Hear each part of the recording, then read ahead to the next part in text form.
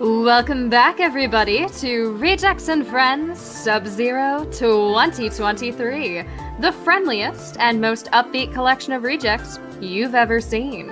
I hope y'all have been enjoying staying warm with our incredibly talented community of runners this weekend. And, well, all good things must sadly come to an end. That end is not upon us yet.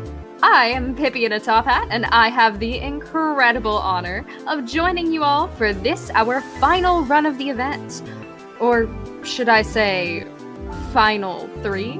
Because that is right, we have one more hectic asymmetric relay for y'all in the form of the ultimate intercategory contest for The Legend of Zelda Twilight Princess. So without further ado, I turn it over to Anorakkis and Jeezhs. Tell us what's up. Hello, hello. Hello, bonjour. Right, today we are doing a single 100% run on the left versus 2 any percent runs back to back on the right. Now, 100% is about 6 hours and 20 minutes, with any percent just a little under 3 hours. So Hundo has about a 20-minute disadvantage, so we're giving it a little head start, which is why you see look left on Glubber's screen. During that time, we'll have some time to talk about the cause of today and maybe some incentives that are still going on. Yes. As was stated, where I am Anorakkis. I have run this game for a long time and know a lot of things about it. And my name is Jeezhs. I am not as old as Ano on this game, but I still know a lot. I play Hundo mainly between the two categories. And is a wizard at ILs. Yay.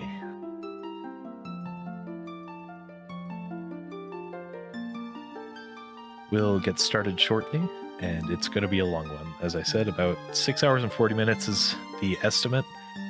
I think it's going to be a little shorter, but we have a few interesting incentives, most of them already met. While we have a moment, may I tell the lovely viewers about what incentives they still could donate for? And I highly encourage they do. Go ahead. Because we did just recently open a bid war between dog or cat. I believe we are going to pick up a dog or a cat, and that will be open until the final runner has an opportunity to pick up a dog or cat, which will be Teabag running our second leg of the any percent relay. And while you are considering where you'd like to put your money between the two correct options of doggo or catto, you also can donate to a minimum of $20 to get yourself entered to receive our Zelda theme ornaments pack as a prize. Some lucky folks are going to get some very pretty hand-painted ornaments. They're gorgeous, and some pictures of them are available on the schedule if you would like to see what the beautiful art looks like. That's !schedule in the chat. I think we can begin a countdown for variety. I believe so. All right. Bewildebeest will be starting in 5, 4, 3, 2, 1, go. I hope. Good luck. Good luck, have fun. So 100% starts out and has to get a few things in Orden Village. There will be quite a difference right from the start in routing in any percent once we get that going in about 7 minutes. But for now, in 100%, we basically play the intro pretty much as you would do in a casual gameplay. Picking up the horse, getting the goats in the barn. At least for the first 5.5 minutes or so. And it's actually a little difficult to avoid talking to Ilya there. But if you turn around and before rolling, it works every time. And it looked like Beast got just 1 rupee from the grass. Ideally, you could get a few more, but 1 rupee is a good start.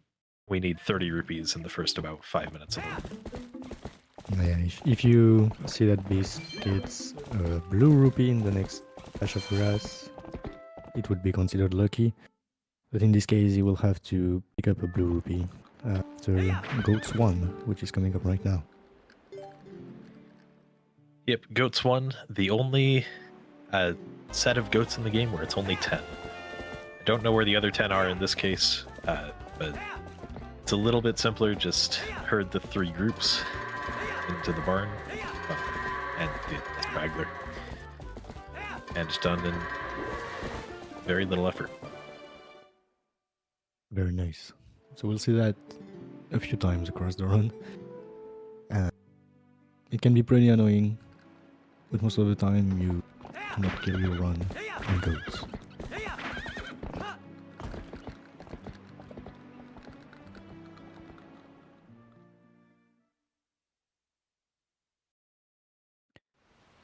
So the next step is going to be to buy the slingshot.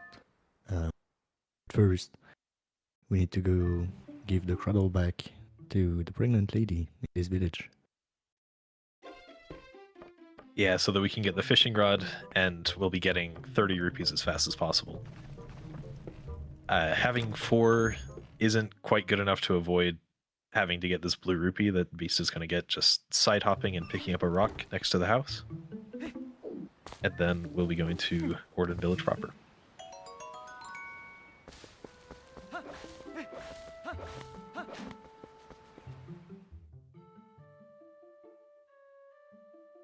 Now, the cradle that we need to get is being held by a monkey on top of a pillar. So the way that we get that is by throwing a bird at it. Just like that. Easy. I'm not entirely sure how the bird is so well trained. If you know how to train birds like this, please DM me on Discord. Unfortunately, Link doesn't seem able to tame cargo rocks, which would be nice. That would be nice. Just fly all over in the game. We will be offsetting about 7 minutes. So Glubbers will be starting in about 3.5 minutes. Ideally, they should sync a little bit later when they enter the Twilight Zone.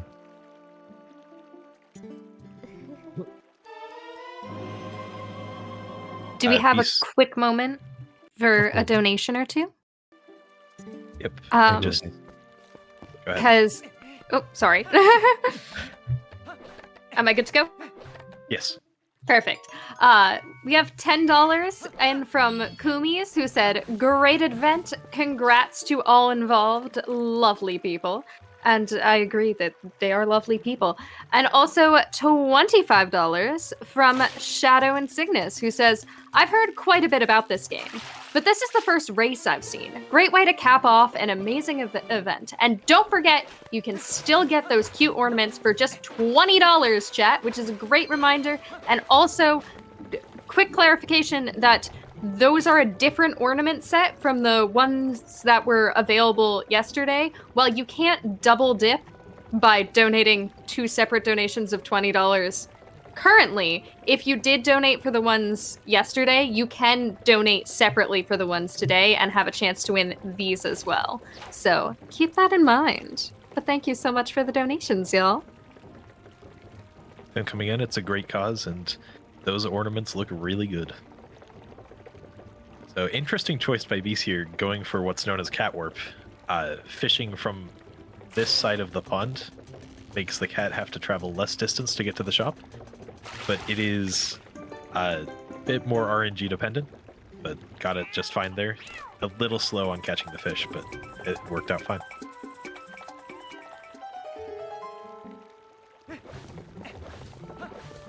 And we're getting the first item in the run proper, I guess. That will be really useful. First to get to the next story quest, I guess. Next event in the story.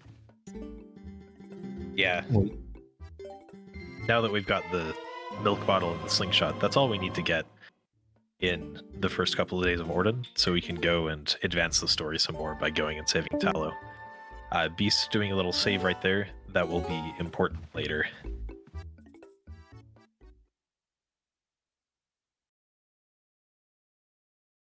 Which will see on the any percent side first when Glub starts his run.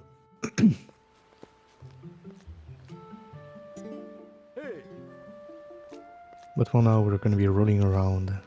And for those who don't know, in this game, to go fast, as human at least, you need to chain rolls. Frame perfectly. Otherwise, you will lose a little bit of time, depending on the slopes, the lag in the area sometimes.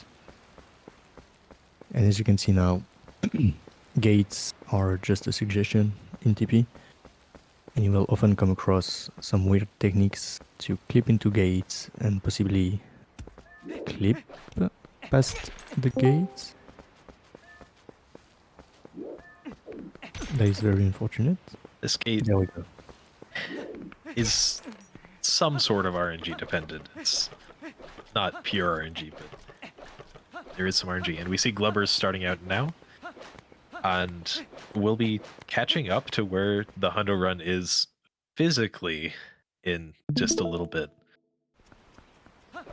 Though there will be a slight difference in what the runners have at that point.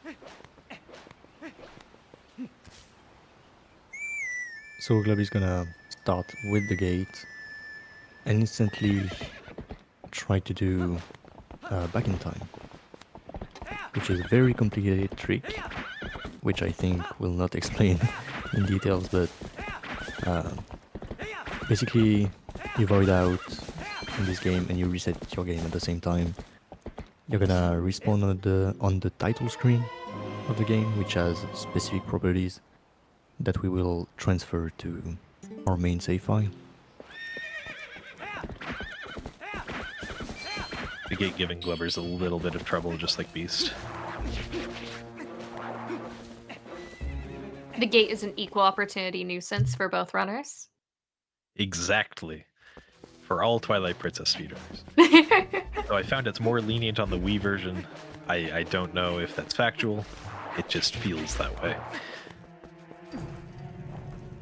Anyway, Glubber's getting back in time there, and we'll be doing that save. As she said, it transfers a few properties like having a sword and a shield, and having Epona tamed to our normal save file, which is very helpful in the early stages of the run. Meanwhile, Beast is going up to this cave up here, and we'll be getting the first heart piece of the run. There are 45 heart pieces in the game, and this one is one of the easier to get, as long as you're not muscle memorying this. Just light the 2 torches and get the chest.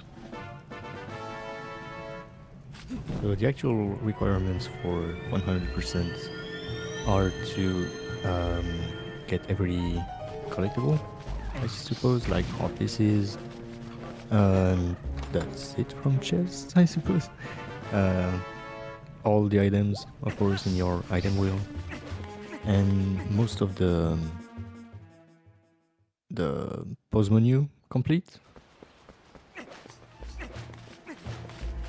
Yeah, the goal of 100% is to make the item wheel and the pause menu complete. So, for example, we have to get at least 1 letter in Hundo so that we have the mailman satchel, which shows up on the pause screen, but we don't have to get all of the letters in the game, which there are 16 of, and even 100% sister category Hundo Plus doesn't require getting all 16 of the letters because some of them are permanently missable. It would kill the run. Very nice. Over a single letter.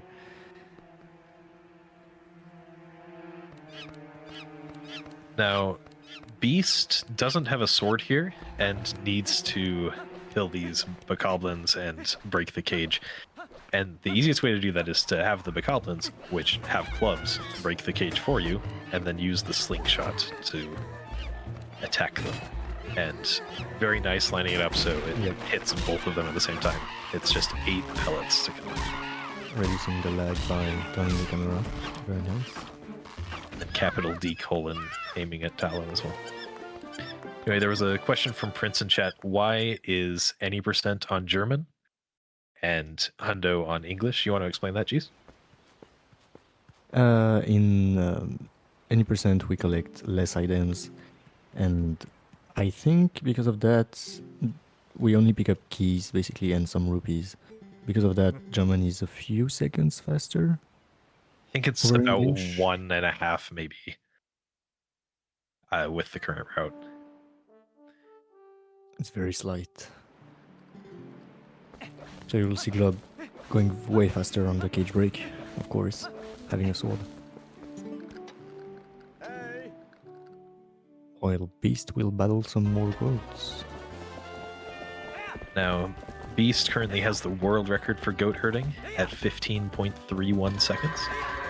Let's see how close he can get with this one. This looks pretty good, but there's that one goat, just a straggler. Still, at 1891, that's really good. Nice work, Snyder. Let's see if Glubbers can match it.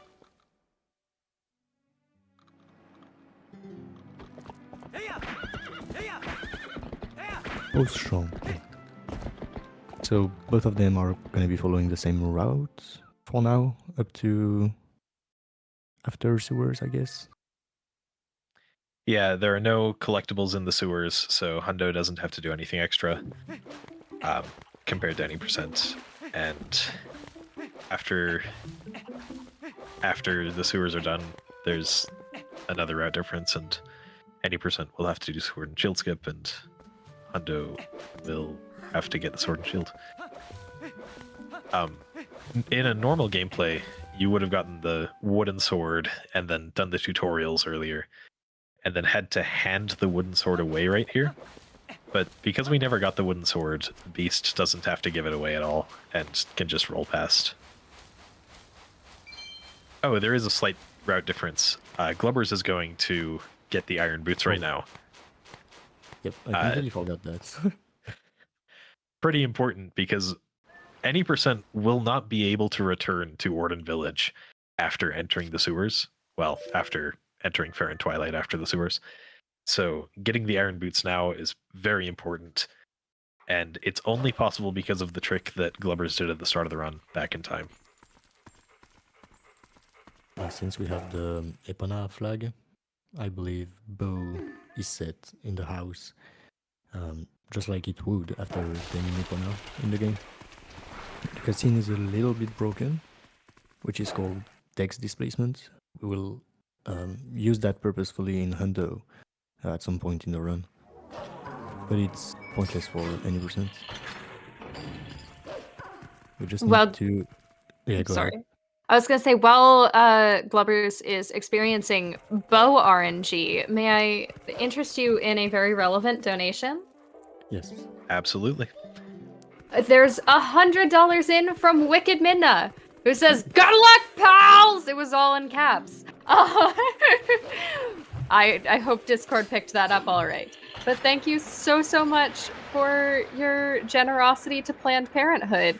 And also, I'm sure the runners appreciate the luck.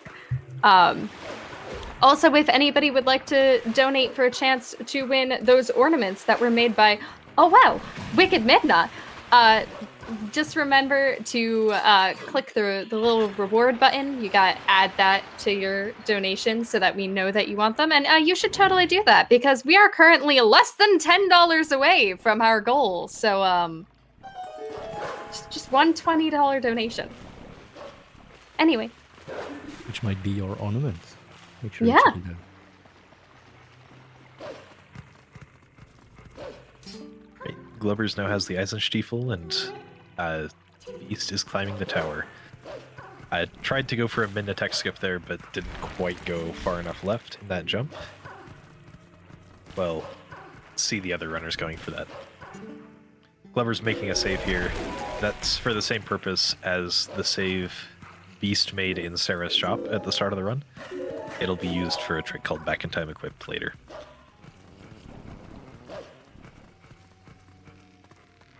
So yeah, basically the sewer section is the tutorial for the wolf movement and wolf mechanics.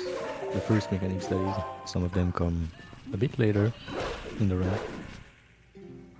And there is a few gaps between midnight jumps for some cutscenes, as we are gonna see here. Got a jump attack before the midnight attacks. Yeah. There are a bunch of really small time savers in sewers, and I've always found it a really satisfying section to get all correctly. Beast's doing pretty well here. There's just one more quick midna jump that you can go for right here by mashing A correctly and not falling off the ledge.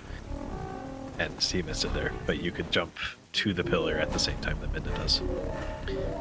In the meantime, Glover's just starting the sewers. Missing box break there, unfortunately. Lauren is dead.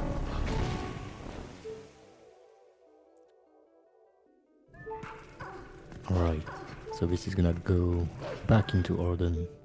I'll grab the sword and the shield to get into Farron. Yeah, if you go toward Farron right now, Midna will pop out and say, "Hey, you're so thick. You should go and get a sword and shield." Which the 100% run listens to that voice, and the any percent run will not. We'll see that in a little bit.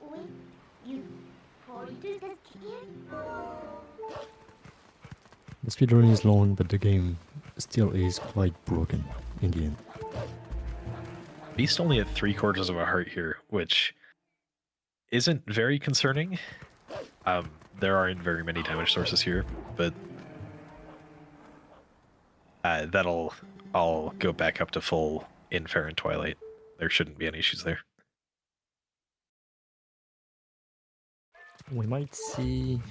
I'm thinking of one small optimization from Beast right after the next cutscene.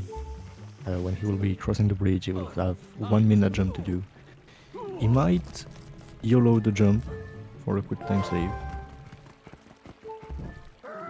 Yep. And slightly missing it there. You can just jump straight up onto the roof, but it's sort of precise, and also doesn't save that much time. But it does save some time, so Beast goes for it because he's a beast. So Globbers did get the first tech skip in sewers this time.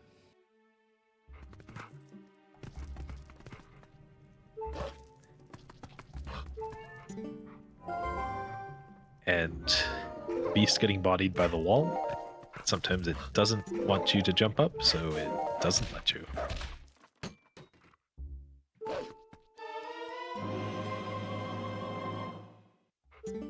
Do we have time for a couple more donations real quick? Yes, Yes, we do. Okay, because I'm sorry, I'm very excited. We have met our goal! We have met our goal of $2,500. Thank you so much, everyone, for donating to Planned Parenthood Federation of America with us. Chat, you're amazing. Incredible. But we can hear some of the lovely comments that y'all left as well, because we have $20 from the King's Pride, who says, "Let's hear it, Team Cato!" Catface.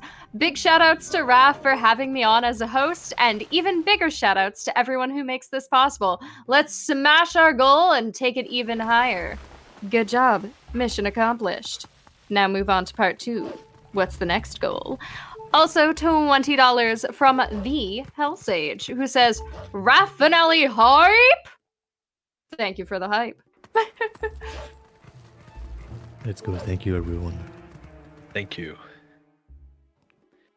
That looked like a pretty clean sewers and rooftops from Globbers, and we'll now be going for sword and shield skip, while Beast, who has gotten the sword and shield, will just be entering Farron.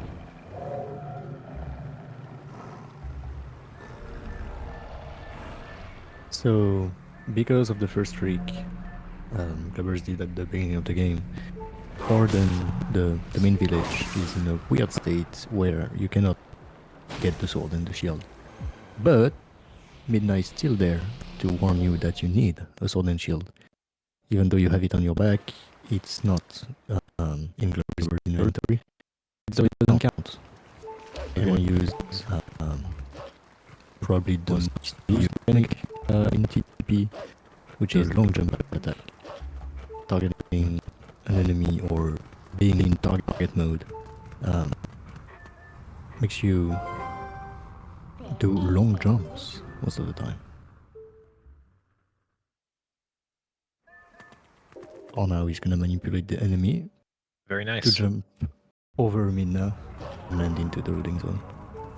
GG. And the two runs are pretty much at the same spot right now. Obviously, Hundo has more items, but they're both in Fair and Twilight, which doesn't have too many collectibles in it. However, Glubbers will not be finishing the Twilight, and Bewildebeest will be. So we'll see both sides of collecting the tiers and not collecting them.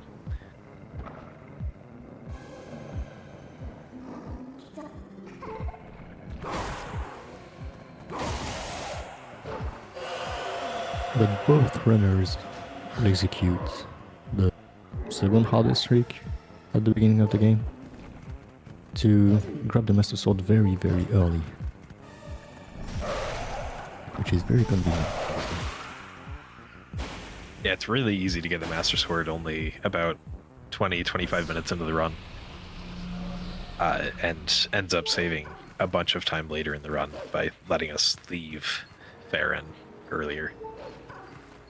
So we see Beast getting the Vessel of Light here, and Glubbers will soon be running straight past it, I assume. Nice. And He's not that's doing because you do not need to finish the Fair and Twilight to beat the game, but you do need to finish it for 100%.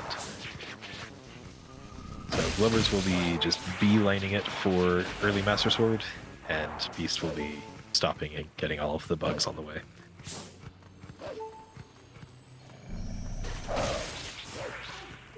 While they're going through the Twilight, it looks like the donation total has been increased. It has indeed. Our new donation goal is $3,421.62, which I am told is the average of every past RAF event, including the Zelda relay that happened last year. So all of them with math. Math happened, and we got to this fun number. I'm so here for a silly number that I don't comprehend, because math is hard and I have speedrun brain. And I have a degree in mathematics. It is a good number. I'm so glad that you are qualified to tell me that. All right. Glubber is now going for early Master Sword. Hopefully won't give him too much trouble here. Just going to point this Shadow Beast right here named Jamal in at a certain spot and use him to jump up to the ledge. Assuming Jamal gives us a nice swing, and yep, that was pretty nice. So this midnight charge ability makes you travel quite the distance when you target an enemy, and in some cases, like Jamal, Link is going to be focused on the hand of the enemy. So if the hand is raised up, Link is going to jump up, and we are zooming. You might have seen Beast leave some bugs behind or some tears behind.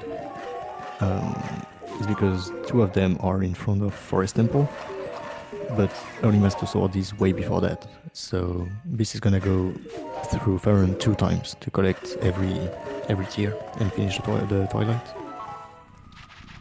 Yeah, these two bugs he just passed. They dig, and they're really inconvenient to take care of right now, so we'll get them later when they're not underground, and should be really nice.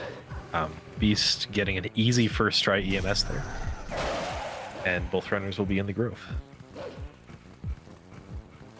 Beast is gonna hold just here to grab some hidden skills later because it's on the pause menu. You need them, and they're actually needed to do some nice tricks in a while.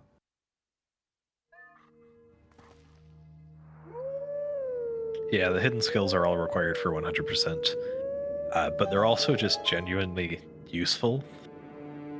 Ending blow is required to beat the game. That's the only hidden skill that any percent will get. But the other ones all have tricks associated with them and are mostly useful. Even Helm Splitter got a use. Hell yeah, I think you read it.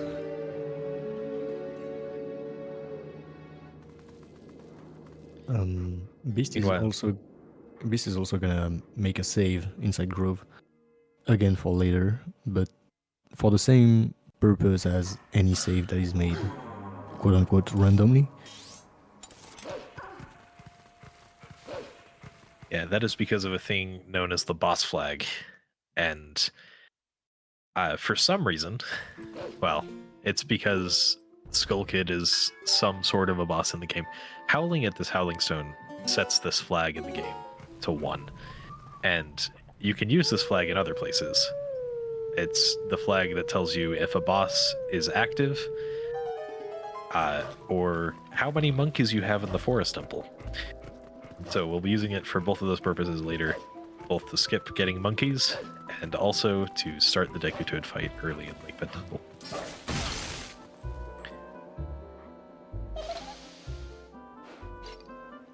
Meanwhile, Glubbers in the Skull Kid fight, the timer resets for Skull Kid tooting when you kill a puppet. So just trying to kill as few as possible to get Skull Kid as fast as possible. I assume that was a good fight. I was only looking for the last phase. It was okay. Got some rupees as well. Each runner wanted to get some rupees on the way. Beast more than Glubbers, of course. Glubbers will only need 300 for the whole, I think. While Beast will need more than a few thousand rupees.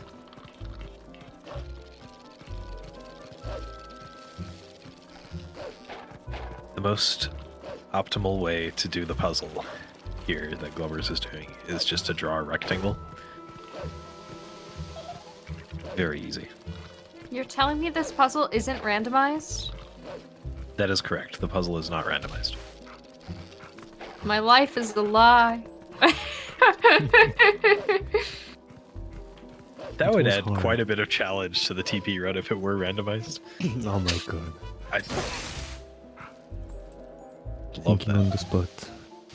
You I thought that couldn't- the RNG ended with Bo. The RNG persists.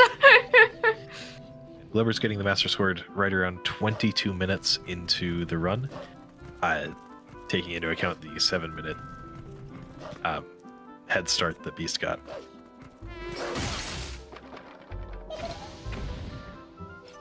While we are groving and cutscening, can I interest you in some donation reading? Yeah. Of course. Because I got $50 here from TypeRex177, who says, "Let's hit that goal, y'all." I agree. And also $10 from Wolf Garden. No comment. I appreciate you. You don't have to say words for me to appreciate you. You also don't have to donate for me to appreciate you. I just appreciate you all being here. But I appreciate donations as well. It's really good. It's great. And also a $20.79 donation from Prince, who says, "Hey, quick question. Does the tracker show to the 100th place?" Does that mean the timer at...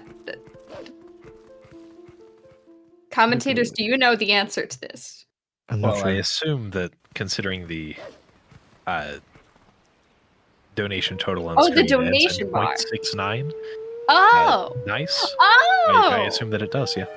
Oh, thank you for explaining more math to me.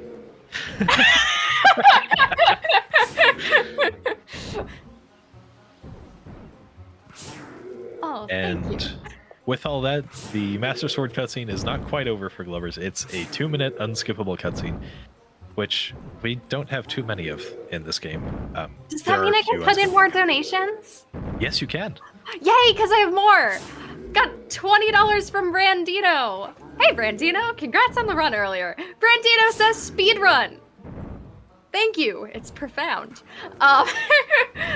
Also have $40 from Silver Banjos, who says, good luck, runners! Hope you get lots of good RNG.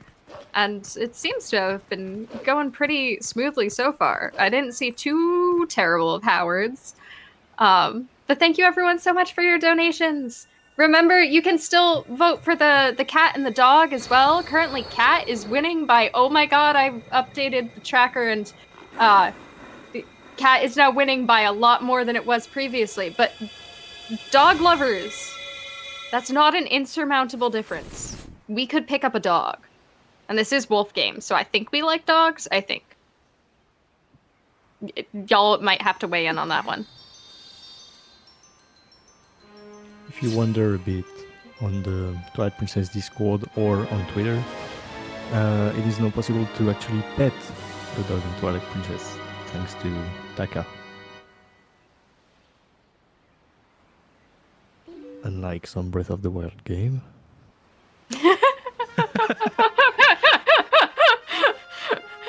Petting shame. Clubbers easily rolling through this mist here. It doesn't disperse like it should because you're not supposed to be able to pull the lantern out in twilight. But it still doesn't suffocate you as you go across.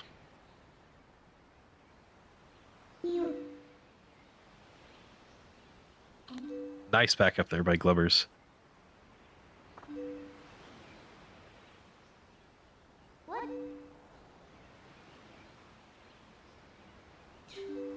Rolling around on his way to Forest back in time. The same trick executed at the beginning of the run. In a different place and with a slightly different method to load a boss fight and then come back to the save with Forest Temple so that we can go ahead to the mini boss way quicker. Yeah, as I explained a little bit earlier, the same flag that is used to say that a boss flag is, or that a boss fight is active, is used to tell the game how many monkeys we have saved in the Forest Temple. So, Clubber's got a little bit late frame there. We'll be going for it again. Also a late frame there, but might go for it anyway. Just barely missed it. We'll have to try again. So by doing this, the game will think we have saved all of the monkeys. Well, at least the 4 that we need to save to get to Ook. Almost They're getting back in time. And loading that save that we did earlier in the run right outside Bo's house.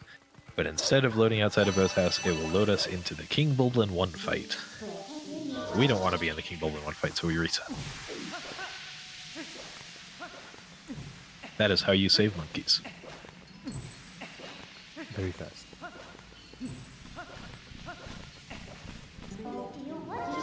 Jeezhs is getting those. Oh! Being pulled by the demon bug.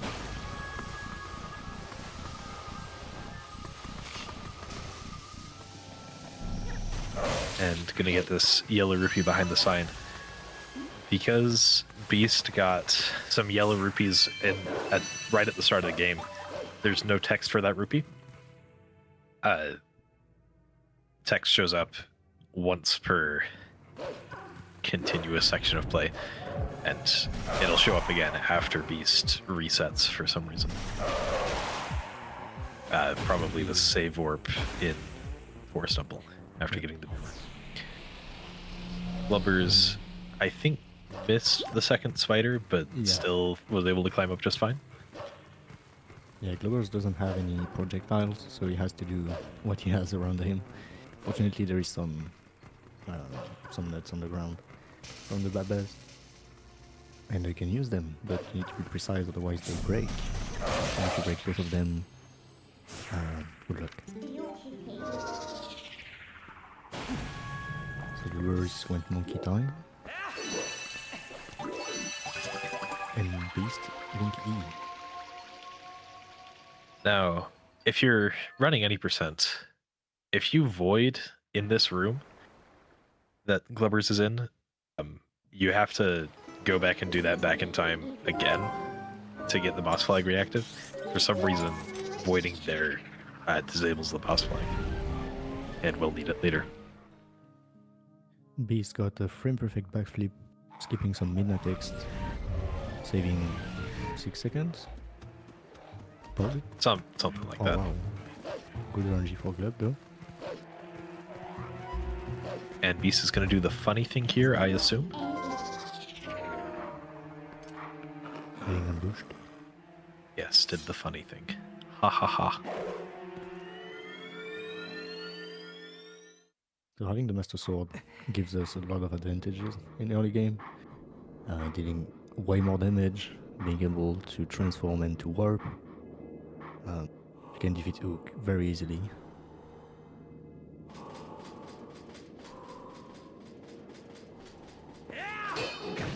Other things that can beat Ook very easily are bombs. However, we Yes. don't have bombs. This is not rando. And this is not the old low percent route that used to have bombs in Forest Temple. That was a great route. Yeah, it was cool. How much faster is it to beat Ook with bombs? Or is it just fun? It's one shot. It's one shot, so it is actually slightly slower than Oh, the Master Sword because the bomb timer is longer. But if you only have bombs, it is quick. Glubbers is all done with the Forest Temple, leaving, and is going to be heading over to Eldon now. With the And Beast now just starting the Forest Temple. Yeah, this is gonna also execute Forest back in time. And Glubbers is gonna abuse the long jump attack mechanic. But this time with the boomerang he acquired, which is why we get the boomerang this early. It used the same target mode as when you press L on your controller, and the boomerang being the targeted object makes Link do very long jumps depending on the boomerang position. It's gonna be used a lot. And Wee. that trick isn't possible in the Wii version, which makes the runs significantly different. In order to get into Iral Field, you either have to finish the Forest Temple or do a very, very precise trick at the start of the run on the Wii version. But for GameCube, it's just a simple jump over the trigger.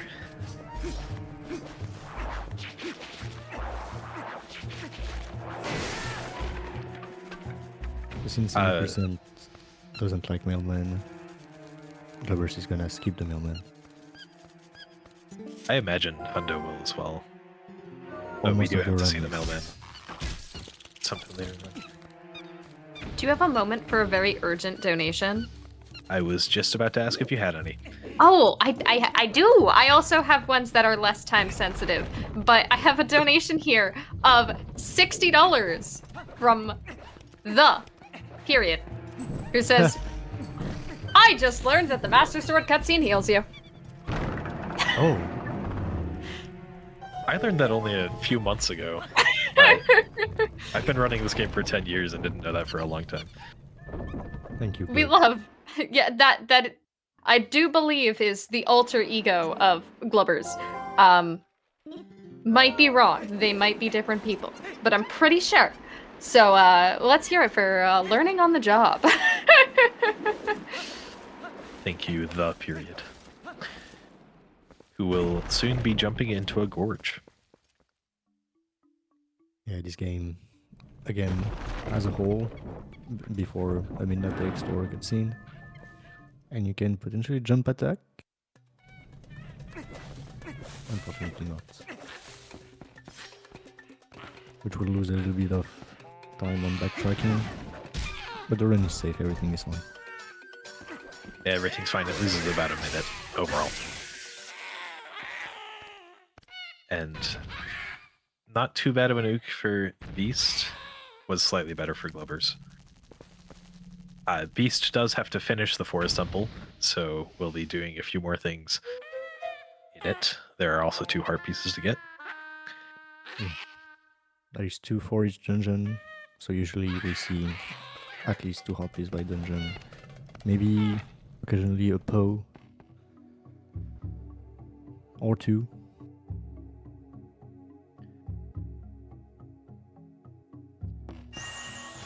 Glubber's now doing the second of 3 forest escapes left to do in the run. And Beast won't have to do any, because the entire purpose is to get out of Fair and Twilight without finishing the Forest Temple, but Beast is going to be finishing it. Is Glubber's going to do Elden first or Linear first? Looks like the Nehru first.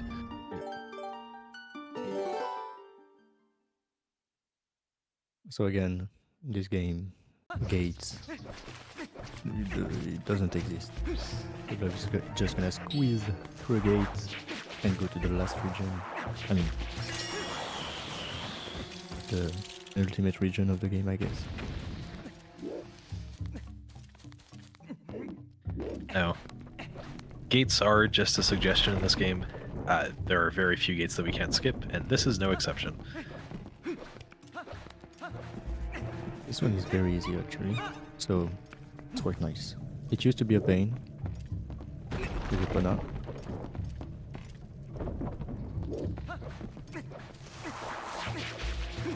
It still requires a little bit of a precise angle, but it's as simple as B attacking and side hopping through.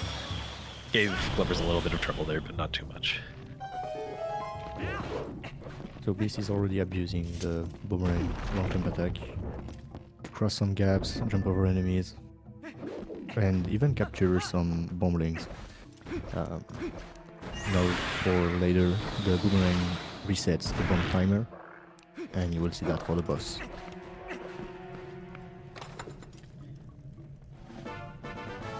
You'll notice that Glubbers isn't doing Pillar Clip, because Glubbers is going for the most recent route, which involves a trick called Empty Lake Hylia to get into Lake Bed, which we'll see a bit later.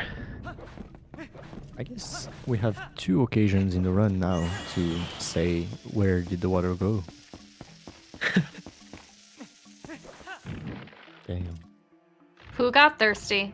Are y'all hydrating? I am hydrating. I am as well.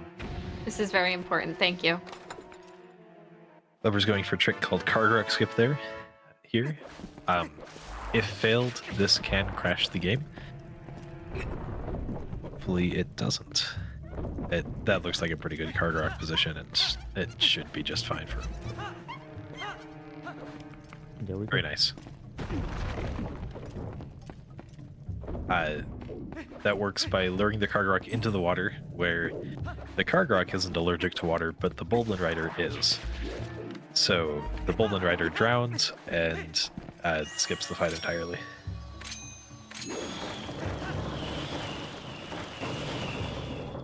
And he's gonna now abuse some collision to keep out of bounds and save some time on the path to the end of this area. He's gonna go straight instead of following the map.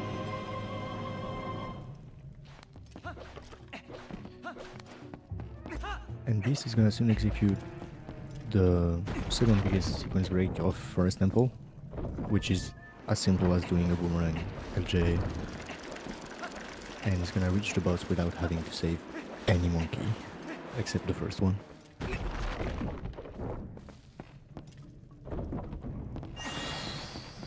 Yeah, there are 4 keys in the Forest Temple, and this run doesn't need to use any of them. Or does it need to use one? No, I don't think it does. No. The Forest Temple is really easy to get around, and all of the keys are used to save monkeys, which we don't need to. We don't even care much about these four that are chilling right here. We can just jump straight past them and go to the boss, Diabomb. And you think that the Isle doesn't even grab the dungeon item? It's surprising how broken the first dungeon is. The IL run is crazy. Yeah. Requires getting 6 hidden skills before Forest Temple, which is pretty difficult. It is. Anyway, Beast now going for something called Uklis, where we do not see the monkey in the fight, hopefully, by keeping these 2 bombs, and we'll be using them to hit Diababa in the second phase. I don't think anything should go wrong with it, but either of those 2 bombs could explode at any point and ruin the trick entirely. As G said earlier, throwing the boomerang and having the bomb in the boomerang does reset the bomb timer, so we'll be seeing Beast sort of juggle the bombs going through this trick. It should be fun. Beginning the targets. The TheGlubbers went all the way here to get the last number photo. And we will go back to Farron, while Beast is gonna exit Farron as well.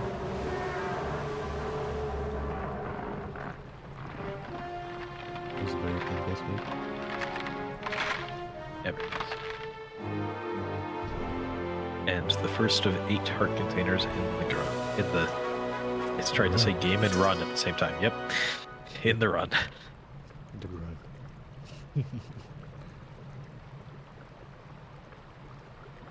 Do we have a quick moment for a donation or two? Yes. Go ahead. Wonderful, because I got $20 for y'all from Phazon Tunic, the one, the only, who says, "So glad I could be a part of an event I've always loved to watch. Thank you again to everyone involved. Let's save the frames. Vastly unalive the donation goal." Very much appreciate the generosity to charity, and also support the sentiment of y'all great.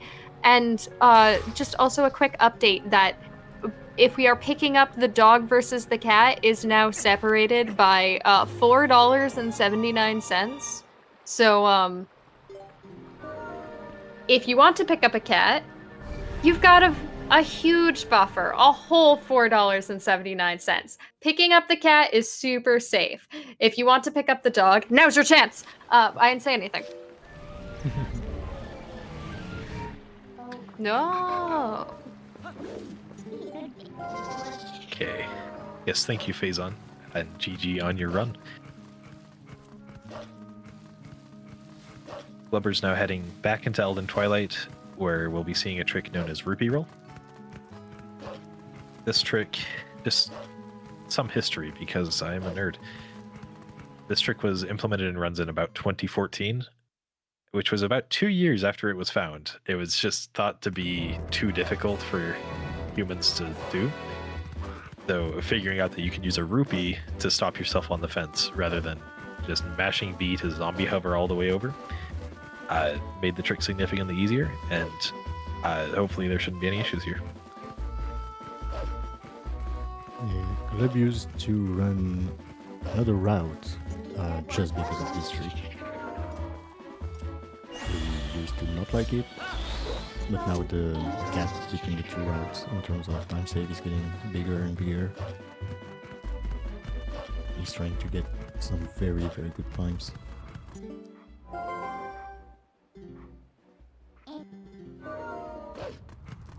Very nice. Making it across the gorge without having warped the bridge at all. And, well, warping the bridge requires finishing the Forest Temple. Beast has done that, so he'll be warping the bridge and taking the easy way. Now, Glubbers does have to avoid a trigger here. If by running around here, we can avoid fighting King Bulblin 1. If he had hit that trigger, it would lose like 2 minutes in about an hour or so. And that is again a consequence of The first streak of the game. 1 minute in. Well, it's a consequence of getting the iron boots, which was a consequence well. of the first trick in the game. But yeah, just weird side effects of doing back in time. And I think we'll see almost the same Eldin Twilight for both. Yeah, maybe there will be a slightly different rupee route, but the only other difference will be that Beast needs to get the Howling Stone in Death Mountain Trail. So if we have any donations, this would be a good time. Of course I do. Thank you so much to our lovely viewers for providing donations for me to read. Because here's $20 from Anonymous, who's just says awesome event. I agree. Thank you so much. Congratulations on being entered to win those ornaments, by the way. Just a $20 donation. You get your name in. They're very pretty. Also, $29 from Liz the Wizard, who didn't leave us a comment. Just gave money to charity. Thank you. Thank you so much. Planned Parenthood is an excellent cause. Thank you. Thank you.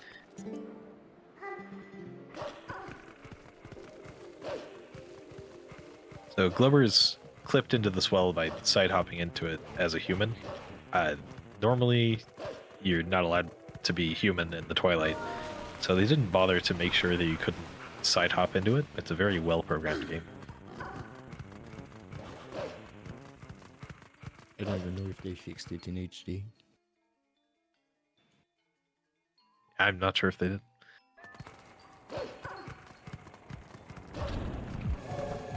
Yeah, we didn't mention earlier that Alinas the Sword does not work on the HD version of the game. It got patched.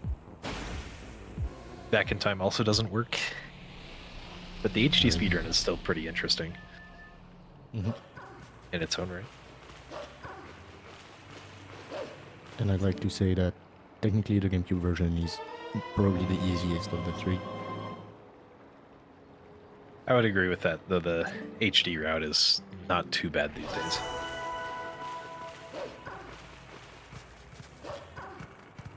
The worst part about the HD version is that you have to play on the Wii U.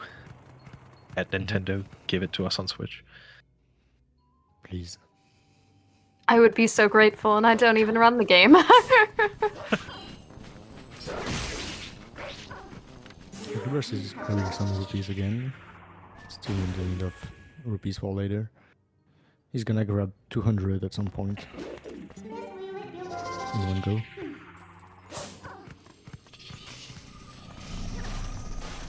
Both runners didn't have any issues with the basement bugs that Beast is collecting right now.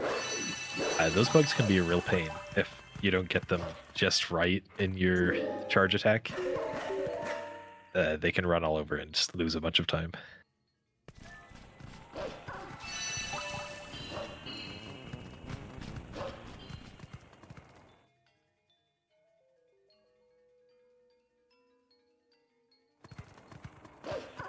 Oh, I completely forgot Bump House Skip. Bump House Skip is coming up. I imagine both runners will be doing it as Wolf, but I'm not sure. Me thinking. You want to walk us through it? I'll go ahead.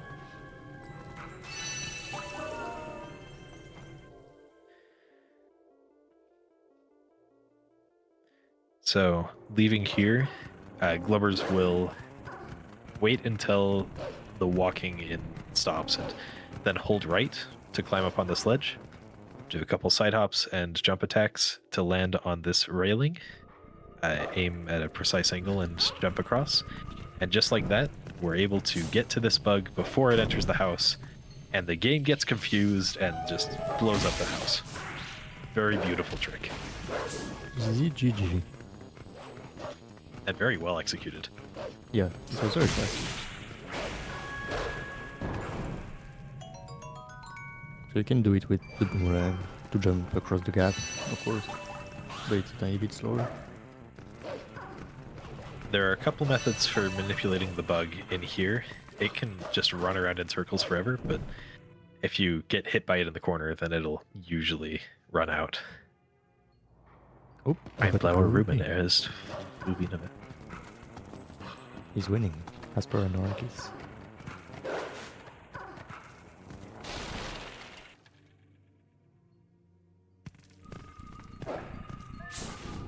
TheGlubbers is actually very good on rupees.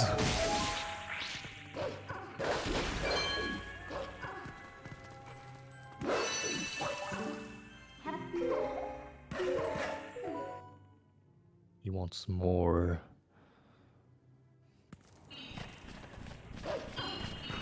How much will each of our runners need total in terms of rupees, comparing hundo to any percent? All right. Glubbers will need much. 300 rupees on the run. That's just to fix the city and the sky cannon. We don't need any other rupees. 100% needs those 300 rupees as well, but it also needs 600 rupees to buy the magic armor, 1,200 rupees to unlock the magic armor, 1,000 rupees to get a heart piece, and some others. 200 rupees for the Hylian shield, 100 for the Hawkeye, 120 for the bomb bag. There are a bunch of things you need rupees for in this run. That's a lot of rupees. Yep, it's quite a lot. Fortunately, there are a lot of rupees in this game. If you add up all of the chests that have rupees in the game, it's like 7,800, if I remember correctly. Yeah, there's So way many too rupees much, in this game. way too much money. So getting money fast is also a part of the route. As T-Bag said in the chat, there is also Fire, the cannon dude, stealing a little bit of your money each time you take it. Or even some mini games like Star, Isa. So what you're saying is we don't have to, like, none of the tricks in hundo include just committing arbitrage to get more money. We'll figure it out through intended means. Yeah. Yeah, there are no sneaky means to get money. It's just random drops and some chests. And This other drops, isn't- I guess. One of the Zelda games where we can rob the shopkeep. Darn it. Unfortunately not. In fact, some of the rupees, 1,200 of them, involve donating to something that could be termed charity. Yep. Just like our lovely viewers are doing right now. Any donations coming through? I do have $10 from Anonymous, who left us no comment. But thank you so much for donating to charity, and thank you for donating to a charity that's real and doing good in the world, and it's not Malomart. Malomart is doing good in the world. It is freeing people from oppressive prices. But yeah, Planned Parenthood is a better charity. Planned Parenthood Federation of America is providing healthcare services and helping people in need in the real world. That is not savings in Twilight Princess. So please donate to Planned Parenthood Federation of America. This is definitely not an advertisement for the great charity we're working with. This is definitely a joke about Malomart. Also, though, it is still less than $5 difference between dog and cat. If you are on Team Dog, Change your mind. this has been an update. You could also change your mind and just fully dump all that money on Team Cat. That's the right also team. an option. Is all of the call on Team Cat, except... I mean, I didn't think I was on Team Dog, but now I feel bad for the doggos. This is Wolf game.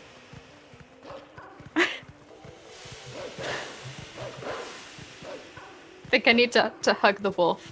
Anyway, thank you so much, everyone, for donating so far. Thank you, everyone. While Right, Beast Glubbers today, is yeah. Glubbers is starting Linear Twilight and Beast is nearing the end of Elden. And in this route, Linear Twilight is all done in one go. There are no streaks in the middle of it. Yes, there are. We do Elden Twilight in the middle. Ignore me. But we do Linear Twilight earlier in this route than we did in previous routes, time-wise. Just because we haven't gotten to Lake Bed yet.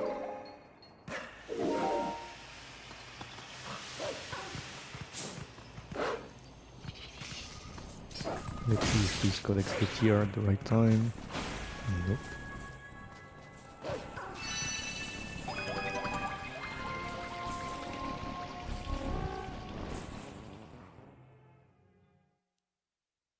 Glubbers has there. clarified that he is on Team Dog, so the entire population of the call is not purely Team Cat. But however, Glubbers is not talking, so I appreciate your presence, Glubbers. I still feel alone. So I have a quick warning to make regarding Beast's screen. I believe he's gonna soon enter a cutscene as wolf, while he should be human, which creates a lot of photosensitive effects. So please look away during that time if you are photosensitive. Yeah, this cutscene looks really nice, but it is not very friendly for people who are photosensitive. So we will say when to look back, and well, you have like half a minute before you need to look away. Reverse is gonna be jumping on the side, hopefully. Framed perfectly, kinda. Outside of the waterfall. Ooh, doing it without buffering and not getting it perfectly. And having to do this little backup, it is only about 15 seconds slower. Maybe a little more. I don't remember. It's not too bad to fail it. It's good to at least try it. Alright, the weird cutscene starts. Please look away if you don't like flashing lights.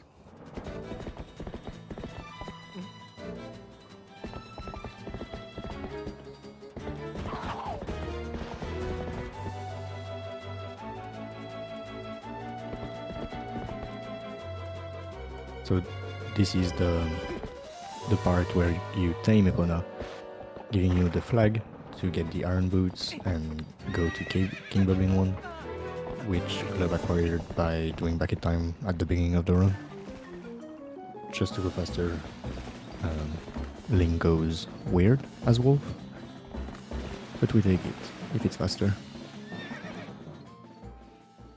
And you should be good now for the cutscene.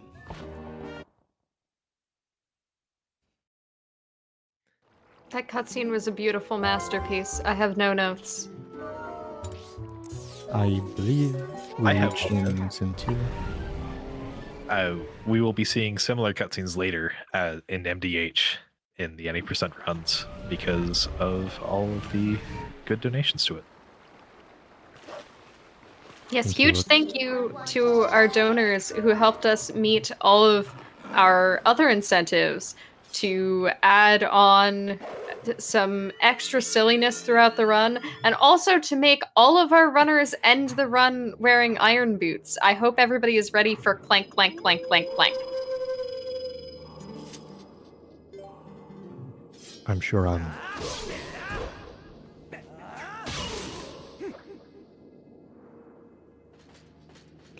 So Beast is learning second hidden skill. They are all progressive. You have to get them one after the other. And Glubbers is gonna go for the walk across Hyrule. Yep, a solid minute or two of just holding straight forward. Now, one interesting quirk of the shield attack that Beast just learned is if you try to learn that hidden skill but you don't have a shield because it burned or some other reason, the Hero's Shade just won't teach it to you. Mhm. That is rarely ever an issue in Hundo, but you do see it very rarely. And Beast will be heading over to get the iron boots and to hurt some more goats. And get some hidden rupees. If you really look carefully, there is rupees absolutely everywhere in this game. Proof of that is next up.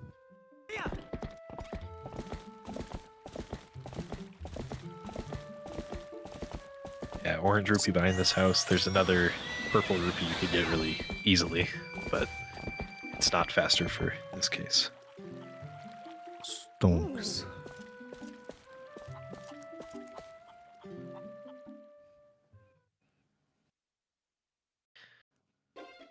And the bow cutscene isn't broken for Beast like it was for Glubbers because we didn't do back in time. So we wouldn't be able to get text displacement off of bow in this run like we could in other categories, most specifically Gore and Mines RTA.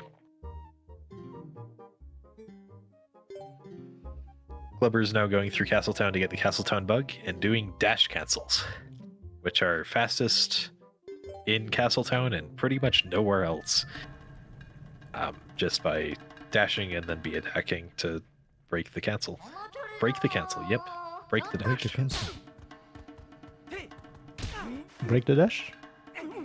Cancel the dash, whatever. Mario Is a Kart break double dash? Is a break dash related to a break slide? Yeah, something like that.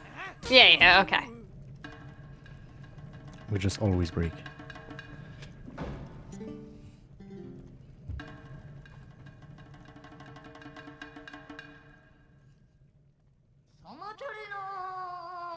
Rock, paper, scissors went well. Thank you, Global. Thank you, Glubbers.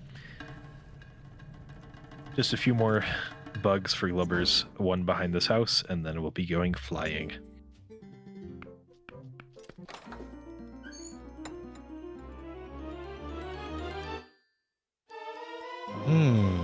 Yes. New attraction. I didn't know.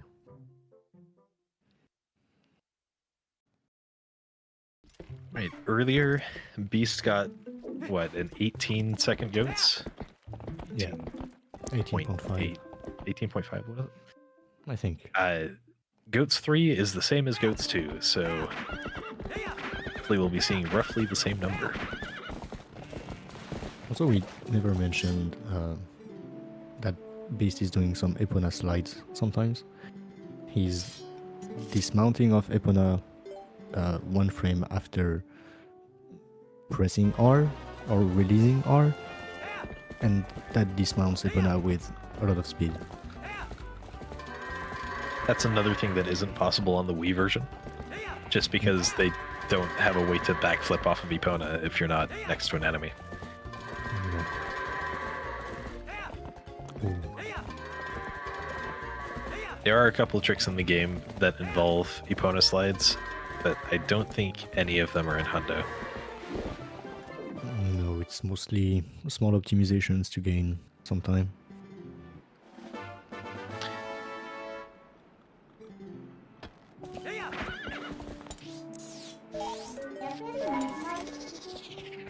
That was Beast's 4th heart piece out of 45. We're just under a 10th of the way there. Let's go. So if we math out, if moving forward at the current pace and only considering heart pieces, how long will this run be? You're the one who understood math, right?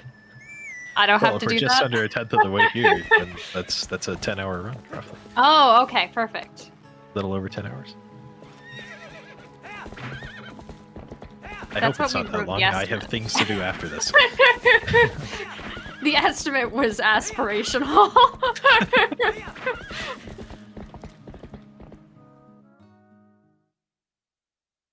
Glubbers is manipulating a little bit the last broken arrow to bonk and catch it very quick. Missed it this time. Just to speed up the fight a little bit.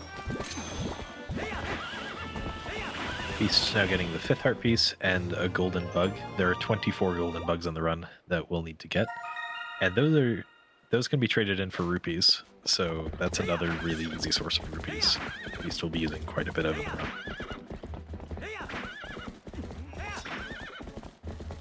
I suppose it's the right timing for Beast to arrive in the Nairu, while TheGlubbers is gonna be doing most of the new route stuff.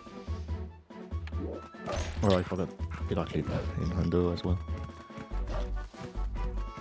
Yeah, Beast will be going for Pillar Clip, entering Linear Twilight just as TheGlubbers finishes it. Is all the ELH stuff? The ELH stuff is in a little bit. I have barely run the game since this new route came out, so I'm not super sure how it works out.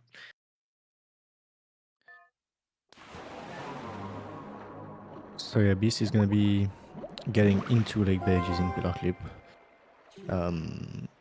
to grab the claw shot and one hot piece, because we come back anyway later to get to the boss, so he's not gonna bother to grab the 2 hot pieces right now. But TheGlubbers is gonna be damaging down to die inside of a mini game and change the state of Lake Hylia and get into Lake Bed this way as opposed as what Beast is doing right now. How much time does this route save in any percent? About 10 seconds, I believe. About 10 seconds, but it makes it so you don't have to do Pillar Clip, which I am all for. Anyway, that was a nice Pillar Clip from Beast. Yep. 18 seconds, says Beast. 18 seconds. Okay, nice. And TheGlubbers is howling here. This is so that you could get the ending blow later. We didn't finish Fair and Twilight, which is normally where you'd get ending blow. So we have to get it elsewhere, and this is the most convenient way to do it. And Beast was howling to spawn Skull Kid with the save he made earlier, because the boss of Forest Temple removed the boss flag he had, so now he has to get a little bit more to access the mini boss early. So he did that using this save file and spawning Skull Kid.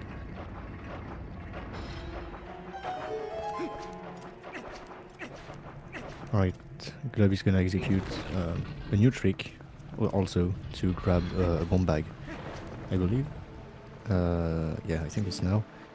He's gonna do a setup to trigger the fight of the Shadow Beast here, but don't trigger the barriers, so he can go transform and enter the fight as well, which is normally not possible. Yeah, normally you wouldn't be able to transform and trigger the fight. But with a semi-precise setup, you can do it. And normally, you would need Minna on your back in order for this to work. However, with the precise damage setup that we're doing right now, that TheGlubbers is doing right now, you're able to kill the Shadow Beasts without using the Minna charge. Very nice.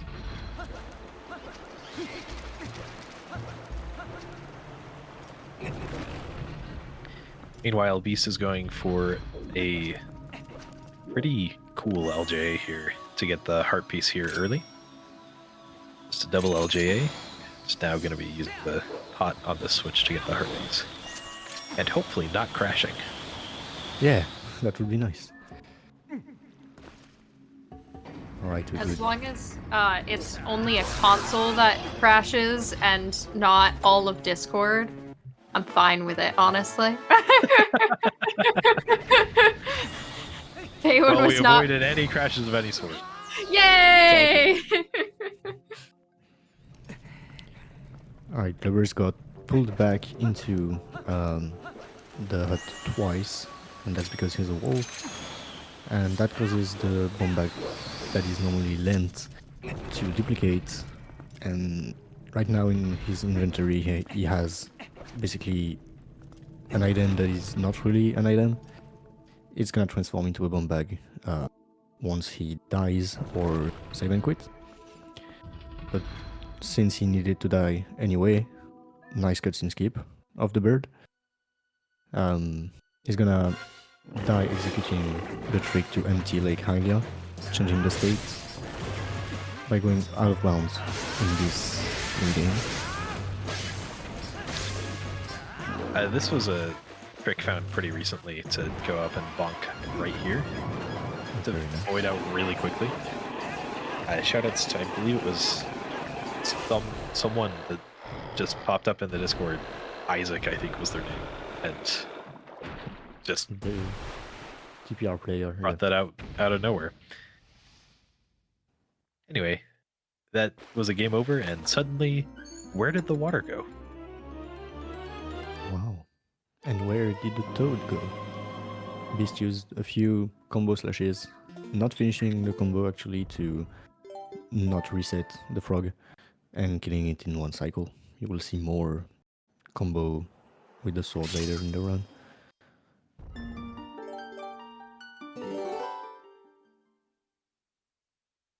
Clubbers has to open leg bed and then drop inside, hopefully first try.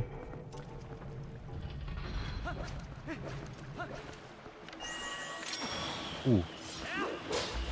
Looks like the rock didn't successfully break. Yep.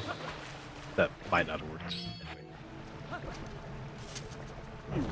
It's a big time loss, but you can try again. This is a fairly precise jump. Beast is coming back inside leg bed, not to continue, but simply to grab Uku and come back later easily with it. And for also core TD, but we're not there yet.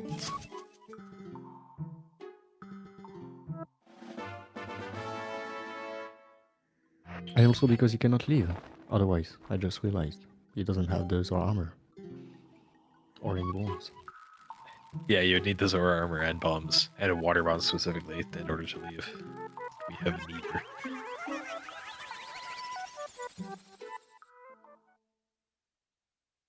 That... I'm not sure if the rock blew up for a club.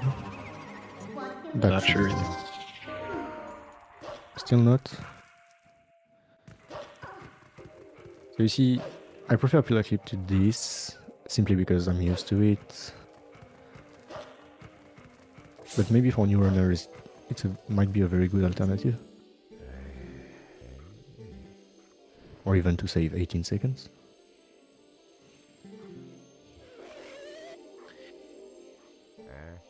Meanwhile, Beast will be going for Kargrok skip, probably, and hopefully not crashing. The club got it this time. Just need the boost. That should be good. Very Let's go. nice. Suddenly there is water in Lake Bed.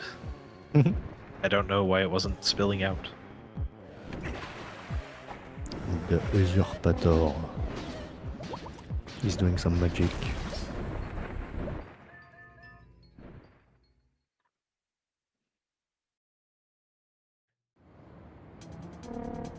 Beast didn't crash. Easy. Very nice. Going for the out of bounds here. And most of Linear Twilight will be the same as any percent. I think there are a couple of differences though. He's gonna have to howl as well again. And I think that's it. It's gonna start to go quite faster just after Linear Twilight though. Or Hundo. In the meantime, do we have any donations? I would love to take an opportunity to just give a quick reminder as we are an hour and 20 minutes into this run that all of Rejects and Friends, all of the silly zaniness that you have witnessed here today and yesterday has all been in the name of, yes, raising money for Planned Parenthood Federation of America.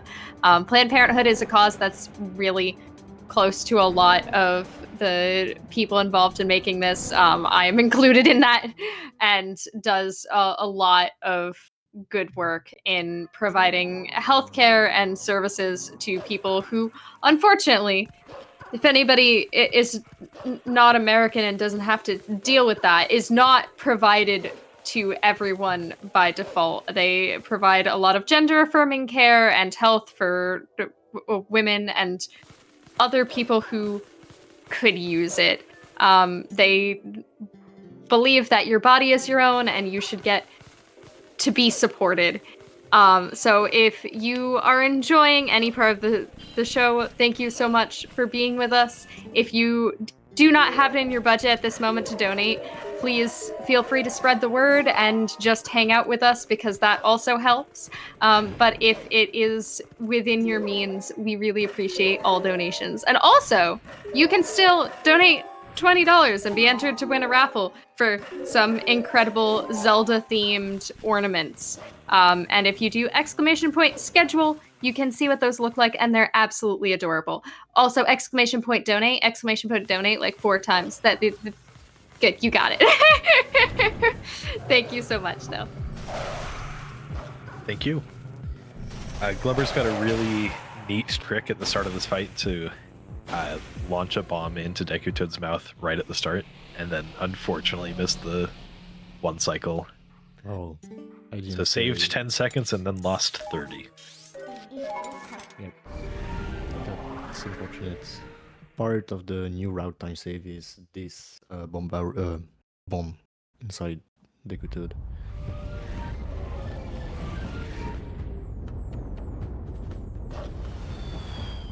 Matches though.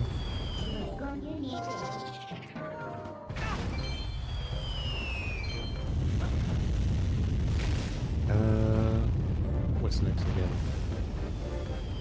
I think any percent goes and beats Morpheal now. Yeah. Oh well, that's fast. Which we need water bombs for, because water bombs let us breathe underwater. In normal gameplay, you'd have the Zora armor here, but that is slow, apparently, so we don't get it.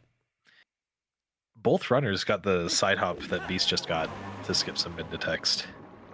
That side hop is pretty much impossible, so it's really cool to see both runners get it. Yeah, it's a weird one.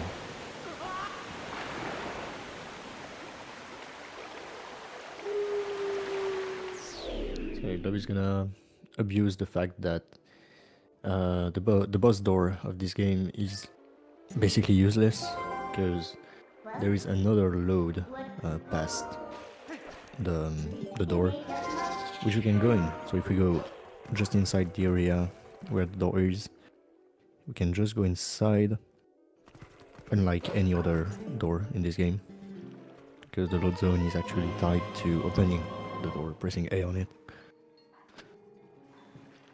Yep, and just like that, Glubber's is in the Morpheal Arena where there is water. It will very conveniently have enough air to go to the bottom, but that's after this point that water bombs are gonna come into play. The air timer in this game is only... Sorry. No, go ahead. The air timer in this game is only 16 seconds, so we have to work in 16-second intervals. But we can use bombs to refill the air timer. Very nice pulling one out just as the cutscene starts. Force and equipping your boots. I'm gonna start swinging with the bombs. And with the eel. And with the eel. And yeah, for some reason, when you release the bomb, the air meter is gonna refill. Yep, the game gets confused and thinks you're on the ground.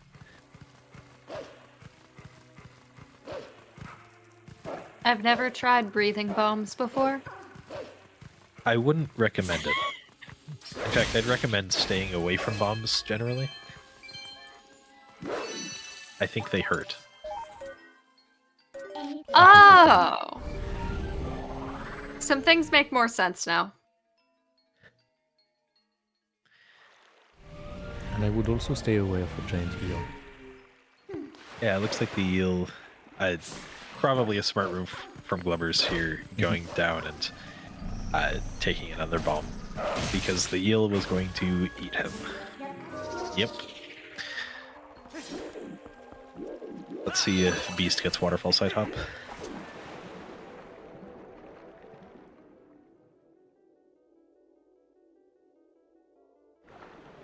Doing some equips at the same time to save a little bit of time. Let's go.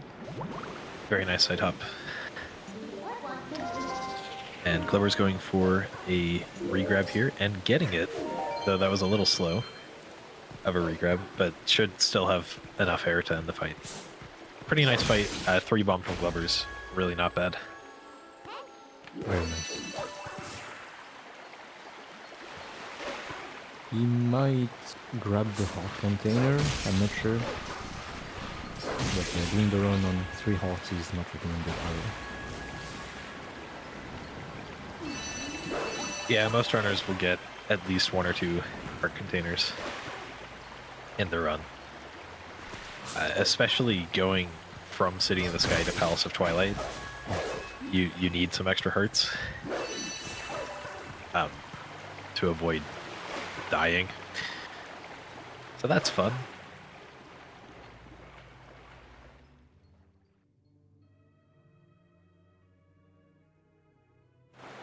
Does Beast howl here, or is that Yes. later?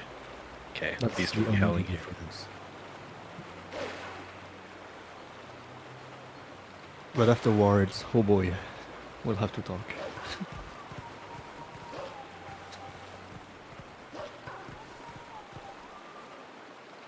The phrase "we'll have to talk" inherently scares me. No, that's just my French brain doing the wrong job. No, I think it's probably correct. Just it sounds like we're in through for a hell of a commentary. Well, something I could point out here is that at this point in the run, both the Hundo run and the 80% run have beaten 1.5 dungeons. Let's go synced.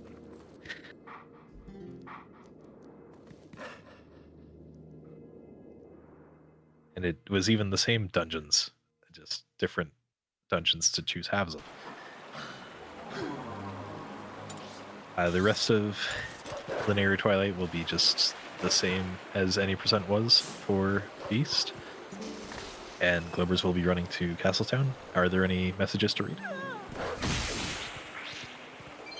I will always take a moment to give some shout outs if we have time for that. Think we do. Because wonderful. Because Rejects and Friends is made possible by some absolutely incredible people who donated a whole lot of their time and effort to keep this event up and running. Hey, remember when I made that joke about Discord crashing? Shoutouts to everybody surviving that and helping us get through that absolute technical nightmare. And obviously shoutouts to Variety for putting this a whole thing together. Please appreciate Variety's hard work. She is doing so much to make this possible. But additionally, Rejects and Friends as a community would like to thank all of the people who are normally kind of disappearing behind the curtain. And that includes Perry, Ghost Likely, and Angry Demon Noises in specifics for all of their time and effort in helping set up RAF from a technical standpoint. It's a lot of work to get this much synced together, and it has so far gone quite beautifully. Like, I cannot think of an event that's had cleaner technical transitions. So thank you so much. And if you would also like to give some extra appreciation, just like Nimbus just in the chat, it's !credits to see all those lovely people's names. Thank you, and yeah, this marathon is pretty impressive from a technical standpoint, from just how few people there are working on it. Shout out to all of the tech people. Also considering how many people are involved, just in general, like, it's incredible to get to be involved in these giant, like, relay races. They're not easy to put together, and that means that like there's active tech working in the background to keep these running and do those quick switchovers, and it's so appreciated because it's really cool to get so much of the community together to work on something. It's an amazing opportunity that like I can at the very least say I've been very grateful to get to be involved with.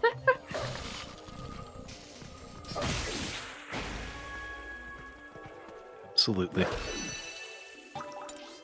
So thanks again to everyone donating to the cause. Glubbers just collected one of 4 postals that he'll be collecting in the course of the run. Beast has to collect 60 of them. It's a good thing we have a whole extra any percent run after Glubbers' to try to balance it out.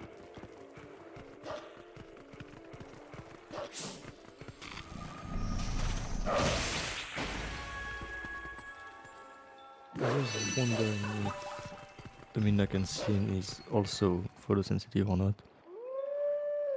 It's not very photosensitive, but it may be a good idea to look away. Yes, same scenario. It's not too flashy. As someone who's uninitiated, since our kind donors did donate to see this beautiful cutscene, what should we expect? So you remember that cutscene earlier where Beast was as a wolf riding a horse, and it was all janky and flashy. The broken MDH cutscene is a very similar thing, except you're a human, where the game expects you to be a wolf, and it looks very wonky.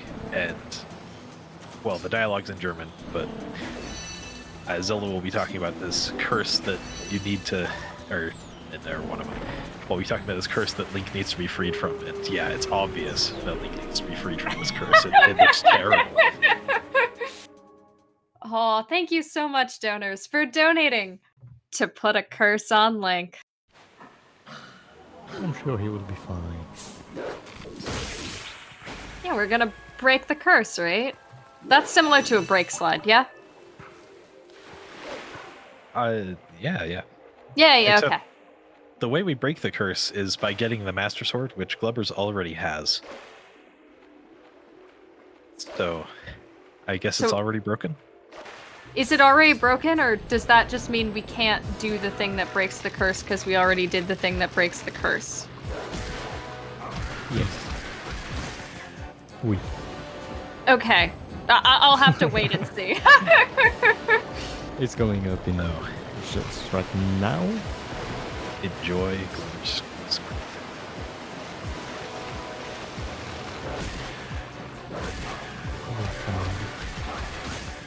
Sword and shield through the chest.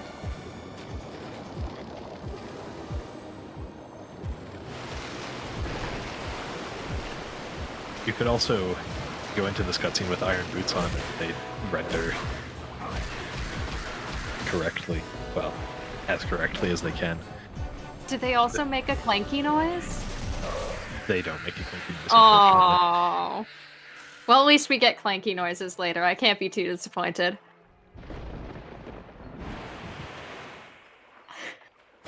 Zelda's trying to use her powers to determine what it is that is plaguing Link.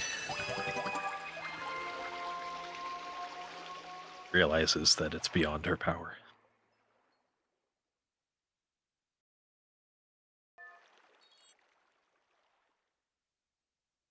Alright, this is gonna... And then Midna looks like that for some reason.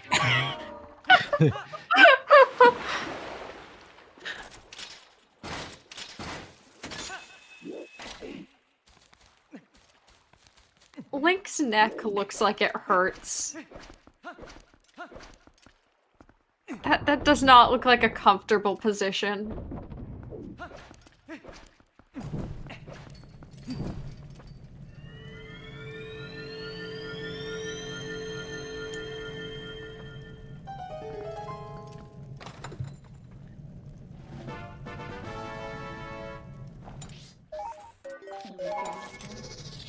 Oh yeah, Mina is weird.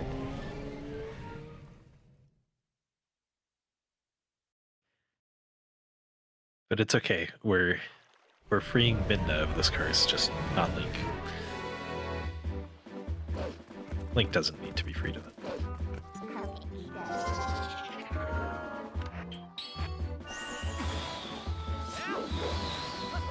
And we say goodbye to Zelda. For real.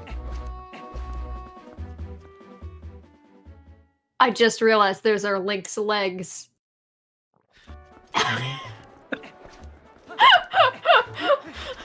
It's beautiful. And then This is Midna's just true. going to hop on Link's back as if that won't cause more pain.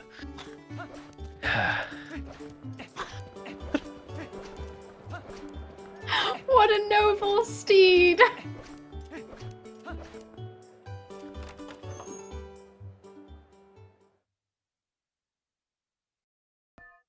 And we'll be seeing that cutscene again when Waterproof Teabag gets to that point of the run.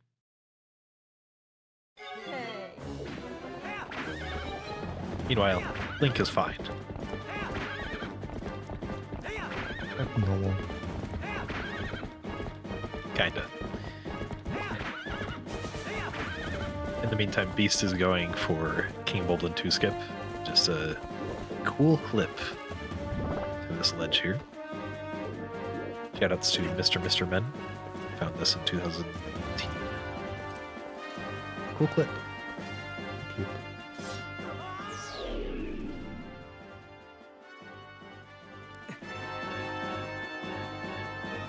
So yeah, from now on, the two runs are gonna differ quite a bit. Because Beast is gonna have to do a lot of stuff before getting to Lake Bed, which they've already finished. Glubbers will be going to the Sculpted Wolf to get the only hidden skill needed in any percent. Of Ending Blow. The game expects you to get this in North Farron, so it will actually warp him back to North Farron after getting the hidden skill.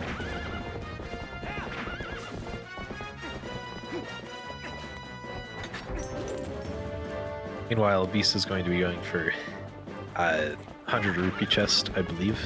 Yeah.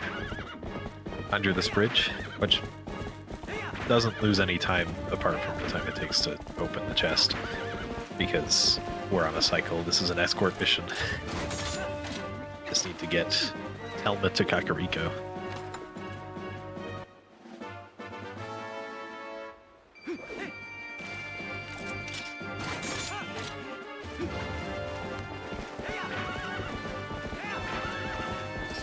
Except we don't even really have to do that. We can just dash ahead and get ourselves to Kakariko, and the game considers it all done. Too fast.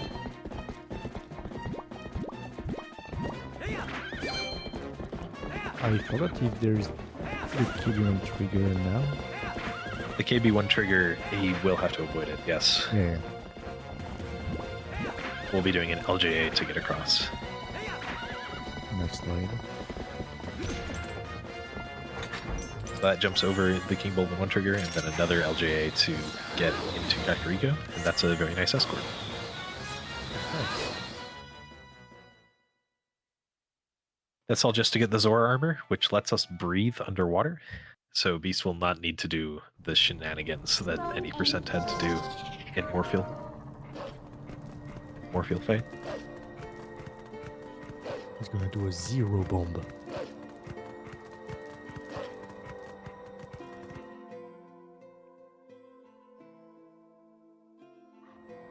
TheGlubbers is on his way to Snow Peak. Not to complete the dungeon, simply to grab an item that we need to finish the game.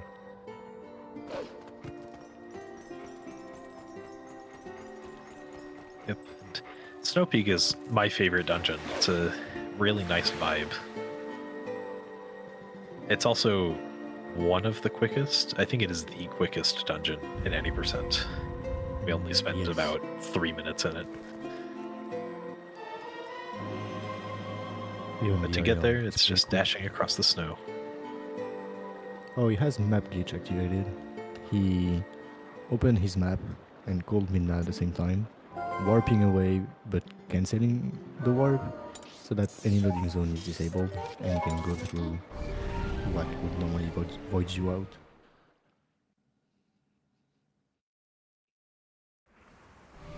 Yeah, and I said that any percent only needs the one hidden skill, but Glubbers will be howling at this howling stone coming up.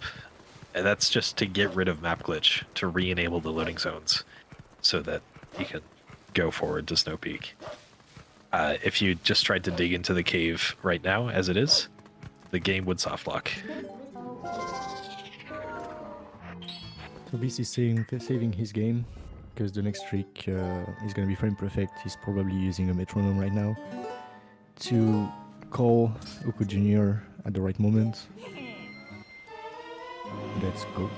Very nice. And trigger takes displacement, just like Bow at the beginning of the game. Except this time we have to manually input something. Yeah, Koro has some text after what we saw, and by warping away, Beast cancelled that text and left in the middle of the cutscene. And because the game uses the same flags in multiple places, he can go to a different person that has halves of a conversation and just start in the middle of the conversation, which will let us get into Goron Mines. The reason why we need to do this is because getting the Master Sword makes it so that we can't enter Goron Mines normally. There's an invisible wall. Because the developers really... I don't know why they did that. Again, good. Nicely made. Very well programmed game. So you saw Glubbers jump into the void simply to avoid the messenger fight. But he's gonna be blind for the morning. He's gonna have a thick fog.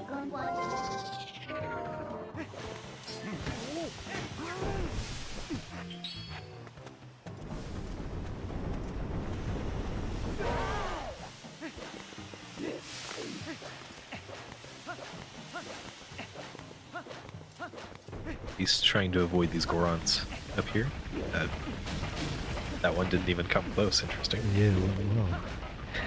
And going into Goron Mines, which is also a fantastic dungeon. Are there any dungeons that aren't a fantastic dungeon? Temple of Time is not a fantastic dungeon. Oh, I know. Huh? It's my favorite dungeon, so. the Temple of Time is? Yeah, and I know Glubbers as well. Yeah, the dungeons are pretty good in this game, but some are less interesting than others. It's all personal preference. I think Goron Mines is bad, but that's my opinion. You know, that's fair. Yes. For the You've grinded- benefit... Oh, sorry, continue. You've grinded Kitty Jump far more than I have. You have a better say. Yes. No, but a lot of dungeons in this game are very good. For the benefit of the uninitiated, what is the breakdown of how much dungeoning will happen per any percent run, as opposed to, I'm assuming, all the dungeoning that is happening in the Hundo run? So there are 9 dungeons in the game that 100% has to beat, plus 1 bonus dungeon, Cave Reward Yields, which it has to not beat, but it has to go through most of. Any percent, on the other hand, completes 4 dungeons and does half of 2 other ones. If I got my count right. I think yes, leaving Goron Mines completely untouched. No, it beats 5 dungeons. Oh, 5. Doesn't touch Goron Mines or Temple of Time, and it only does half of Forest Temple and half of No Peak. So, I'm willing to call 4 plus a half 5, which is half of 10. So that means that the timing should work out absolutely perfectly between 2 any percent runs and 1 hundo run. So this should be a tie to the millisecond, right? Yeah, probably. Did I do math right this time? I guess we'll see. Something like that. TheGlubbers is going through snoopy shrines very quickly, going through a roof and then through a floor. And soon And then going through a an wall. enemy. Yeah, through a wall.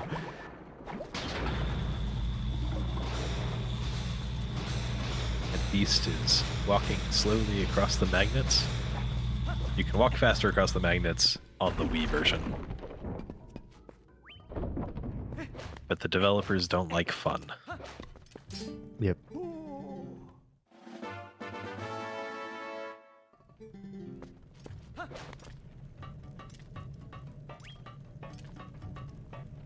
Ooh. Unfortunate.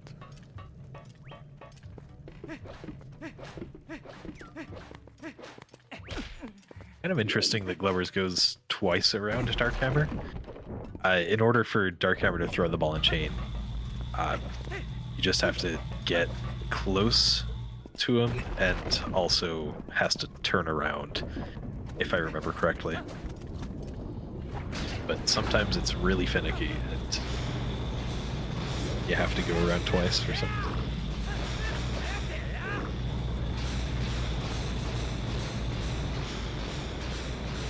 A very exciting part of Goemon's very slow move and magnet throws. So BC is gonna do some sword slashes to try and go a little bit faster. And TheGlubbers is gonna grab the 200 rupees I mentioned earlier to get closer to the goal. That's all Glubbers has to do in Snowpeak. The 100% run has to do quite a bit more, and it becomes really challenging when we get there in a bit. A couple hours, I think. About when Blood will be finished, we'll go to Snoopy for Beast.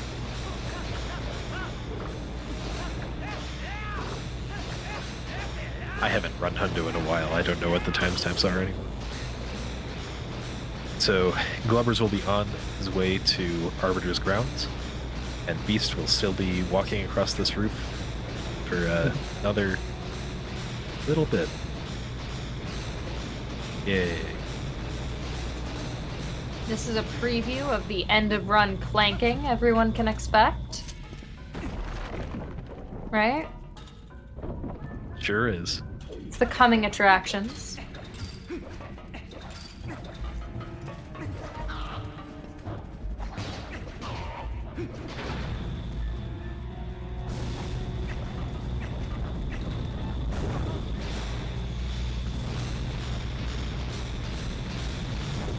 So if you have a very specific Wii version of the game, you can remove your boots as the magnet pulls you. You can go very fast. So we get in this room another example of gates being a suggestion, hopefully.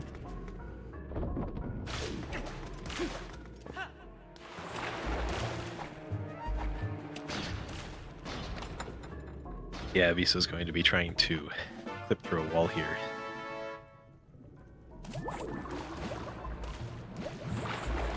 By transforming into a wolf and lining up very precisely on this seam. Being a little bit of trouble. A bit diagonal, But getting through before the Tektites could get him. Very nice. clean. Going for the second half piece now. Always further than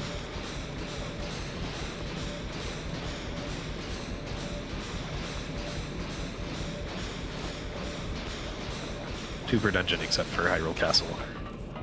right. Hyrule Castle doesn't have any collectibles other than small keys if you count those.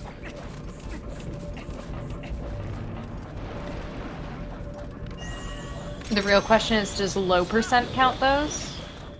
Low percent does count small keys.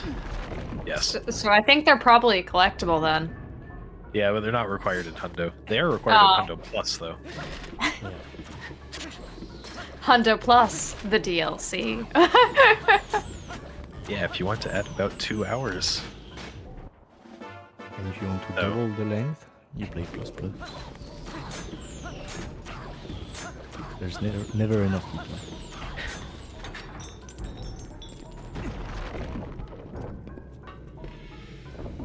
Hundo plus the movie boss champ. Hold on. Anyway, Glover's running through the desert. Shouldn't need to steal a boar, should just be able to use the ball and chain to get to the bowling camp quickly. And then gonna be doing a trick to get through the bowling camp as quick as possible. While Beast does a trick to beat Dangoro fast by doing jump attacks and backflips. You can line it up to drop off the ledge right as you throw Dangoro, and that'll turn this into a 2-cycle fight rather than 3. And getting the quick spin there. Make it a optimal Dangoro fight. Very nice. Another gate on Glubber's side that is not a gate. There we go.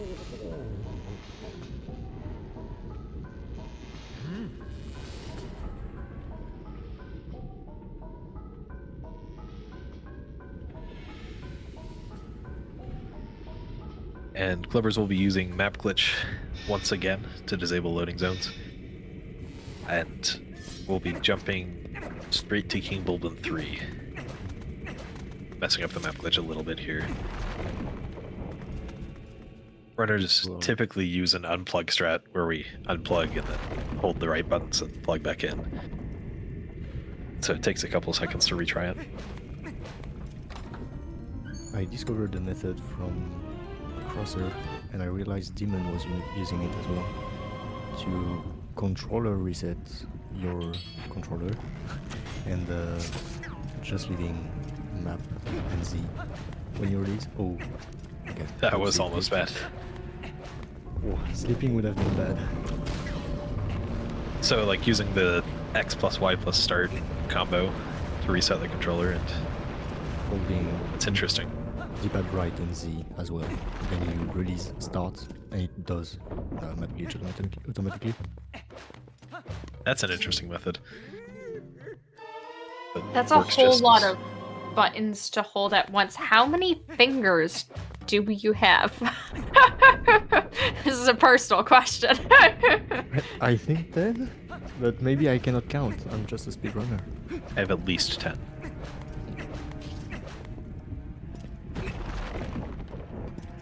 Alright, Clubbers did not die. Because if you die with map glitch, you softlock the game. Which would be very bad Yes. at this point in the run. He's got the boss key and is now going straight to the boss. Oh yeah, Corn Mines just checks for the third key shard. The first one is needed to go through the first area. But technically you could just get the third one and head to the boss. Skipping the first one is a very impressive jump. Though I suppose there is a less impressive method Yeah. you can use. I have not learned either of the methods.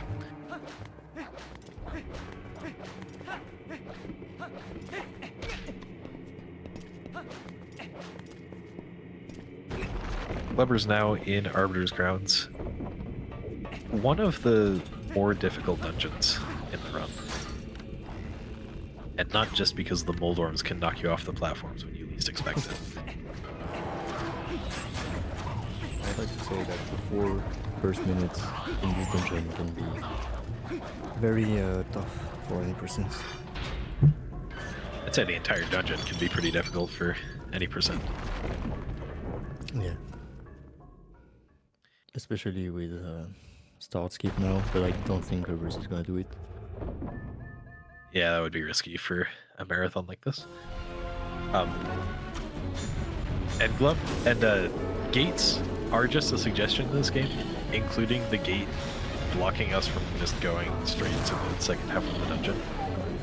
However, in order to skip that gate, the only method we know it takes 10 hours, so that's not really optimal in any percent. It's a strong suggestion. Unfortunately. But what is possible is to, just like we skipped the boss key in like the, to skip the boss, fortunately for us. Again, another hit. Useless.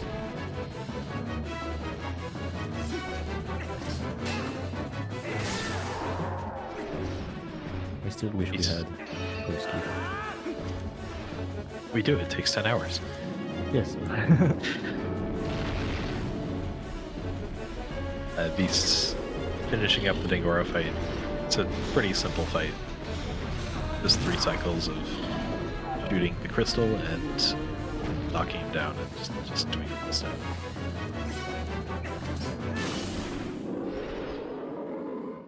Clubbers has skipped the first PO, which is not required.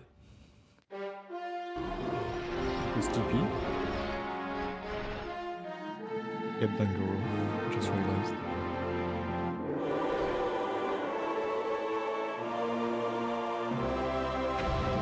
And I think that's where the new Underworld starts moving things up compared to the previous one. Usually after Corn Mines you would fight King Goblin and buy some bombs and stuff. But Beast figured that when you beat King Goblin, the time of day is set at 5 p.m. and we have no good way of manipulating time of day in this game, like Song of Time, stuff like this in other games. So it's very complicated. He's gonna be running around a lot of places to do stuff in time and set up for after Lake Bed.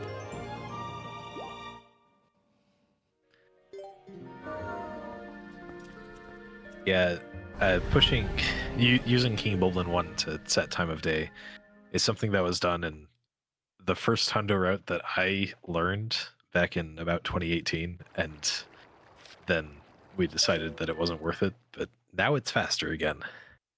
By just a little bit. Yeah.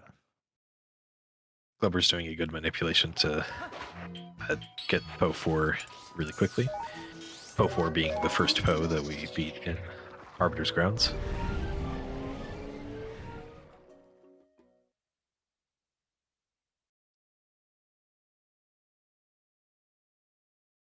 And he's gonna grab the remaining rupees he needs to get to 300 rupees by defeating Redead.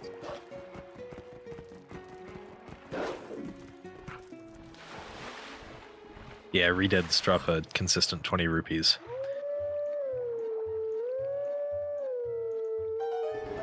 Beast getting the cutscene skip for Plum's minigame.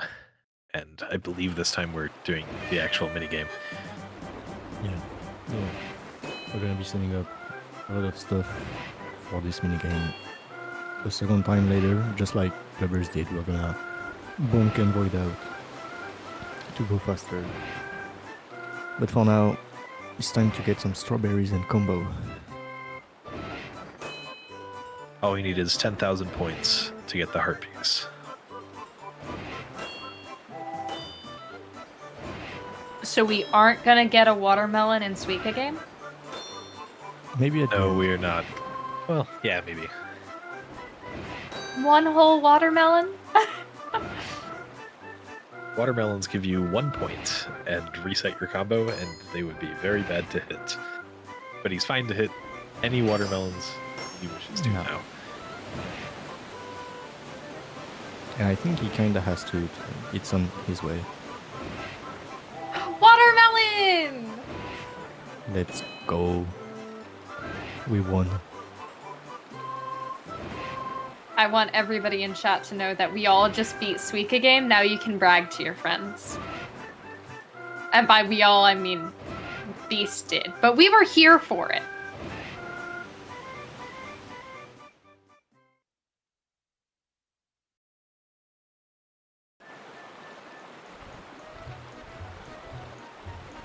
Okay, Glubbers went from Po 4 to Po 2 and now going to Po 3.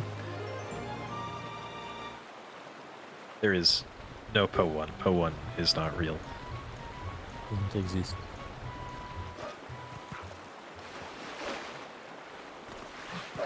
May I bother you for a quick donation? Yep. Because we have a $98 donation in from Faison's mom, who says this donation is from Faison Tunic's mom. That is so Incredible. wholesome. Yeah. Thank you. I just need you to know that Faison Tunic is very good at video games and did an awesome job on the showcase.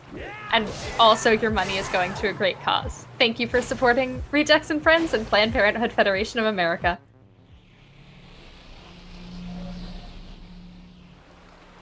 Getting closer to the goal.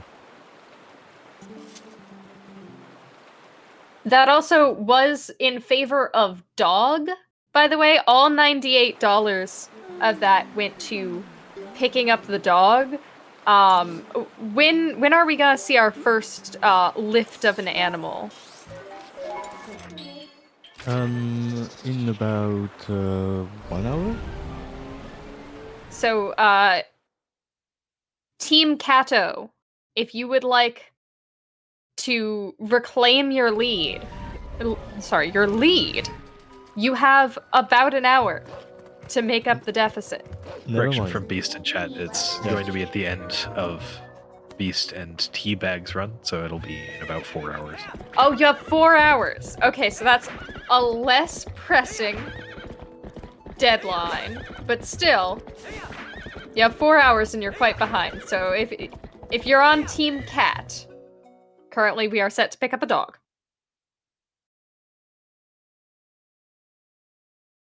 I'm very here for the dog. Alright.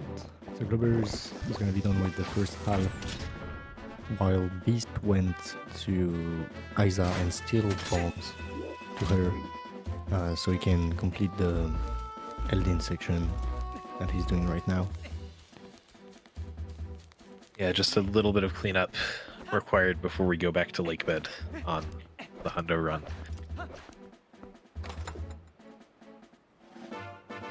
Glover's getting this boss key now, because we won't be going by this chest later.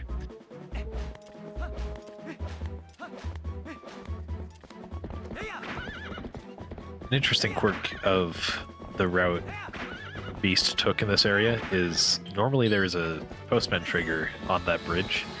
However, by claw shouting to the vines, that trigger is disabled.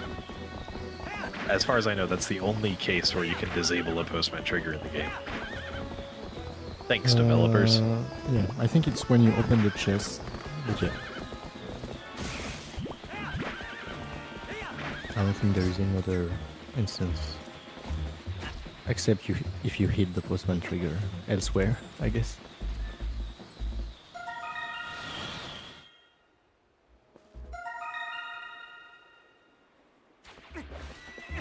Glover's dropping. Sorry. Yeah. And TheGlubbers just killed 2 Stalfos. 3 Stalfos, I think. With the other bombs he had. Trying to manage them. Since now we had some. Beast is doing some teleportation with bugs. We'll see another one after this chest. The boomerang slows down when it has something in it. So you can go fast, and the boomerang will follow you for a while.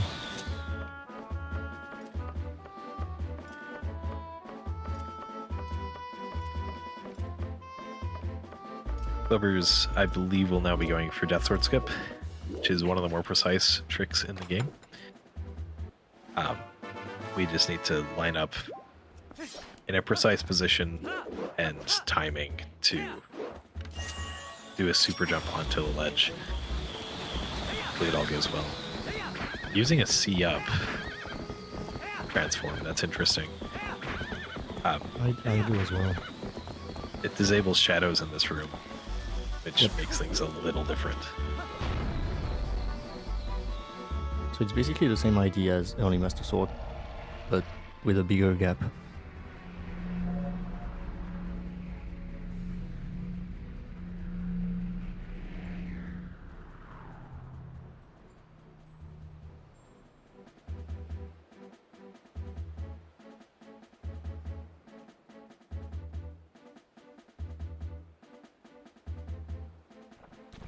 He's a bit And- early on it. Sorry, go ahead. Yeah, just missing it a couple of times. This trick was considered TES only until late 2018, if I remember correctly, when people decided to actually look into it and figure out that you can make a setup for it, and it works somewhat consistently, and saves somewhere around 35 seconds. So third try Deathward skip from TheGlubbers, not too bad. Very nice. Unfortunately, we lost a little bit of time compared to fighting, but looks cool.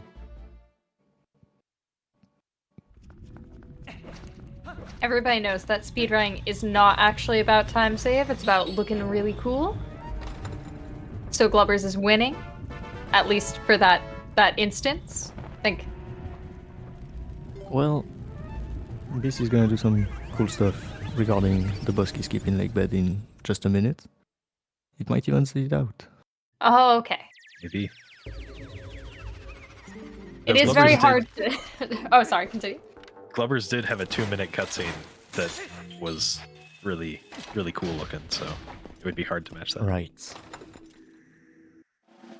It is just hard to tell in general who is winning when everybody's running on different routes.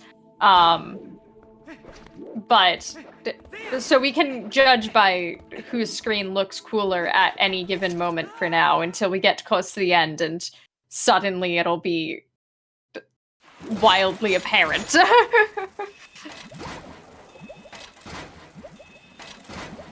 Yeah, it'll Jesus converge in Hyrule Castle.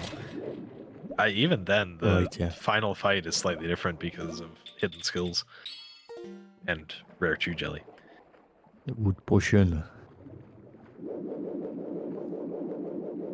But we'll be able to tell definitively who's winning in the third phase of the Ganon fight.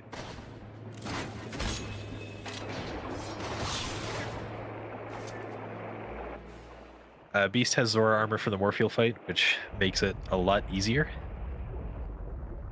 We'll be going for 1 or 2 regrabs, and should make pretty quick work of the eel.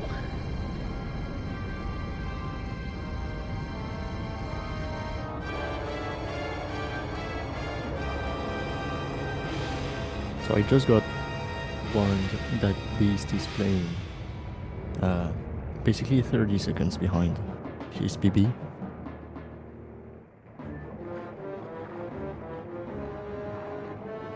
He's going fast.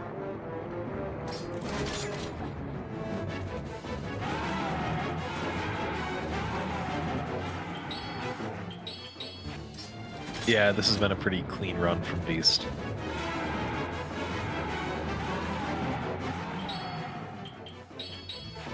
But any percent still should have the advantage. Time-wise. Yeah, I think so. It'll probably be a close race in the end. I think that is what we're hoping for.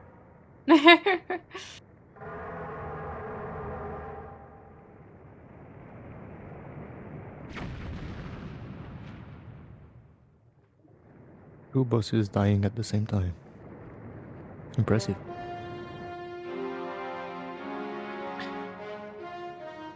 On the one, water is draining, on the other, sand is draining. Where does it go? Such a mystery. Well, I would think that the sand soaks up the water, but I don't know where all the wet sand goes. Maybe it's all going back to the empty Lake Hylia we saw earlier. Oh, it's filled Ah. in now. Oh. Or maybe that's how the Gerudo Desert is Oh, this Blubber big. says it just goes home. Yep. Goes on. I would ask where is home, but I think that might be doxing, so I have respect for the sand. Wait, Stallard wasn't dead? Oh, no. Oh wow. Oh, I thought that boss sync was so cool, though. Darn.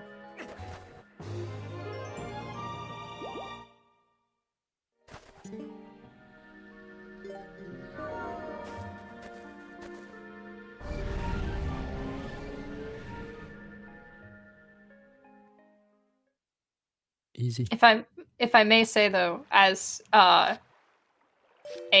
casual enjoyer of TP, Stallard was by far my favorite boss, and it makes me so sad to see how fast he gets utterly annihilated in this run.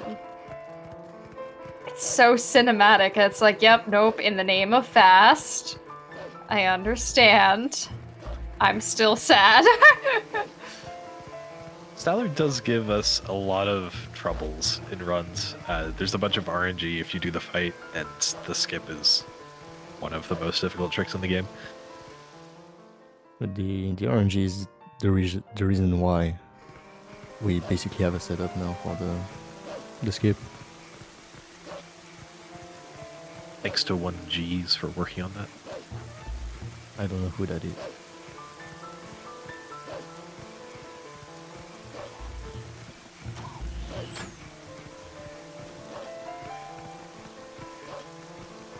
Now Beast will be dash canceling through Castletown. No, well, yes, but there will be a couple of stops that are just one stop that he has to make to give some bugs away. Nope. The route changed, and Route we changed? now do that after MGH. Yep. Unfortunate.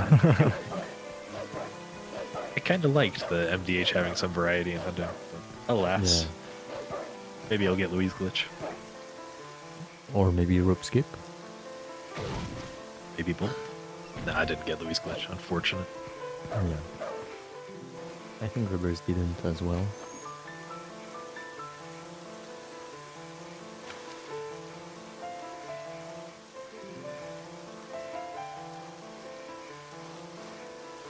Time for Lover. biggest sequence break.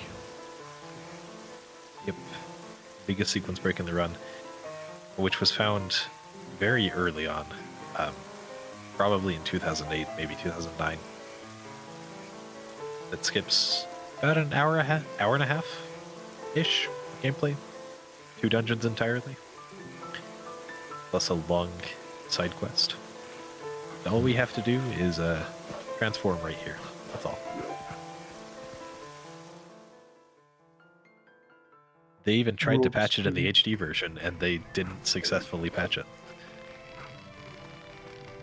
The beast is going very fast. Just did a very difficult trick that saves very little. In Hundo. About 3 seconds, right? Basically, that's...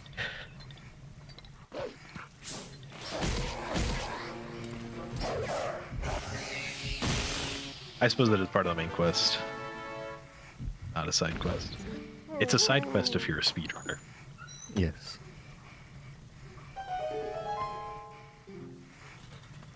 Technically, it's part of the story because Ilya... What if I've watched too many Twilight Princess runs and I don't remember the story and I thought that all the broken cutscenes were canonical? That would be a nice way to remember the game. All the cutscenes that we skip. Yep.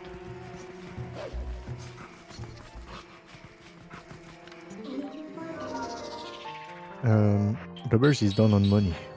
Doesn't need it anymore. Yep, spent it all at once. Fixing this cannon.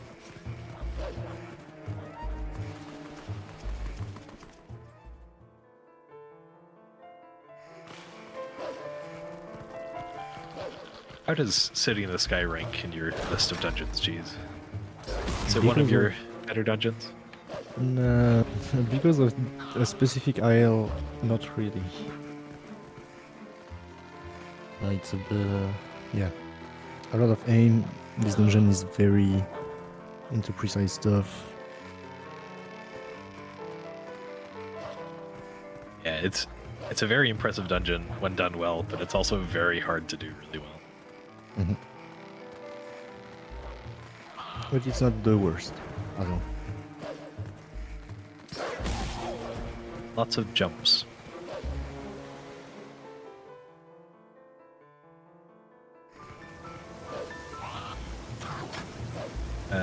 while this cutscene finishes out, do we have any donations to read? I will always gladly give everyone a couple of reminders if I have a moment. One of those reminders is that we do still have that donation incentive to enter you to win a raffle for beautiful hand-painted Zelda ornaments made by community member Wicked Midna. They are so cute and are a completely different set of raffle ornaments from the ones that were available yesterday. So while you cannot enter multiple times, if you did enter for the ones yesterday, you can enter separately for the ones today. And oh, by the way, I do have a quick donation of $20, which will enter you to win those beautiful ornaments. Thank you. From Mini352, who says, I cannot stay until the end, but thanks everyone for another great raft. Runners, commentators, hosts, Ghost for the layouts and logo, and Variety for the tech. You wouldn't have even known someone else was doing tech this time. That is true. We've had a lot of tech changes this event, and they have gone beautifully well. So congrats to everybody who did all of the fine work of putting that together, because y'all did an amazing job. And thank you so much for donating to charity. Thank you. Coming up on Glubber's screen, normally there's a cutscene where the dragon comes and breaks this bridge apart. That cutscene is slow in more ways than one, so he'll be trying to skip that by jumping around the trigger. But just quickly getting this small key, and then we'll need to go back.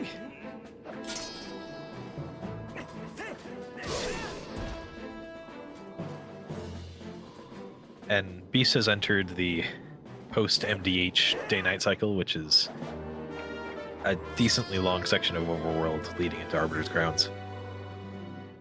And I don't know the route well enough to know what is included in this section now, but I'm sure it'll be cool.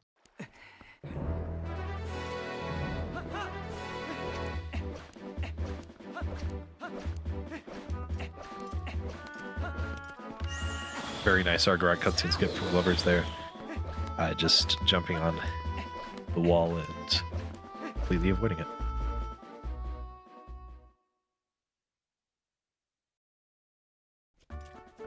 Beast will be donating some rupees to Charlo, this guy right here. We need to donate 1,000 rupees by the end of the run, all for a single heart piece. And that'll be in several chunks. And now going to Star 1. Yeah, doing what we didn't do in MGH.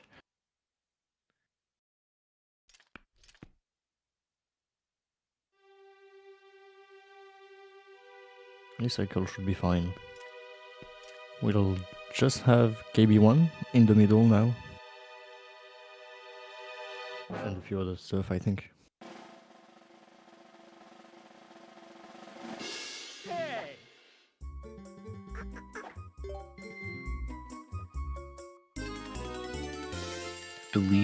Does Beast still have the IL record on Star 1? Yes, maybe I tied, but I'm not sure. No, I don't think I tied. So yeah. Yeah, it looks like you were 1 frame behind. Oh, a frame, damn. Yeah, some minigames are tough to play in, especially this one, to play good.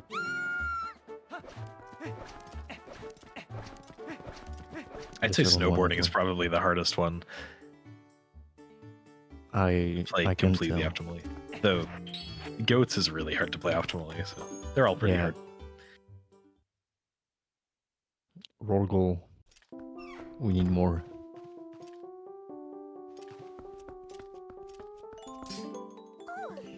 Glubbers are using the claw shot to distract those Dynalphos and making them forget that they're jumping across.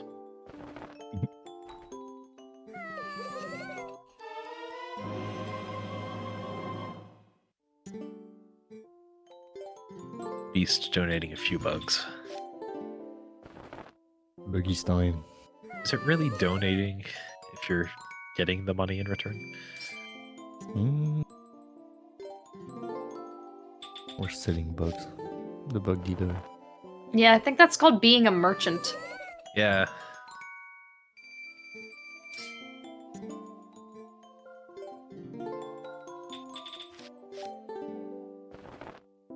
A gift exchange. I like that way of putting it. Oh, just in time for the holidays. While Glubber's getting that jump, skipping, turning on a fan. And now coming up to Air Alpha skip. Now the incentive was met for the 100% run. Beast will be doing Air Alpha skip with the Hawkeye, but we do not get the Hawkeye in any percent, so Glubbers will just be doing it the normal way. Which is very precise.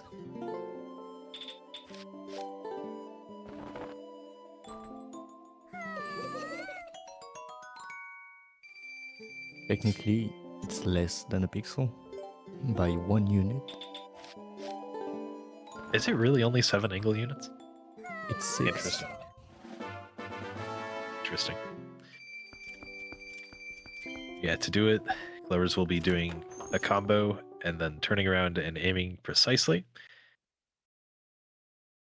to clip through this gate. Ooh. Because gates are a suggestion, and very nicely done. Almost got to earn.com/TP'd. Yep. Getting the double claw shots and going to go on with the dungeon. Gotta love the Twilight Princess mood of something not only being pixel perfect, but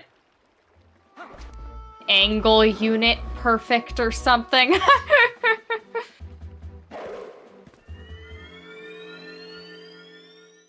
Yeah. And angle precision in this game is really hard to achieve. We don't have nice setups like Ocarina of Time or other games.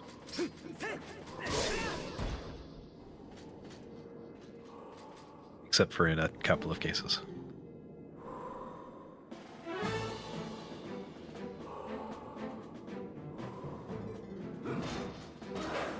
Meanwhile, Beast getting the Helm Splitter, which used to be the most useless of the hidden skills, but thanks to Reddit, now has a use in Temple of Time. It really makes the dungeon easier for him. It does make Temple of Time a little bit more bearable, yes. I'm sorry, I'm gonna need context on why that's thanks to Reddit. One day someone posted in the Twilight Princess Discord a video on Reddit of someone going over a barrier using the Helm Splitter skill in Temple of Time. And I think Beast and I tried to recreate it, and Beast figured out that if you use the boomerang, it becomes just so easy to do so. So you're gonna see some cool stuff in Temple of Time. Good job, Reddit. Whoever's trying to clip through the ceiling here and giving him trouble.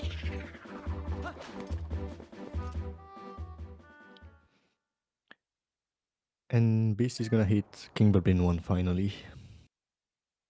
Oh right, there was an incentive on King Bublin falling off the bridge, which was met. So by doing King Bublin 1 later in the run, the bridge we fight King Bublin on is not there anymore.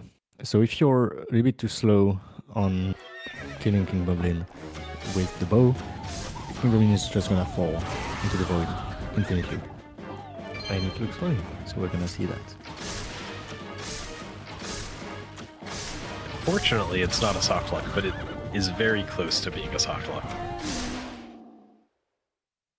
Yeah, fortunately there is a little crack on the bridge that makes you fall with Epona, and you can reload and try again.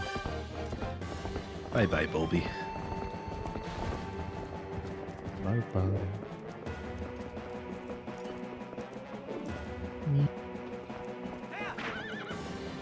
He's gone. And then the board respawns, but I tried to shoot the board to see if it did anything, and it doesn't. You no, you need to hit King Boltman. Yeah, you have to fall off. Unfortunately, you can. Let's go.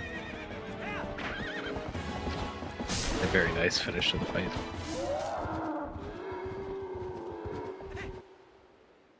If we could dismount, it would be easy to try again, but I guess it's not.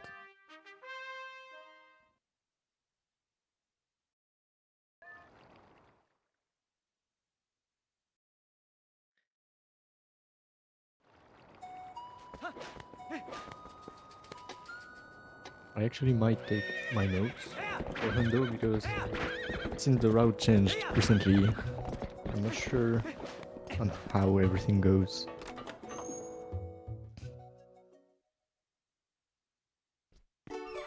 But now we get the first bomb bag in the run. Beast stole a bomb bag earlier. Well, borrowed. It was lent. I promise we didn't steal it. And this is the first real bomb bag. Our first permanent bomb bag in the run. We have to get this one first. If we have another full bomb bag when we get here, Barnes won't sell us the bomb bag. Which is why we weren't able to get one earlier. Glubbers with another precise shot to get to the dragoon.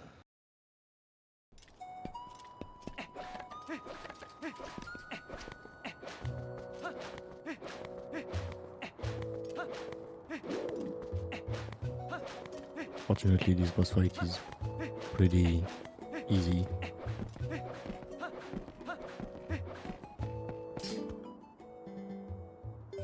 Yeah, pretty straightforward. As A long nice as you quick don't... game. Yeah. You claw shot at the first possible moment onto Argrock's tail. You go flying, and not in...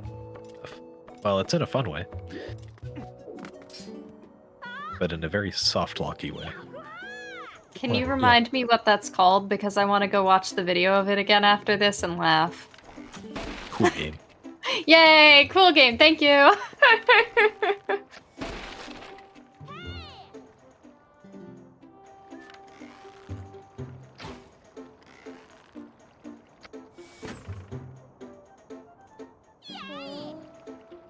Beast getting the archery heart piece, and now going to get a couple... Not get a couple others. He's going to warp away while blowing up a rock that skips a little cutscene.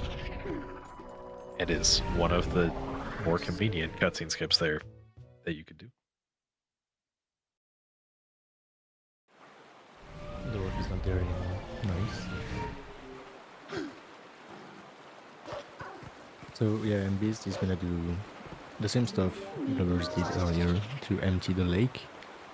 But before that, he's gonna save inside of the boat for this minigame. And that's gonna give different results to the void out inside of the bird minigame.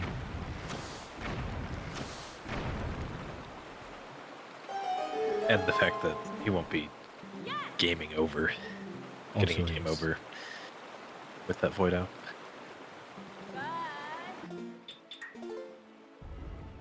But first, fishing.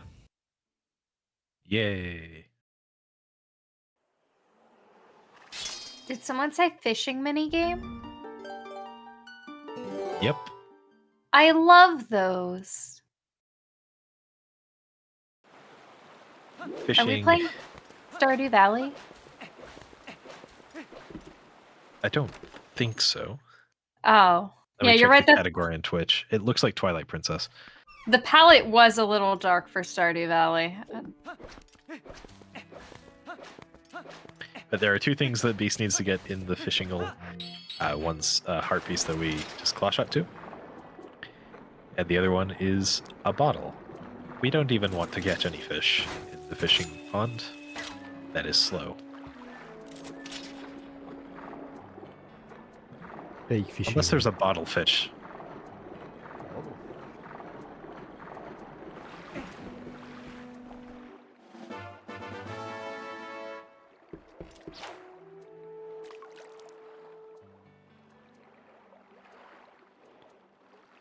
So Beast is waiting for the bottle while Glubbers is doing some flame skips. Just crushing the pea hats, using the bow, manipulating the boss so that he can grab Anorakk a bit faster.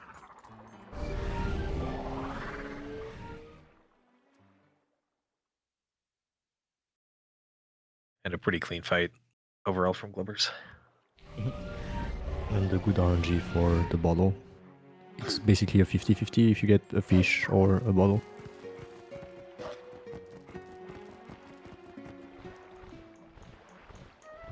That begs the question, what is the most amount of fish that somebody has gotten in a run before a bottle? Is that known?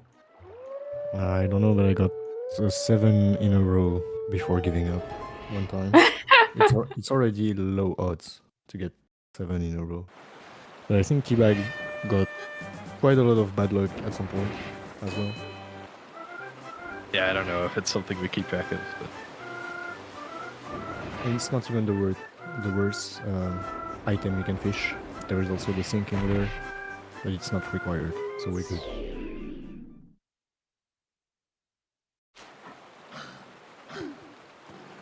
Beast getting the void out a little slower than optimal, had to go and bonk a little further on.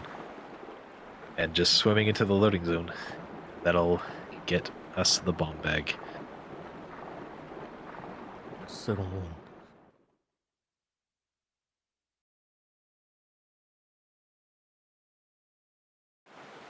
So yeah, You know, Glubbers taking the hot container to not die.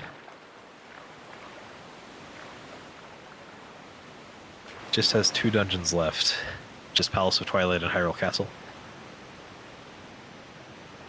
And then we'll be on to the second any percent run.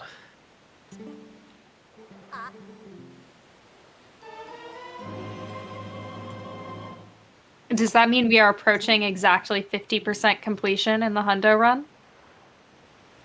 We still have about 40 minutes before the end of the any percent run. Is that right? Hopefully less. About 30. Yeah, we are approaching the middle point of Hundo, yeah. But yeah, the middle point of Hundo is around Arbiter's Grounds. Yeah. Maybe right after. I think it's right after, yeah. Beast just entered the night part of the day-night cycle. So he now has to go fast, grabbing pose, while going to Arbiter's Grounds.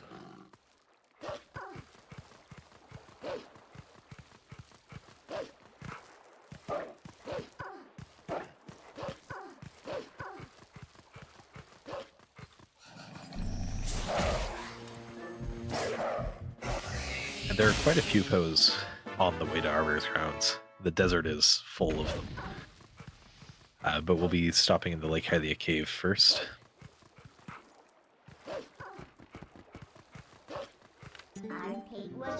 Because Hot Piece very hidden at the end.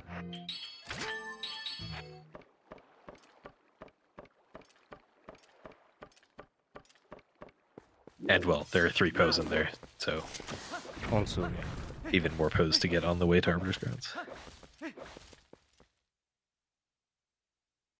For a grand total of 60 pose. That gets you basically nothing.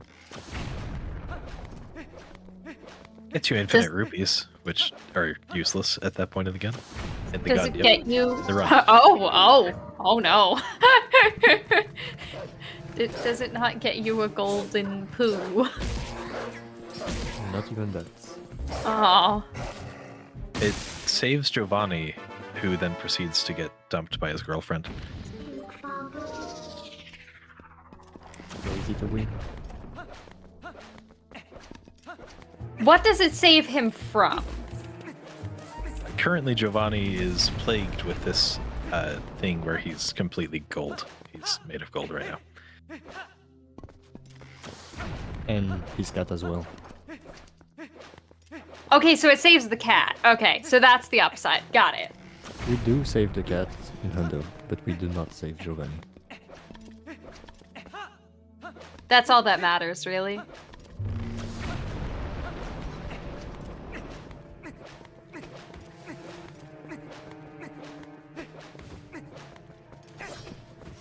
So Giovanni gives us a bottle at 20 pose. So we go there at some point. And that saves the cat.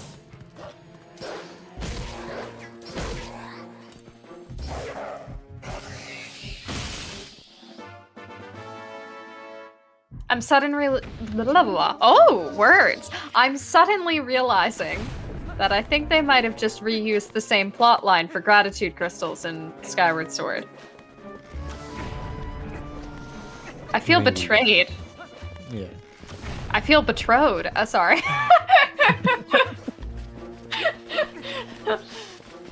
The award for the dumbest joke I've told all day. Sorry, we're watching Twilight Princess, yeah?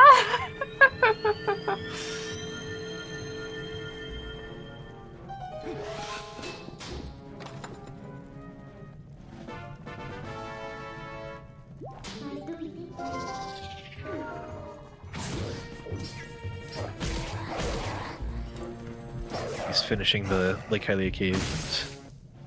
Possible chance of photosensitive right here. Okay, We're good. We're good. So this game sometimes gets pretty laggy, especially in Lake Hylia because of the water. And Beast is gonna try to manipulate the camera so it doesn't lag while howling there.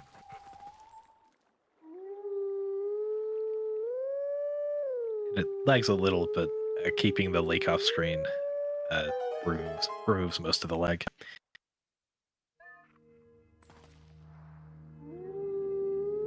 And this is why sometimes they run around, having the camera pan down towards the ground in big areas.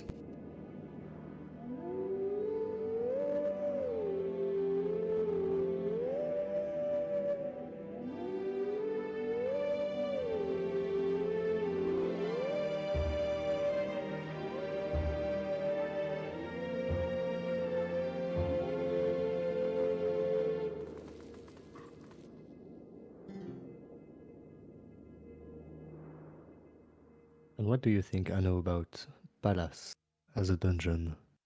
Palace is my second least favorite dungeon. Hell yeah. I agree. There are 7 small keys in Palace of Twilight, and all of them are required. We don't have too many things that we can do to speed up this dungeon. There are a couple of things, though.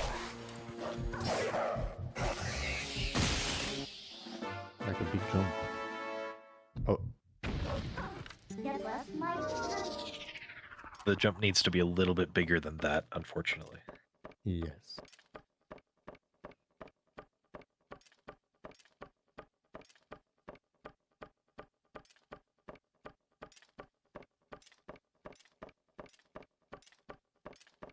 Getting the jump there. And onto the second wing.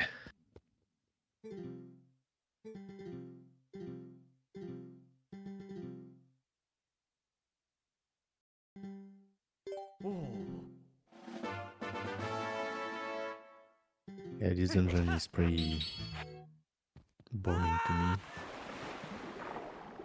And it has this room.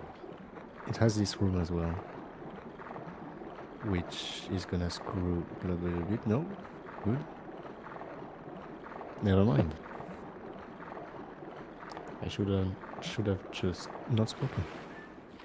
Glovers is just being obstinate and trying to prove everything you say wrong. It was like it. We call this room Stupid Room because every time you go into this room, just you make stupid mistakes.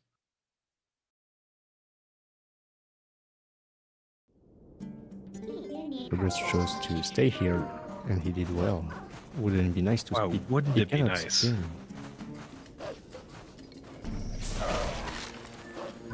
The spins are a bit weird compared to Wind Waker, for example.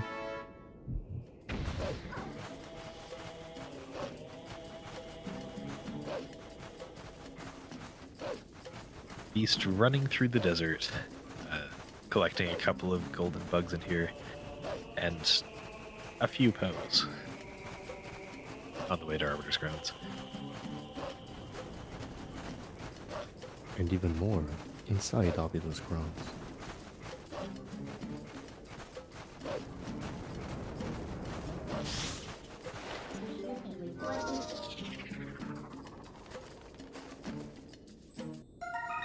So you will see later in the run, there is a second day-night cycle, which can be ruined by bugs flying around. In this case, I think Beast is pretty lucky on bugs. Never mind. Where I'm is just it? gonna- It's inside the wall, I think, or above. Thanks, Dayfly. Still didn't give him too much trouble, just had to get it with the boomerang. Yep, very nice. And he's not even late because you have to wait anyway for the pirates.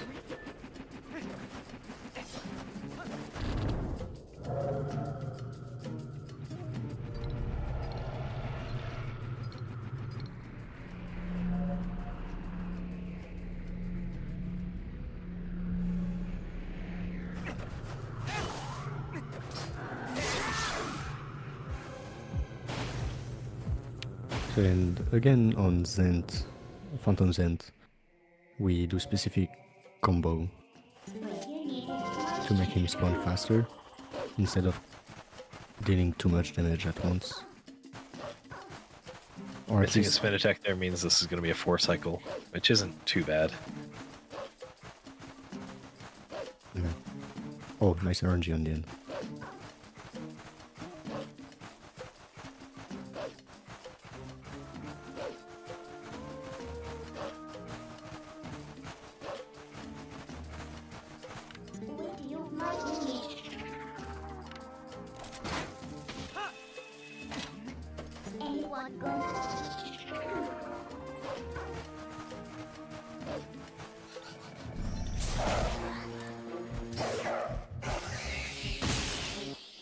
Next time we'll need to put an incentive to Soul Super Slide. That is a Even though cool trick. one day we'll find the use. Wait, is that the thing where you slide around backwards while holding a postal? Or what? Not, or what is it? Holding one of the little balls. They're not postals. The Yes. postals are the little. It's that, yes. I know the trick. I don't know the names of items, apparently. Yeah, it's just called a soul. And it's not useful, but it almost lets us get to the other side of the waterfall in the starting area.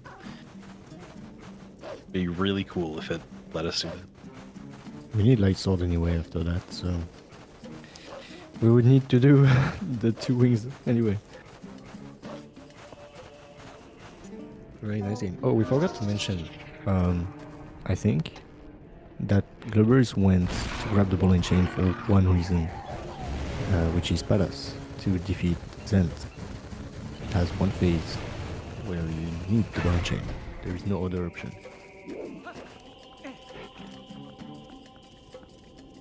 And by Zant, do you mean Usurpator? Zanto? Absolutely. Yep, that one. Beast doesn't have the ball and chain yet, hasn't made his way to Snow Peak yet, so he had to steal a boar in order to get to Mullen Camp, or to get to this golden wolf.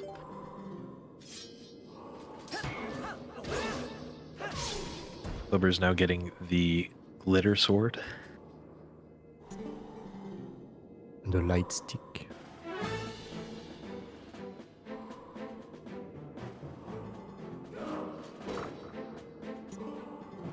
Which is even less useful in the overworld than the spinner. Yes. At this point, there is not many Twilight enemies in the overworld.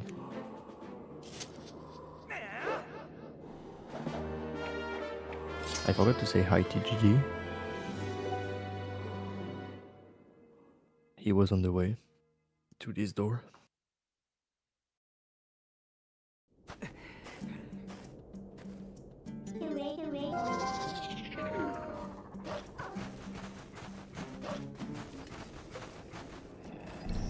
I'm sure Beast is fine on the day-night cycle as long as you get through this area and into the Bulbul camp before a certain time of day. You're good on the day-night cycle.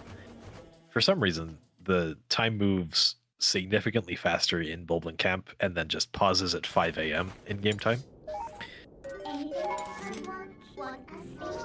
I don't know why they did that.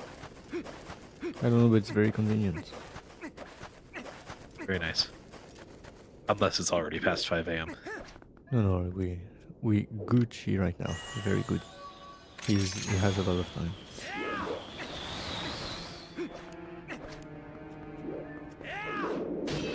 If it's past 5 a.m., does it time move very quickly until it hits 5 a.m. of the next day? I think it stops at like 5 p.m. or it stops at some other time. It's past that. Huh. Yeah, I don't remember. If you arrive at past 5 a.m., I think it's gonna go all the way to 6 a.m., which is daytime. And we need some That might be probes the case. in here. 4 to 5. Anyway, anytime it's after bad news 5. if you reach there after 5. Yeah. But we good. Okay. This is a speed run. We value punctuality. Beast clarifying it goes to 4 a.m. the next day.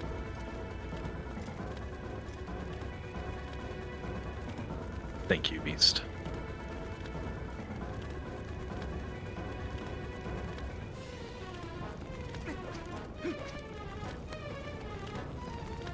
There is a small key in the outside area that TheGlubbers is in, and also a big key. And the optimal routing is to take down this Zant head over here, then get the boss key, and then take down the rest for the small key. It is a little bit more difficult than getting the boss key first, but it saves like a cycle. And it's not difficult by much, you just have to do this claw shot in not much time, which you did very well.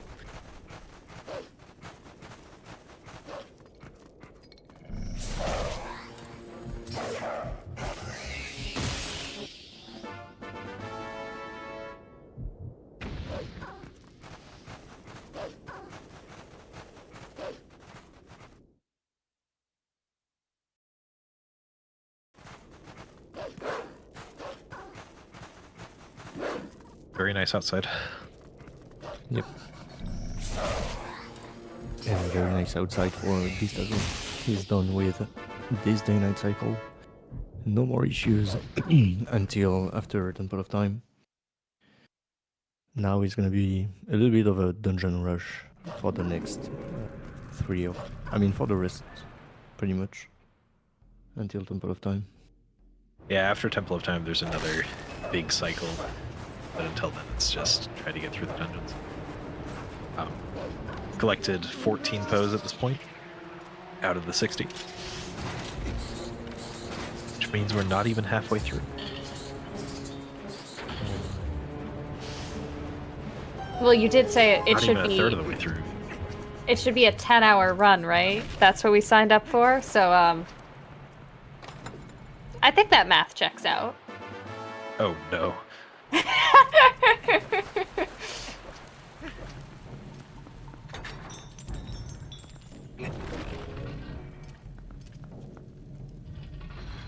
May I take a moment to give our dear viewers a quick reminder? Absolutely. Wonderful, wonderful. Thank you everyone, first of all, so much for joining us at Rejects and Friends Sub-Zero 2023. And Rejects and Friends is here as a tiny little group of nerds. Let's be real, we're all nerds. Raising money for the Planned Parenthood Federation of America, and this cause is really important to a lot of members of our community. They have a really powerful message of maintaining that your body is your own and they hold your health as the highest priority. They offer a lot of really important services, such as hormone treatments, or not hormone treatments, hormone therapies, STI treatments, and provide a lot of medical services to people who would not be able to receive them otherwise. They've done a lot of great work for plenty of people all over the US, and some of those people are included in our numbers. So we all are very big fans of this charity and are happy to be able to work with them again.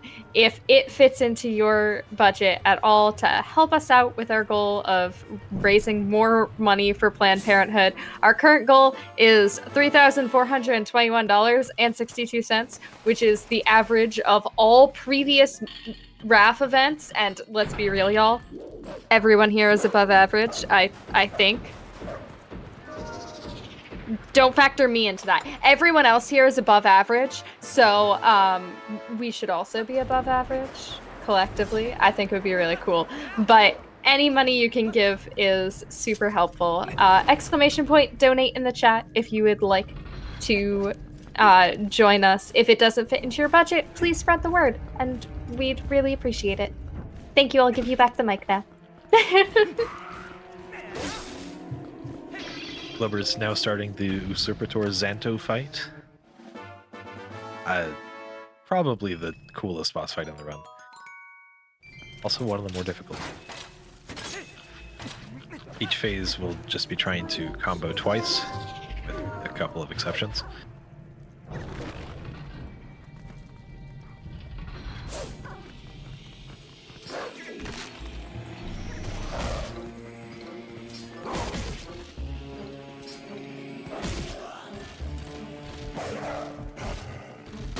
Going for a one cycle here. Not quite getting it, unfortunately.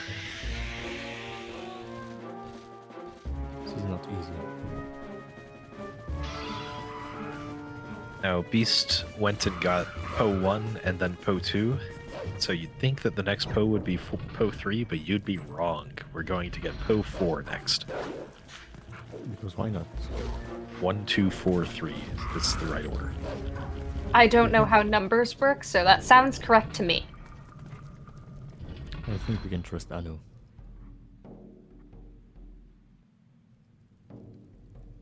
In fact, we got Poe 1 earlier, and now we're going to go and do Poe 1 skip to skip Poe 1.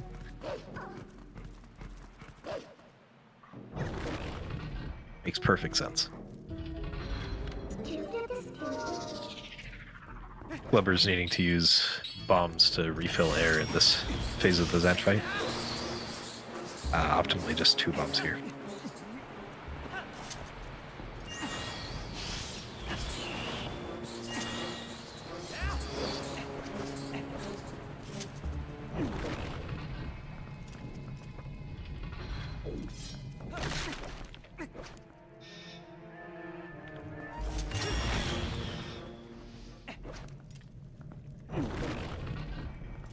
Very nice.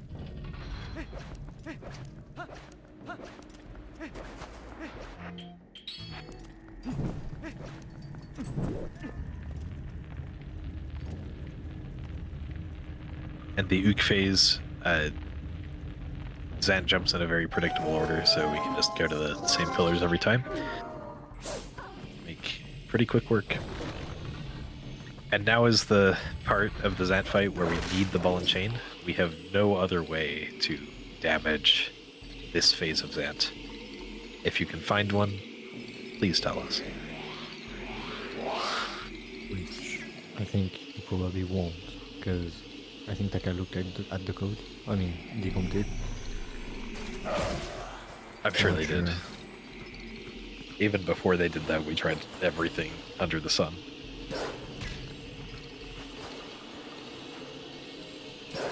No way to reconstruct the ball and chain via a different acquisition method either, I'm assuming. Unfortunately not, that we know of. Darn. Tears of the Twilight. Maybe one day.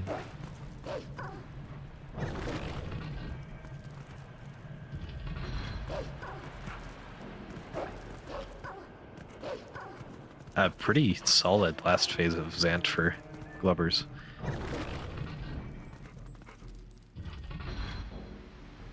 And we'll be heading off to the last dungeon, Hyrule Castle, to save the princess. Isn't she Yay.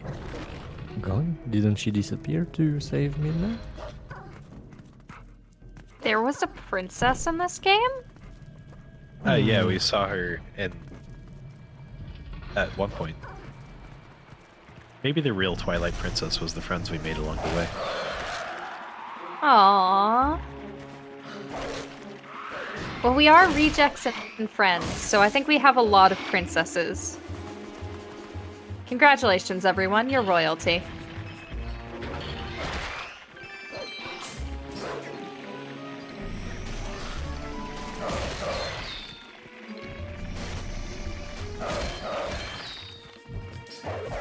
He's now getting Poe 3, the 4th Poe, in Arbiter's Grounds.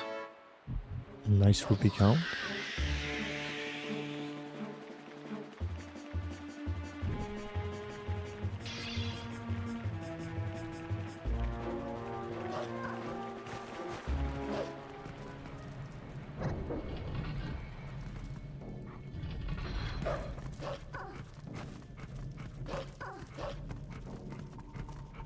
Glubbers jumping over the mailman trigger to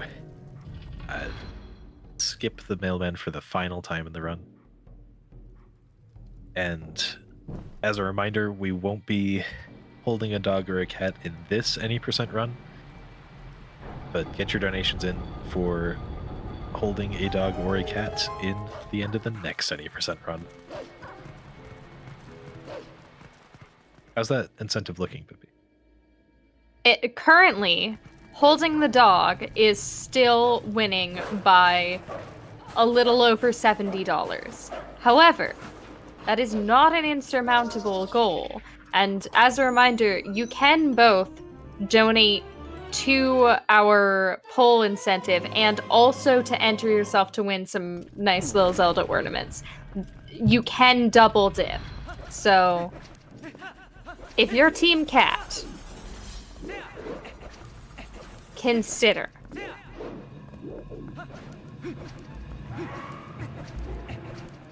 Consider cats. Consider cats.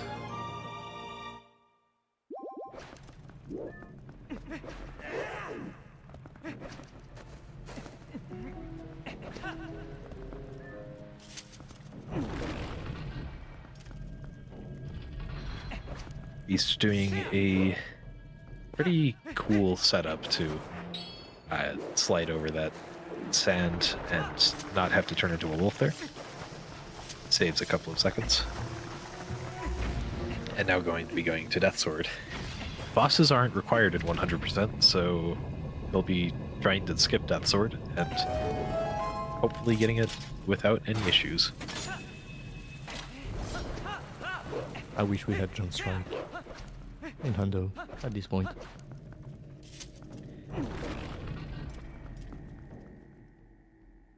Yeah, if only.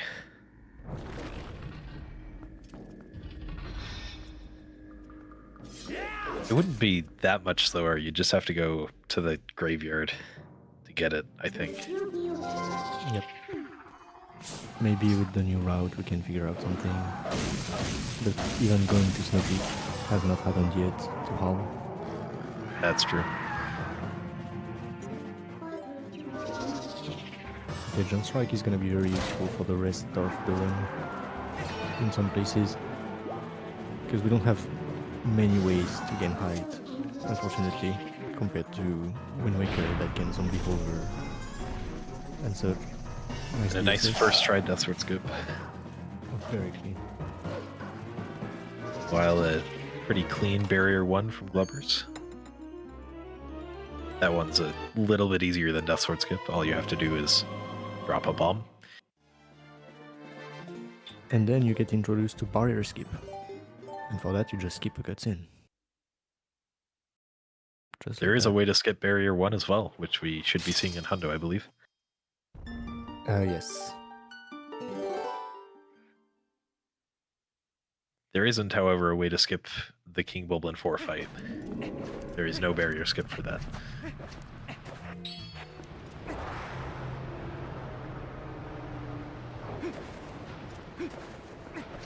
Okay, before.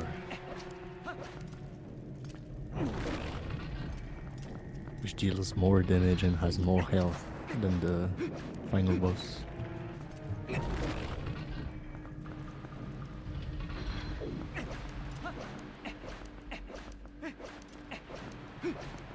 Especially if you're using the ball and chain. Yeah, I suppose you could skip KB4 by going and getting the East Wing. Oh boy. Small key, which requires essentially a triple frame perfect setup. And no one's going to do that.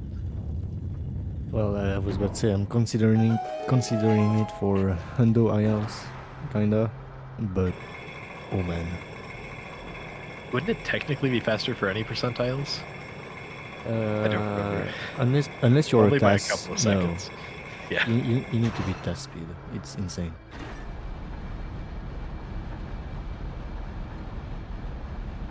Unfortunately, could not backflip for Glubbers and skip some midna text.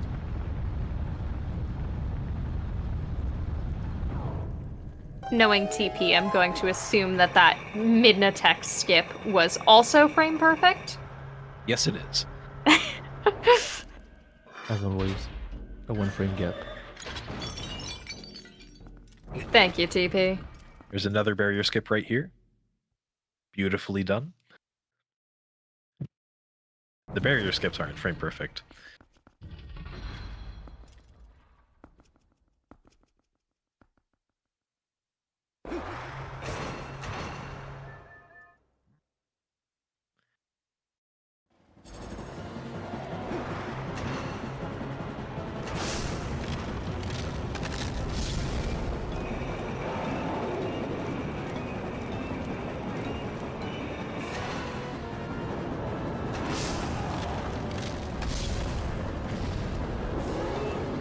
Beast getting the interesting thing where bounced around in the cutscene and ended up regaining control before hitting the spinner rails on the outside.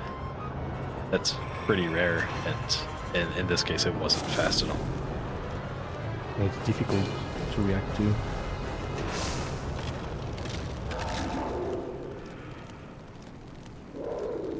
It's faster in theory. Yeah.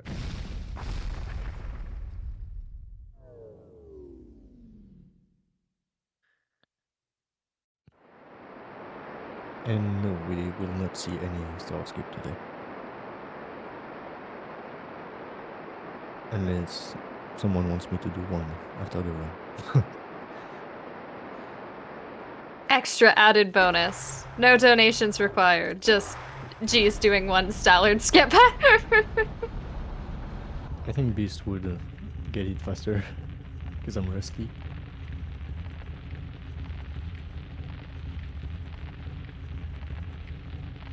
At least 2 Dan Alphas in this room. They only take a bomb to beat. 1 or 2. Well, 1 each, I guess. So all we have to do is throw a bomb, or launch a bomb with a boomerang toward the wall, and that gets rid of them.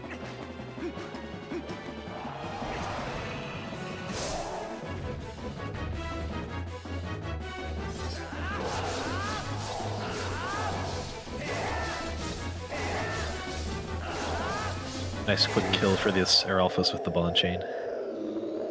Yeah, he tried earlier to do a quick kill on Darknut as well, with the ball and chain, but it didn't work.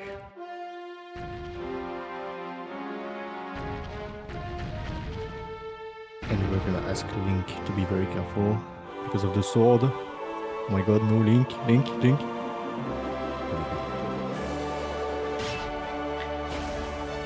Hope Beast doesn't forget this heart container.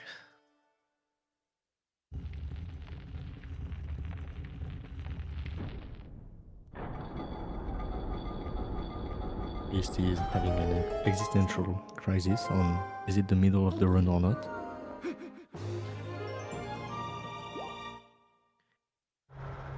Glubbers is being saved by the friends we made along the way.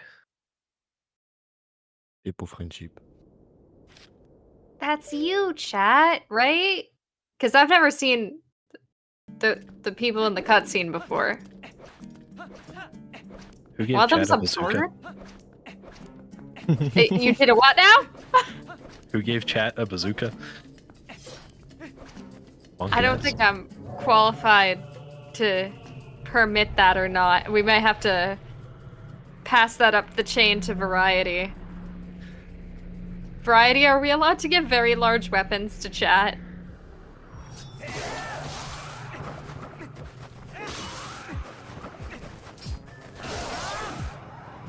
We'll get an answer in 2 to 5 business days or something like that, after the Variety takes a nap.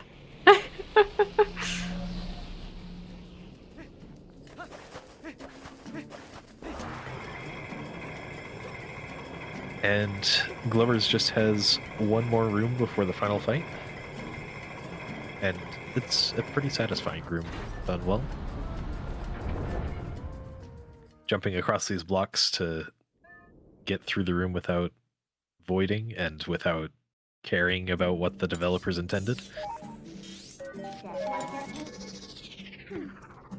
And these Ludolphos are pretty easy, just 2 slashes and a spin attack.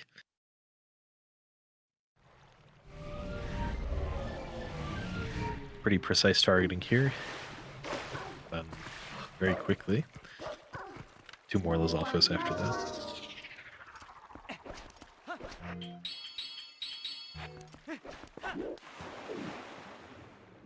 It's an interesting question from chat. Which run is harder out of any percent in Hundo? It's hard to say. Yeah. They both have their own difficulties.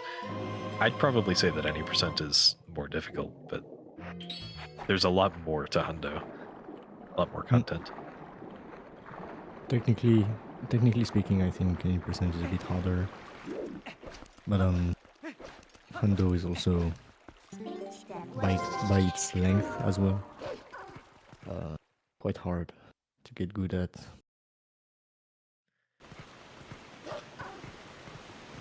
I feel like the stamina involved in running a category that is 6+ hours long is already a skill all on its own. I can only imagine that getting towards the end of a Hundo run is probably not going to be quite as well rested and on the ball as the beginning in most cases. It would be nice to have a good break in our. Yeah, but any percent in this game is longer than most games any percent runs, so that can be a task as well. And Glubbers failing to hit Zelda there. Oh. You don't see that very often. Sometimes you're just not having a day for ping pong.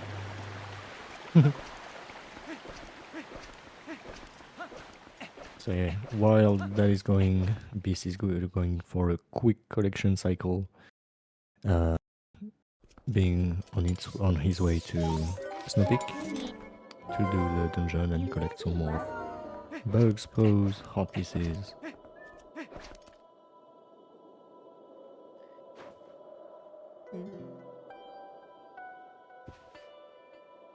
Yeah, beating Arbiter's Grounds sets the time to night, so we can go around and collect a few pose.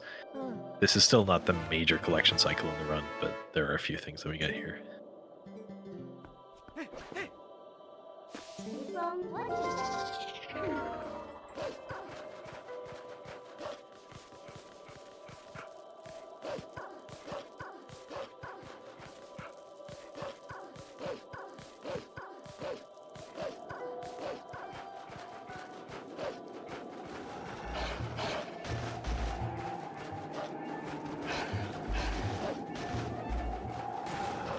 that is basically RNG with specific patterns for her balls. Look at DOS. Minimum of 7 cycles. I think that was 8 or 9.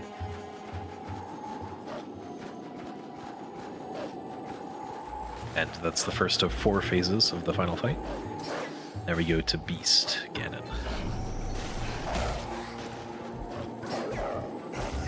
And the strat here is just trying to do as much damage as possible in each phase to manipulate an attack in the last phase of this fight. I thought the strat here was just to chant email me. It is for some people, yeah.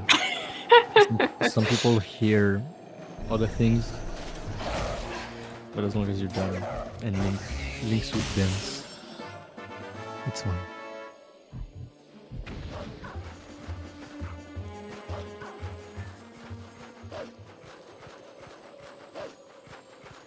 Now Beast Ganon should only use 1 portal, and this should be pretty much the fastest possible fight.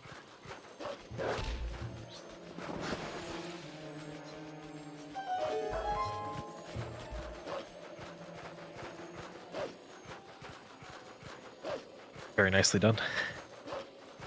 Yep.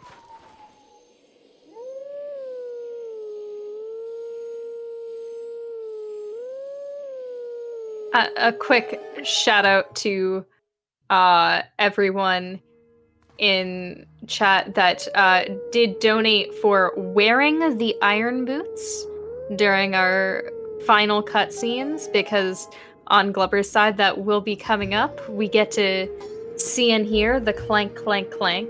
We'll get 2 more of those, but you want to get your money's worth and watch for all 3, right?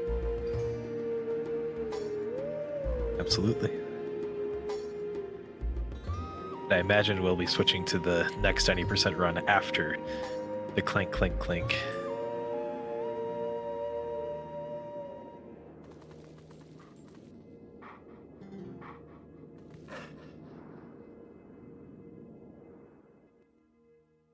Pretty nice horseback fight, and just one really quick final fight left. Time to test to see if Glover successfully got the ending blow. Which I think he did.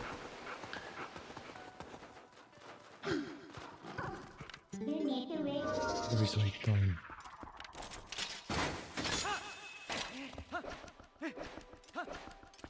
And he's going to leave this text on screen.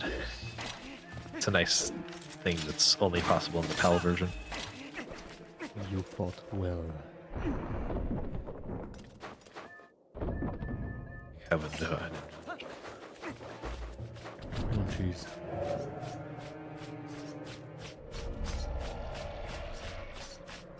And if you are a speedrunner, you can quickly combo Ganondorf for a very quick end.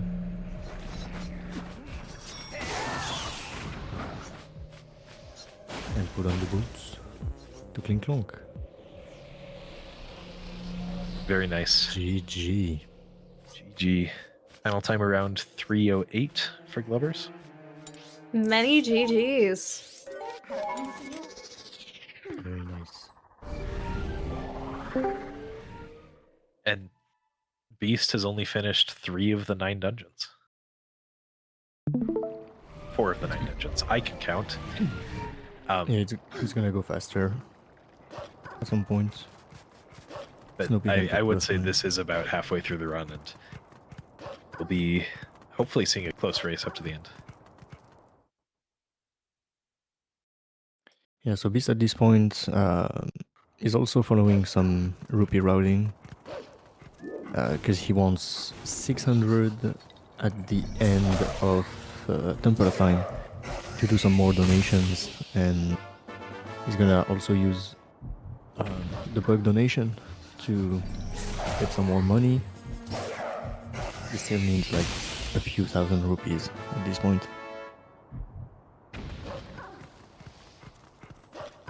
Might I celebrate the arrival of our second relay racer with a quick donation? Yes, of course. Because we have $74.21 from the one, the only F-Tab, who says, Cat Jam. And appropriately, that donation has put cat ahead of dog by $1. So it is truly Cat Jam. Very cat, very jam. Thank you so much for your generous donation. Can I have the jam on my toast? As long as it doesn't involve killing the cat, only picking up the cat, I think. I don't think I want cat flavored jam. Just putting that out there. That doesn't sound great. Also, There was hello, only a lovers. little bit of wolf jam in your run. There was a little GG, bit of Bruce. wolf jam. Thank you for the GG. That was a walk. We went for a walk. Was it a very pleasant walk? It was a walk with a K. Wait, you normally spell it? How else do you spell it, Glover? I meant like, you know, you go out and you go to like get like the teriyaki walk with an O. Anyways, Beast getting the 5th in skill jump strike.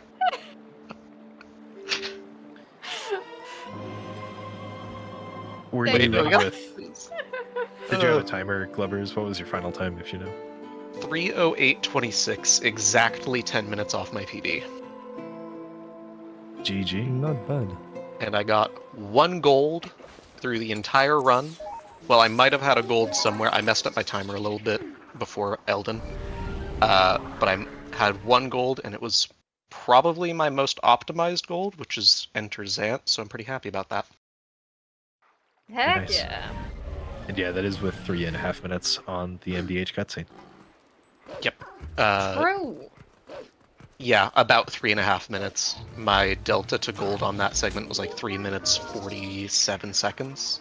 So it's probably fair to say it's about 3.5 minutes. Glubbers, I'm gonna express concern for your live split because I feel like including the splits from this run where you watched a 3.5 minute cutscene is probably going to affect your sum of worst. It did. My sum of worst went from my sum of worst is now over a 320. It also affected my average. It lowered my average by 3 minutes because I have not done much with this route yet. Anyways, Teabag is going really fast, unlike I was at the beginning, where I got caught up by the gate. He seemed to have gotten through it no problem. Yeah, nice back in time, nice gate. Zooming. While Beast is gonna be able to see this time, doing snowboarding and pick up some rupees, I think. Let's see if Teabag can best Beast's goat's time from earlier, which was in 1858, I believe? 59, I think. 59? Just as assurance, Glubbers, a couple RAFs ago, there was a Chaos All Dungeons race. Yeah, those are all included in my sum of worst. I have like a 7-hour sum of worst. You'll love to see it. I'm leaving this in there. Just like I left the Wendy's trip in my hundo splits. Until I lost them. You went to Wendy's during Hundo? Yeah, so my very, very first hundo run that I ever did, I took a break before Cave of Ordeals, and I had a nearly 2-minute split to go from leaving Palace to entering Cave of Ordeals, where my worst segment was 53 minutes long because I went to Wendy's. Okay, so apparently officially Hundo is the harder route because you gotta find a way to get to Wendy's. Yeah. Transportation can be expensive and stressful. Beast is struggling with snowboarding. Yeah, a few hiccups. Just wanted to keep the nice rupee count on screen as long as possible. I'm sure that's one of Yeah. those. That's definitely it. He's good on rupees now for the rest of the run, pretty much. Until Well, now we have the even nicer number, 495. Because if you add the 4 and the 5, that makes 9, and then you flip this first 9 around or something, that makes 69. nice. Yeah. Yeah, but 496 is a perfect number. Anyway, bow time for Teabag. Y'all Yes. did a lot of math just now. Yeah, now there's 2 of us. Oh no!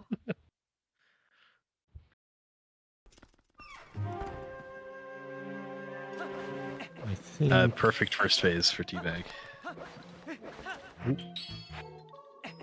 Was it?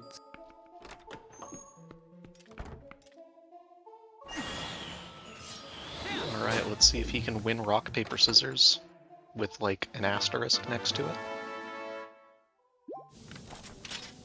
Oh, perfect RNG. Very nice. Very nice. He didn't 80% get the might one have a cycle. chance.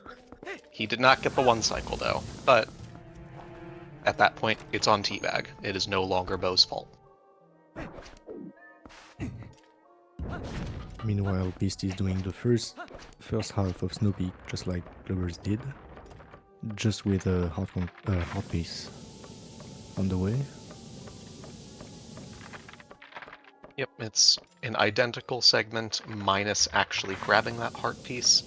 The funny thing is that LJA that you do is called the early heart piece LJA. You can just happen to be able to claw shot through the floor, and then it's useful for other stuff too. Beast will also be getting this small key, which we'll be using after Yeah. after Dark Ender. And Yep. won't be grabbing the first orange rupee. Only the second one. Yep, that is also true. You see, I do this thing called split on ball and chain. So to me, Me too. there is a different segment. Yeah. I mean, I personally split on Enter Dark Hammer as well, so Oh, This wow. is true. I mean, you have a lot of splits. Yeah.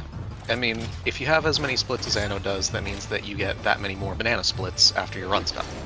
So, it's a lot of banana splits. and the number is a problem here, how?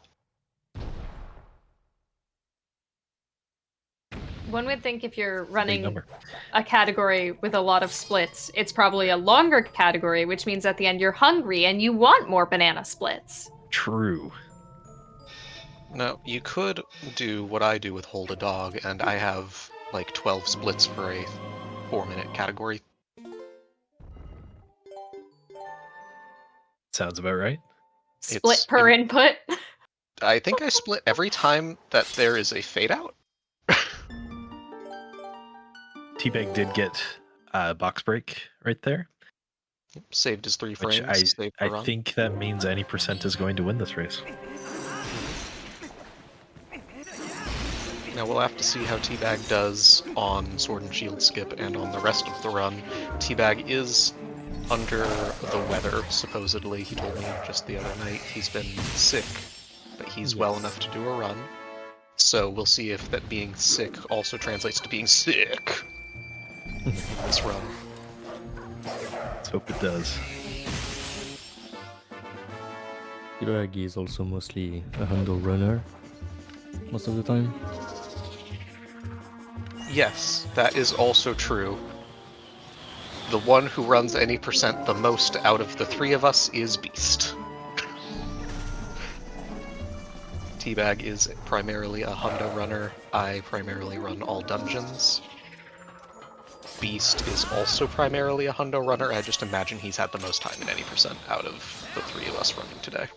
Yeah, most likely.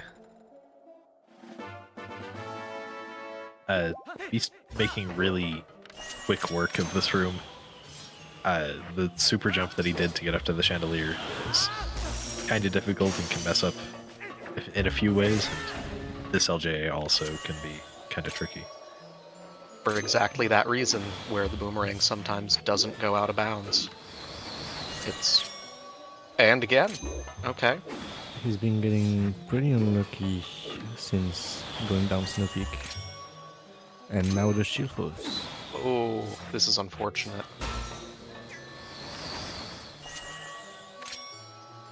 Oh, Should work. Yeah, ooh. very nice. nice.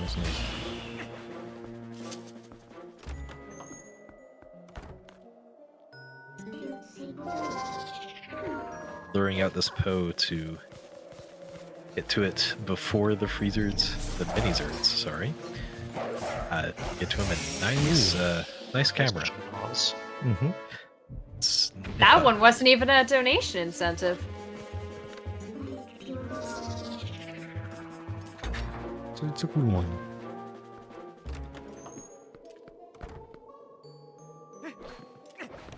He's gonna be coming for boss skill room, which is very satisfying when it goes well.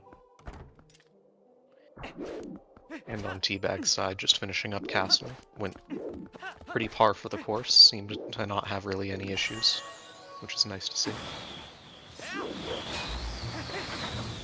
I really thought you were gonna say pretty poggers. I don't know why. And on Yeah, it was Teabag's pretty side, poggers. as you can see, he's entering Zelda's chamber, which is pretty poggy-woggy, as the kids these days say. Thank you. Thank you for letting me live my dreams, Glubbers. You are very welcome. I have weird dreams. You know, so does everybody else. The other night, I had a dream where I was bored, and so I thought, is it time to wake up? And then I woke up, and it was. Nice. It was about 15 minutes before my alarm. Teabag coming up on Sword and Shield skip, gonna guide Hugo here, not getting a rupee from the rock that seems to always have a rupee. I didn't get one either. Huh. And Beast got a little Menditech skip after getting the bedroom key. Just a quick side hop. Yep, that's a fun one, because you have to hold the opposite direction. It's a side hop to the right, but you hold left because of analog glitch.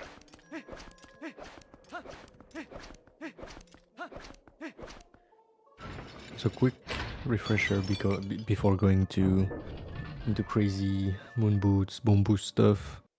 That what Teabag is doing right now is the main mechanic we're gonna use through the runs, which is a long jump attack. Afterwards, we're gonna not use enemies most of the time.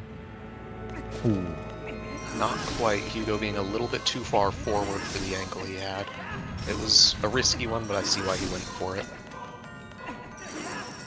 Okay, this one is especially not easy.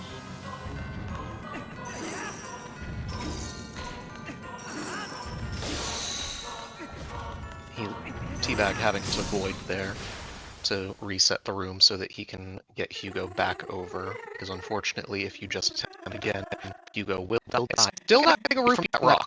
What is going on with this rock? Anyways, if you damage Hugo and kill him, for some reason, Hugo is a permanent alive, and you have to revert to your previous save to get Hugo back. And he is almost dead. He's one hit from dead when you hit him for Sword and Shield skip, so the only way to do it is by resetting his health to full by voiding, like Teabag did. Beast is gonna do some damage management. One cycle, one phase. A very nice Blizzetta. Blizzetta, probably my second favorite boss in TP. I would say Blizzetta's Zan. neat. Has great music.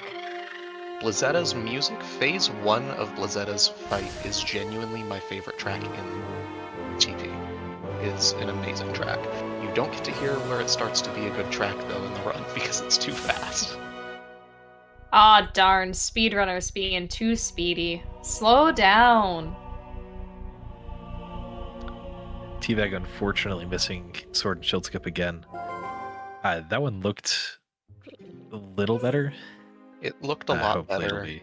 I think he was just a little bit too close. Hopefully Teabag remembers to get the hearts here. He is. Beast might do some acrobatics if he gets the one frame. Nope, unfortunate.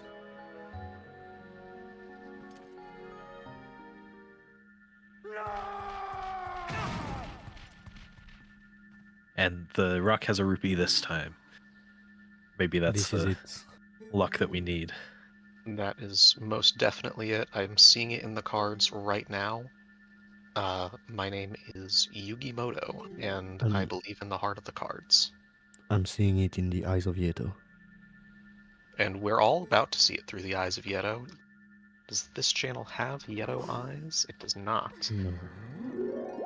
Well, you can all just pretend that you have a wall of Yeto's eyes flowing through chat, where Jeezhs put whatever that is. It's a snake! Wide Snack hyper happy. That's a snake? I always thought it was a dolphin. I thought it was a dolphin at first too. Tell that to Beast. I've seen that emote before. I thought it was a dolphin.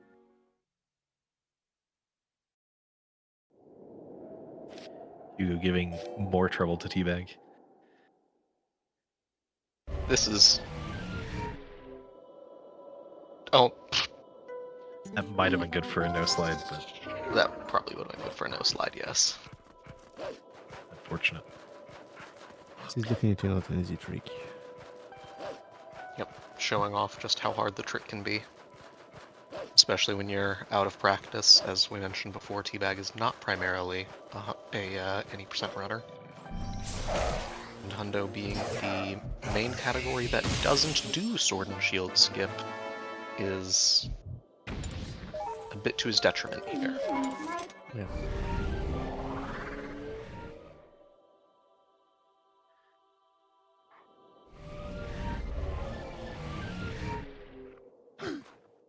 So now that we are 2v1 against Temple of Time being a bad dungeon. Yeah, we can talk about this again. Temple of Time is a good dungeon. I'm fine with you calling it not a great dungeon. I'm surprised you put it below Palace. It feels even more linear than Palace. And Teabag Teabag finally finally getting in. Sword and Shield Skip, very nice. Very nice. The First music try. is worse, First three. in my opinion. It's ambiance. In both dungeons. Anyway, Beast's gonna do what's known as a moon boots jump strike here to get up onto the sledge. This is a frame perfect trick. Needs to unequip the iron boots on the first frame he's off the ground. This also being a precursor to the trick that's coming up here in just a moment, Grove 2 Skip, which is similarly a Moon Boots jump strike, but is bomb boosted and harder, because you have to sync the bomb timing with that frame that Anno had just mentioned. We're gonna see quite a few moon boots in this part of the run. But also long helm splitter, like we explained earlier, using the boomerang and the helm splitter to go above barriers. It's gonna look very cool.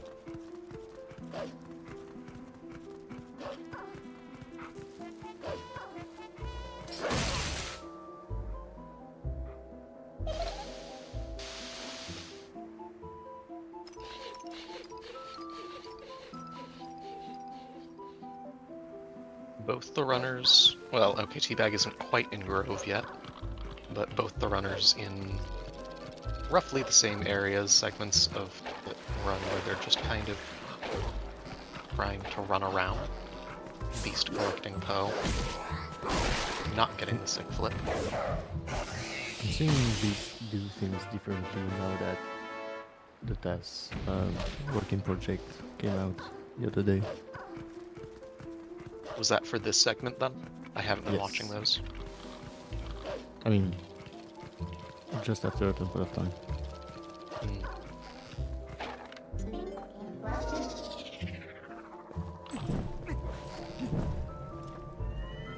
That Yeah, was Poe number 32 for Beast. So we are Halfway. more than halfway through the run. That's cool. Nicely done. Yeah, doing Grove 2 skip doesn't only skip fighting skull keys and stuff, it also keeps the time of day to night, which gives us one additional Poe without having to come back at the end of the run. Just currently attempting Grove 2 skip. It's a precise angle, and then, like I said before, timing the bomb, seeing that bomb blow up with that one frame you have for the bomb boost. Getting it second try. Very nicely done.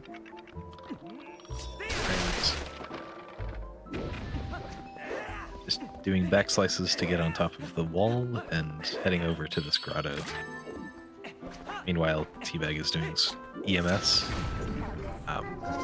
Jamal giving a little bit of trouble. Jamal is impolite. Unlike Hugo, who, when Hugo attacks us, he's just trying to invite us to his birthday. Jamal is doing it out of contempt. We do not like Jamal. And that's why we kill him multiple times. Because Teabag has just boosted up and killed Jamal. The third try is... A third try EMS is a lot more forgiving than a third try Sword and Shield skip. Only loses like 40 seconds-ish.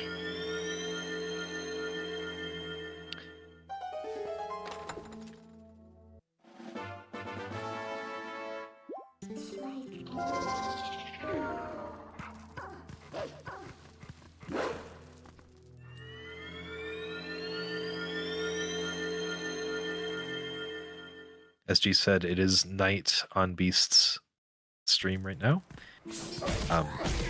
So we'll be able to get a couple more Poes on the way to Temple of Time. And that also means, for chat, that you guys, it is bedtime. Please get your pillows and your blankets out. It's time for night-night. You mean I can be wearing fluffy pajamas during this? Yes, are you not? Oh, it is now morning. If you don't wake up now, you are in trouble. Does that mean I have to change back out of those fluffy pajamas I just put on? That was really fast. Don't judge my talents, I'm a speedrunner. Valid. I don't think that you could submit those runs to speedrun.com on account of being naked. But, you know.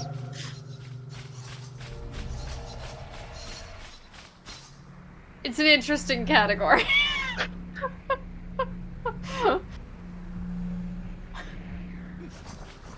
So this Shadow Beast fight, that Beast just finished very well executed, but it is, in my opinion, the trickiest one to do correctly just because of all of the lag that those keys introduce. And now he's going to do yet another Moon Boots, this time without a bomb. This one is required because we didn't go through Grove 2 normally. Usually there would be a block that we could climb up to get to Temple of Time, but we didn't push it down, so we have to do this. It used to be a different way to get up, but this is way easier. In theory.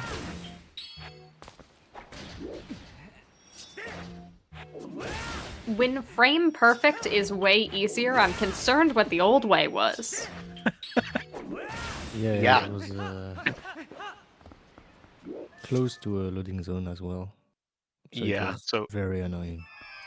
the other method was similar in that it was also a Moon Boots jump strike, but you had to do some out-of-bounds movement near a load zone that if you hit it, you went back into that arena that you just came from. So, just kind of worse. Anyway, Beast now entering the best dungeon. Yes, And indeed. You spelled Snopey Crunk. Well, okay, so look at the map. The map looks like a bear, right? You can't tell me that this dungeon isn't the best because the main room, the map looks like a bear face. Just saying, bears are cute. I suppose you have a point there. It kind of looks like a clown, though. That is the other thing that I hear, and you know, on that case, hush, some people hate clowns. Okay. It also kind of has a fuse on the top, like a bomb. Well, now that's just a reason for me to enjoy it. Oh, it's gonna teach me how to breathe. That's what bombs do. Yes. Yes. I'm Exactly. learning a lot today. Yeah, we're calling back to your kindergarten learning, everybody, where you learn to breathe from Billy the Bomb. I don't know how we all survived until kindergarten.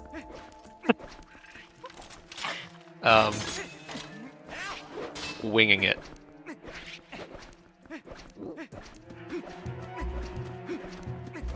Anyway, Beast doing... These aren't horribly difficult gate skips, but they are possible to fail, as you can tell. But Yeah, they are semi-precise. They're somewhat precise and very satisfying to perform, in my opinion. I'm gonna keep saying "in my opinion" for everything with Temple of Time. Now we're coming out to the first long helm splitter in the dungeon. We'll be using it to get over this gate to this Poe, because we don't care about gates. There's two resolves. That's good. Nicely done. Nice front flip. Shoutouts to Reddit. Yeah, shoutouts to Reddit. I wish we could get more stuff like that randomly from Reddit. I don't know, I'm not really a fan of Reddit, so I do not plan to shout them out, but, you know, I'll give them credit. Shoutouts to that one particular person on Reddit. Yeah, that's fine. Apologies to that one particular person on Reddit for being on Reddit, but they did good work. Very well put. So, Temple of Time is a very dense dungeon. It's got a lot of little neat tricks that you do. Right here, Beast is using what is normally requiring you to have the other statue there using a cutscene to show it raising the platform, using that to be able to get above very early. Now he's killing things and about to throw some statues. There's a lot to go on here. He's going to do a not super precise, not super lenient either, setup to be able to throw the statues right onto the switches instead of the casual way where when you the Dominion Rod, you would just bring them, the ones at the end, down. Teabag, on the other hand, is in cutscene. Go Teabag. He's on his way to Forest Temple to grab the most important item, pretty much.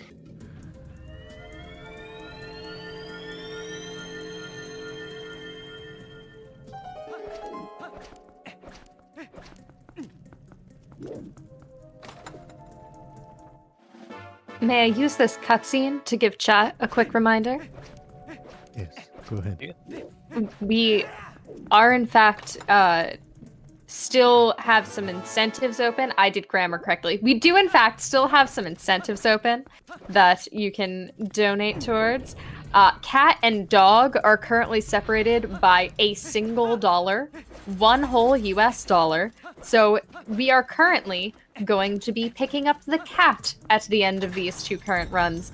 But if you would prefer the dog, that is just $1. Just like a $2 donation, and you can flip that. Or you can make the cat more safe on a cushy little cushion of money or something. I don't know if money's that comfy, actually. But you can do that. And also, we still do have open for a $20 donation.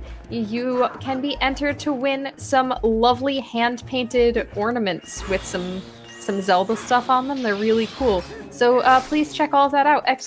Donate if you would like to join us in supporting Planned Parenthood. Thank you for that, Pippi. Beast having done another long helm splitter, it was pretty cool looking.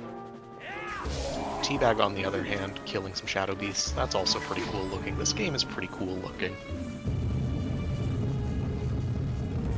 The race is close, and who can look the most cool?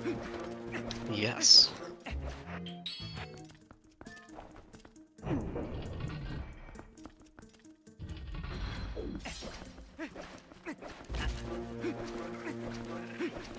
Beast doing another moon boots. This one, I believe the second frame actually is okay for. Someone correct me if I'm wrong on that.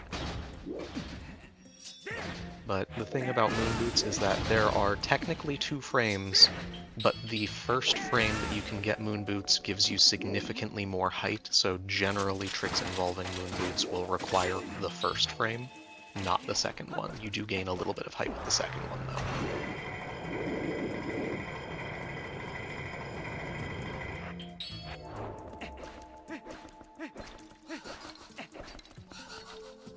Teabag getting a pretty good, getting the correct frame for Forest Temple back in time. By the looks of it.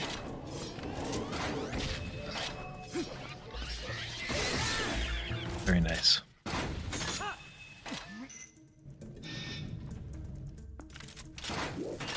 Imagine doing back in time and not having to have a title screen in front of you for the next several minutes. Y'all on TP are weird. We get that luxury, but you get the luxury in Skyward Sword of not having a single frame to perform back in time. You have like 0.9 seconds. It's ridiculous. Yeah, that is true. It's actually free in Skyward Sword to enter back in time. In Twilight Princess, it is not. You can also do significantly more in back in time than Twilight Princess can. We can just save monkeys. That's true, but Skyward Sword cannot save monkeys. Back in time. We do have no monkeys to save. I mean, if you want to be that way, is Zelda technically a monkey? What is your logic? People are monkey. Hylians too? I don't know, they have long ears, so like, I don't know, is an elf a monkey?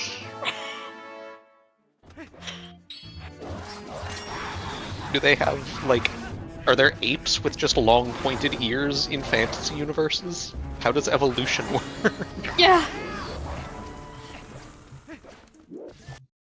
I'm gonna have to... I feel like in the speedrunning community, we have plenty of speedrun scientists who can tell you all about decomp projects and their glitch hunting, but not a whole ton of lore scientists who can tell you about the history of evolutions of monkeys to Hylian. Isn't that just a geneticist? Probably. Anyways, Beast, back to the run. Beast here is going to do a cool trick called Dark Nut Skip. DN skip for short. DN does not mean what you think it means. It means, I almost said it, but yep, D's nuts. So he's skipping the nuts here, and he failed. So he'll get a second chance, this time skipping the dark nut. I think Beast Beast is down on stream. Beast is back on stream. Beast is back. Good. You missed Beast skipping some nuts. Or not skipping some nuts? Beast is currently He is still skipping the nuts. Still skipping the nuts. Okay, you missed He is- nothing. Don't worry, chat. You're He good. has just skipped the nuts. All you missed was Beast being... I forgot about this camera. Yep. And now Anyways, coming up time- to an easy trick, very easy trick nowadays. Yeah, it's not a hard trick at all. It's just frame perfect and angle perfect, angle unit perfect, and position not perfect, but kind of. But yeah, And again, a door that we skip, or a gate, something that blocks us basically. Does that pot always have a yellow rupee? it does No. not. That's RNG. Nice.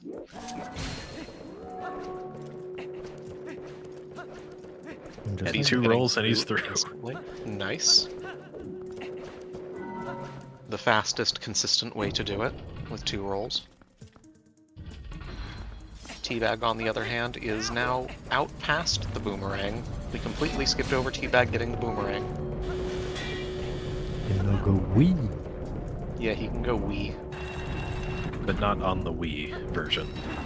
Yeah. I mean, he's Exactly. playing on the Wii. There is no Wii on Wii. Which is very unfortunate.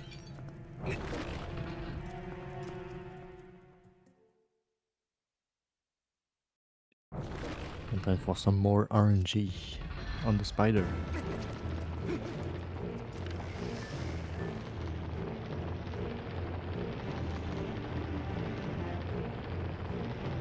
Very nice mod combo running. Oh, T-Bag is setting up.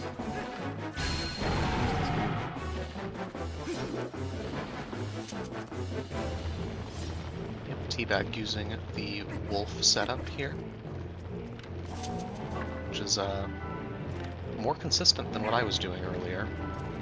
Because it gets you More the consistent, but it's about 2 seconds slower-ish, position. Exactly. which isn't bad. No. It is better than what we had before that. It is. I use the tiny little splotch visual cube, and I do not like the wolf method because I find that one perfectly fine. Shoutouts to the Splotch. I call way too many visual cues the splotch visual cube, but shoutouts to the splotch. Teabag going over to this other splotch, the bigger splotch. The Splotch TM.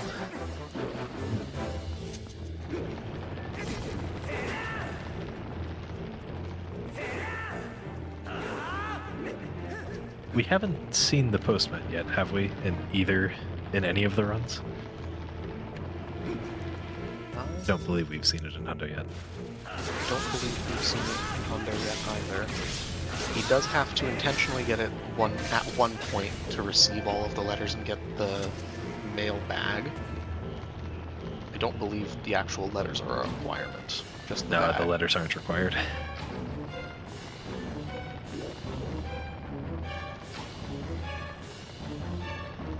Can he press A? Right, the first phase of Armagoma is down on Beast Stream. What do you mean Uh, first phase? Oh yeah, the Spider is spider's dead. dead. You're right. The first phase of 1.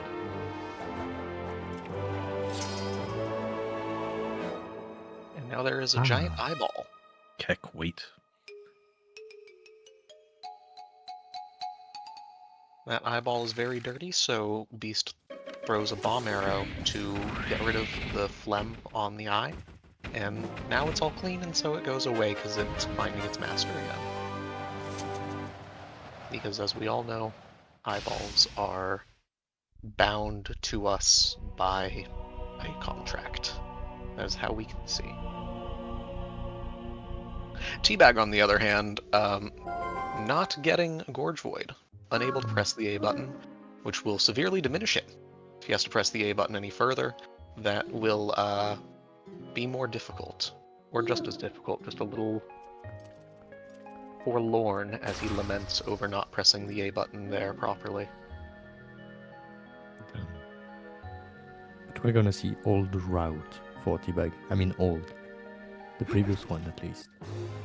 Yes, so Teabag is not doing the route that I did, where I did the one that's like 3 months old, where you empty Lake Hylia. Teabag will be doing the one before that, because he did not prepare for this, where I did. But with with Beast having finished Temple of Time, I will be having to take my leave. Thank you all for having me. And thank you for running, Glubbers. Thank you, Globe. GG. GG's Thank you. again. Thank you for the lovely run and for joining us as a reject and friend. Thank you all for having me, and good luck to the remaining runners, and good luck talking Jeezhs and Anno and Pippi. We shall do our best. As demonstrated by me saying grun at least once, I need it. So, Beast is now going to be entering the large day-night cycle of the run. One of the most difficult parts of the run to get all correctly. We'll be trying to collect most of everything that's left in the overworld and doing the main quest that any percent is able to skip and takes a long time to do.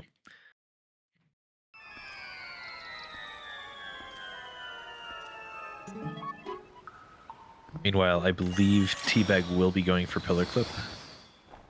Yes, we'll be going for Pillar Clip. And doing like the 2 trees.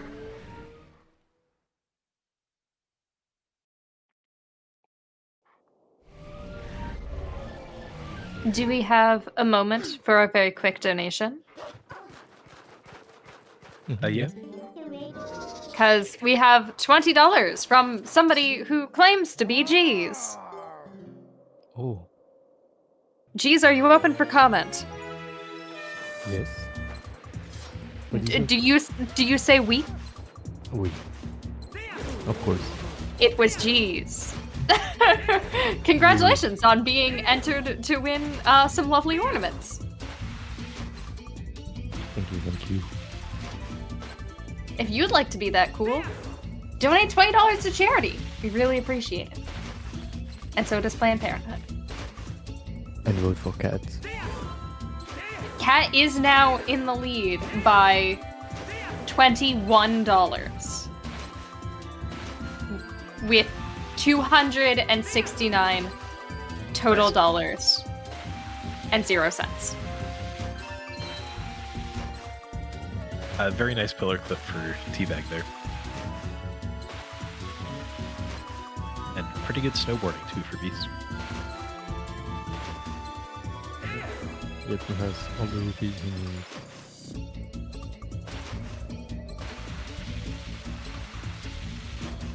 A 108.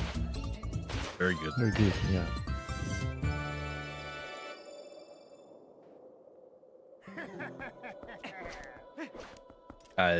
Beast doing an LJA over the fence there. That respawns back at the top, and I assume we'll be going and doing the other snowboarding race now. For the heart piece.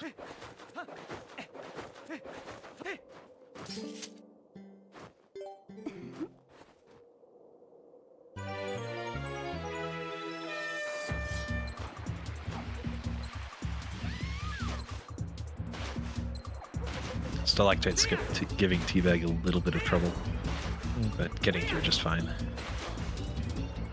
He's been away from the game for a little bit, plus he's sick, was in the hospital not too long ago, but he's going through it.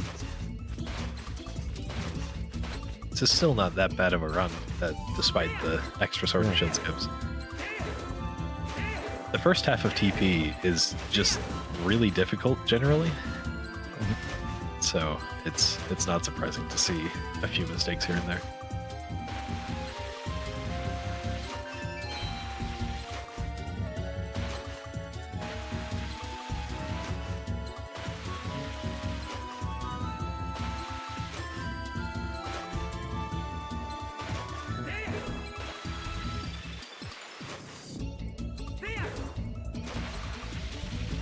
Maybe 109. Very nice. Good snowboarding.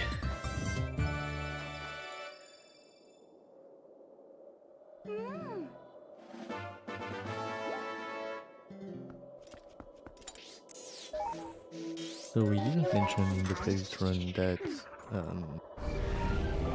since they only got the boomerang in Forest Temple for any percent, they still have some boss flag value left on their save file to go straight to Tegutod instead of loading the Skull Kid fight and then coming back to the game.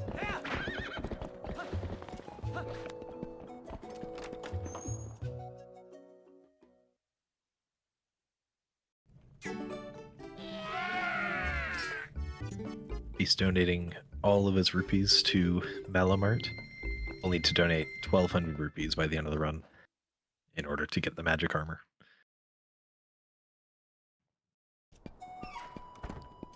You get the opportunity to buy it, at least.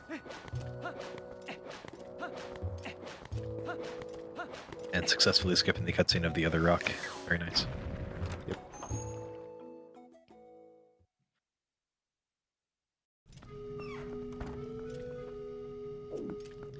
Teabag getting the one cycle Decatoad, very nice. There was a little mishap in Glubber's runner there, so good to see that. And we'll see Kargarok skip soon. Hopefully no crash or Reno. Yeah. You can save the crash, but it still puts you back pretty far. Oh, so Beast missed. the- Didn't successfully skip the cutscene.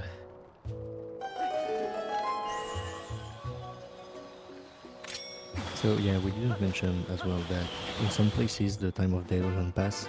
So right now Beast can be as slow as he wants, and it wouldn't be bad for the night cycle. Ultimately only plays and houses, I guess.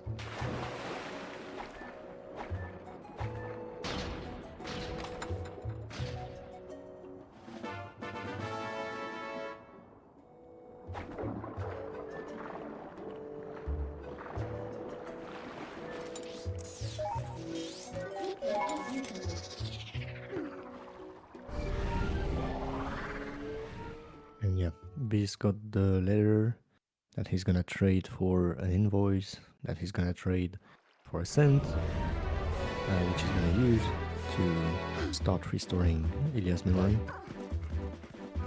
And now was getting a real letter. finally the man in shorts.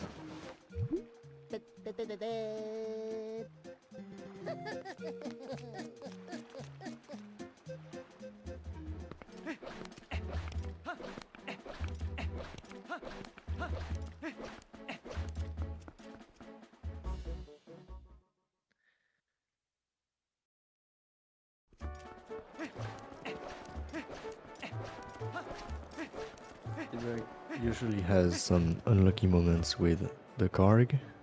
Seems to be okay. Looks like that worked. Cool. Glad we got no crashes on Kargarok skip today. Perfect.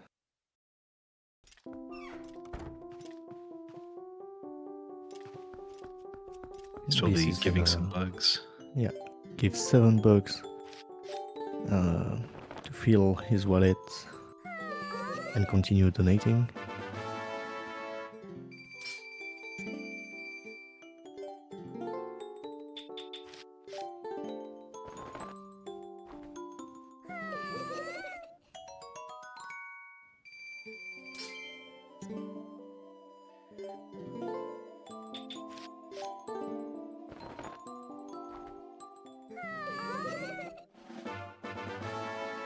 We have to give all 24 bugs. We not just collect them over the course of the run because Agatha gives us the giant wallet at the end. And it amounts to a total of about 5 minutes of just giving bugs.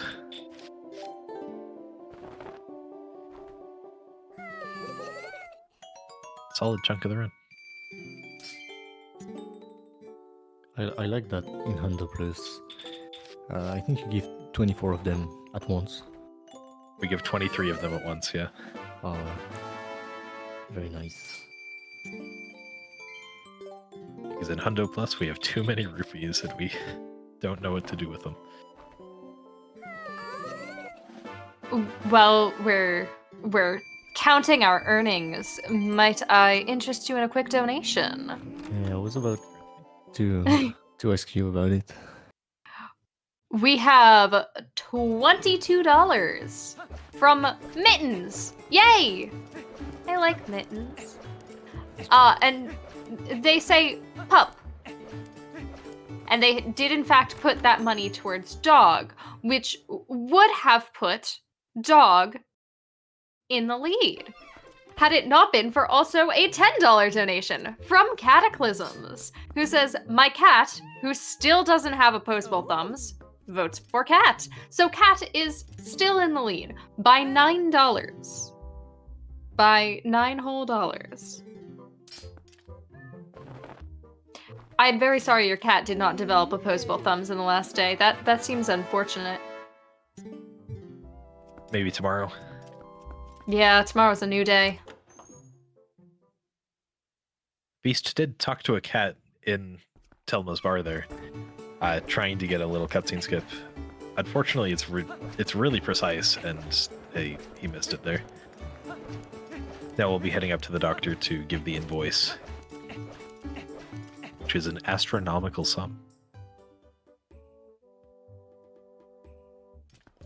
so that we can get the medicine sent and go on with the memory quest. Meanwhile, Teabag will be heading back to Eldon to do rupee roll and to do the Twilights. Hopefully, Forest Escape will give a little less of a problem this time.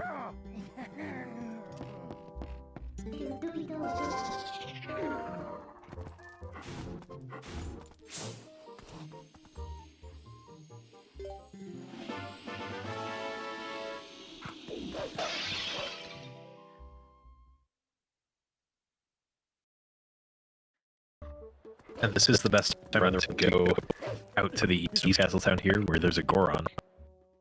And we need to talk to this Goron before doing the hot spring water minigame, which will be coming up sometime during the cycle. I'm not entirely sure when. How many minigames are we looking at in a full 100% run for Twilight Princess? I think I listed them out.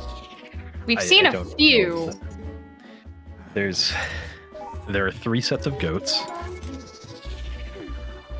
There's Star 1, there's Star 2, there are 2 snowboarding minigames. Hot Spring Water isn't really a minigame, but we call it that for some reason. Then we have a minigame that is talk to 20 cats as fast as possible later. Well, that's a minigame, talking to your cat? Yes, talking to cats. There's also Roll Goal, which 100% doesn't have to do. Which is a cool minigame. Shoutouts to donating to charity. ! Donate if you would like to be like Beast and donate to charity. Except not donate to a small child that runs a business? Armory? Weapons store at I'm concerned for the child. Oh, he's fine. Donate to charity. This is the hot spring water quest. Just carry this barrel of hot spring water to the Goron. Meanwhile, Teabag getting a pretty good rupee roll. Just needs to LJ across the gorge now. Very nice. Nice.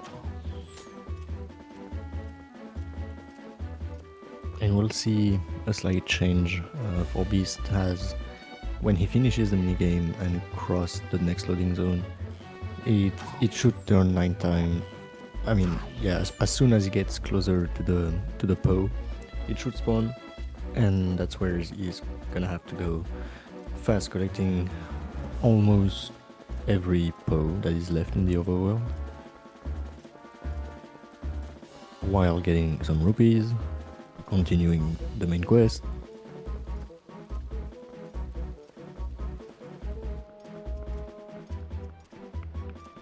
If I may give one more update real quick. We are officially less... Well, I can do math. Hold on. We are within the thousands place of our current goal. It is not less than $400. I can count 21 is bigger than 14, I think. But... Oh.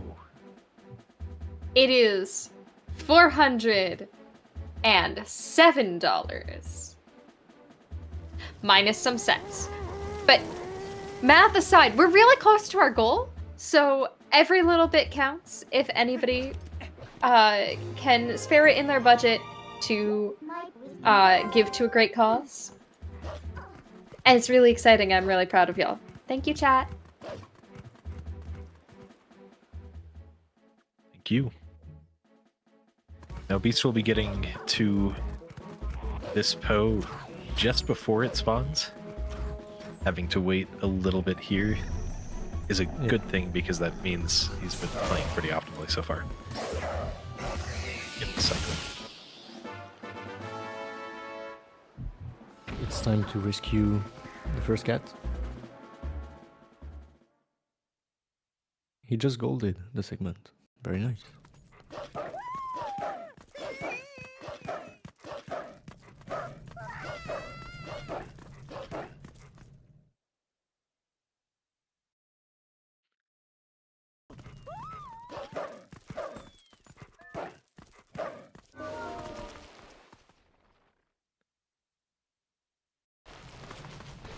How many Poes do we have at this point in the run? Should be 21 left or 22. We've collected 38 Poes, so 22 left. Yep. Giovanni will give us these Great Fairies tiers as long as we've collected at least 20 Poes.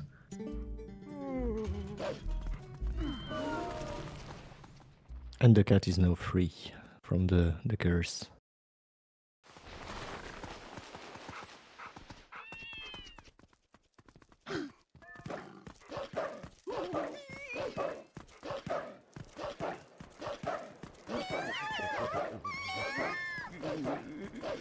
Talking to the cat.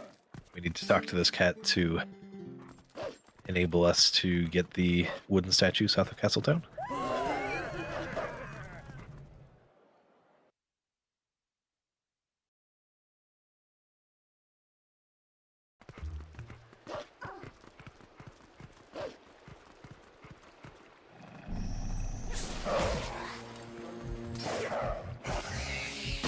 Teabag getting the bonk out of the hotel. Very nice. And Beast will be doing a semi-precise jump to get to this middle platform. Get this 100 rupee chest.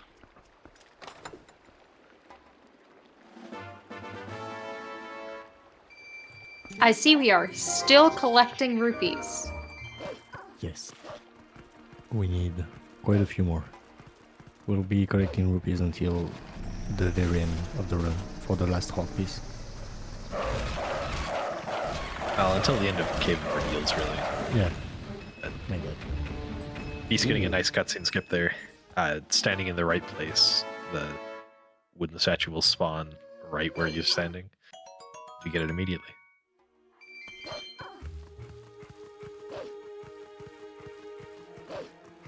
Teabag will be going for Bomb House skip shortly. I don't know if Teabag prefers wolf or human. I would say wolf. Am I the only one who still prefers human?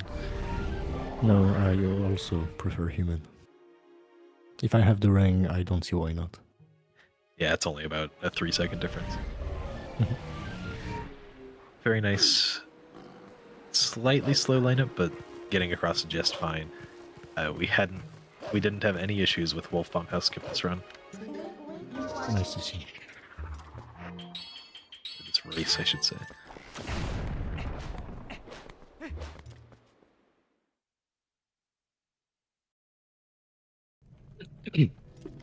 He's now going through the Elden Cave. There are a couple of rupee chests in here, but they're slow to get. We just go straight to the heart piece and Poe in here.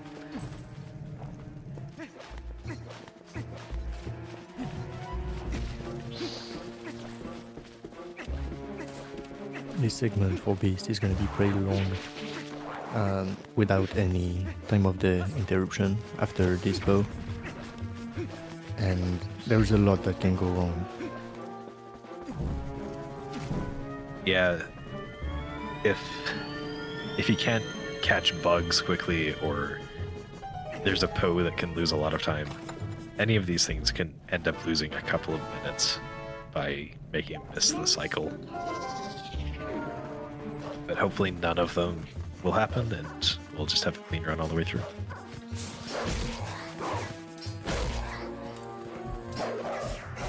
He's doing a save warp to leave the cave and skip the potext.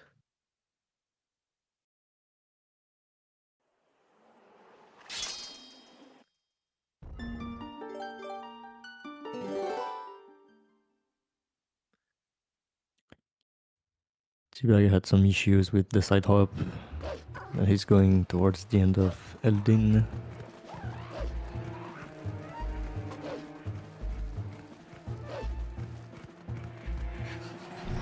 I'm gonna see a sick LJ in just a second.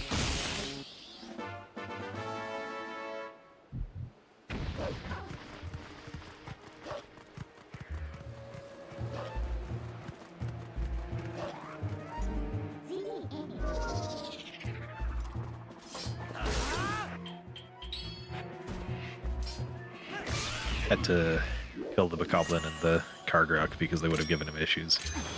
But with that LJA, we get 2 heart pieces at the same time. And then void out, and so that we can go to the rest of Hyrule Field cleanup. I'm gonna go all the way around to back to the lake, actually.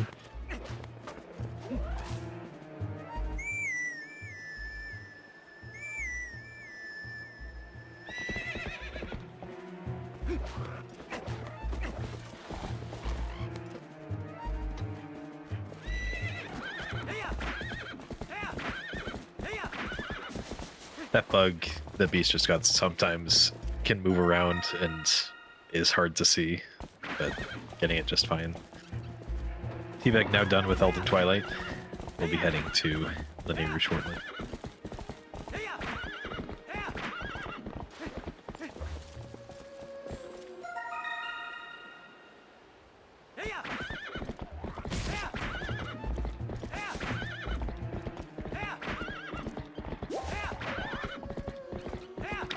The Poe coming up on Beast stream is one of the worst. There are lots of enemies around, and it's really easy to lose time here.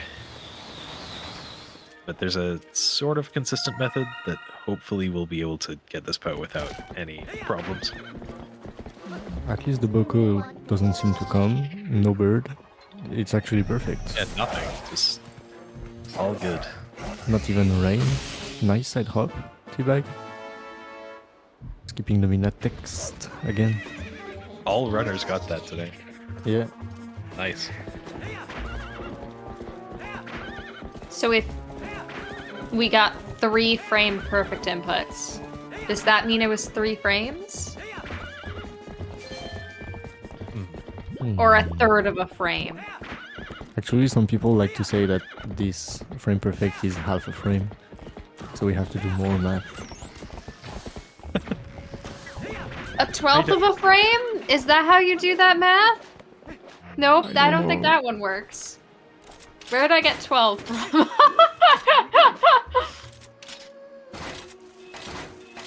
Be like an 1/8 of a frame. Over 2 cubes. That makes more sense than 12. I really don't know where I got 12 from. Alright, I need to stop doing math.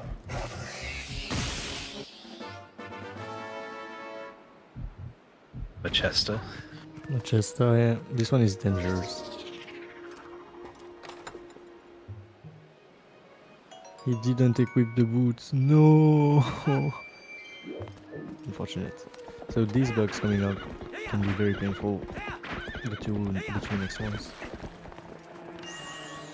Yeah, it's... Wow, that one really trying to fly away from Beast. That was okay. It's been worse. It's sometimes really hard to get those bugs without doing a mortal draw on the stallhounds that spawn. I usually am dealing. It's easier that way.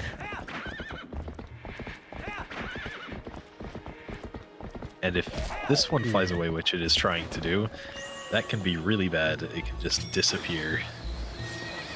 This right now just did a manipulation to catch the boomerang quickly by putting the sword away as the boomerang comes back.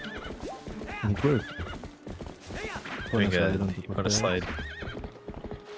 This is actually going very good.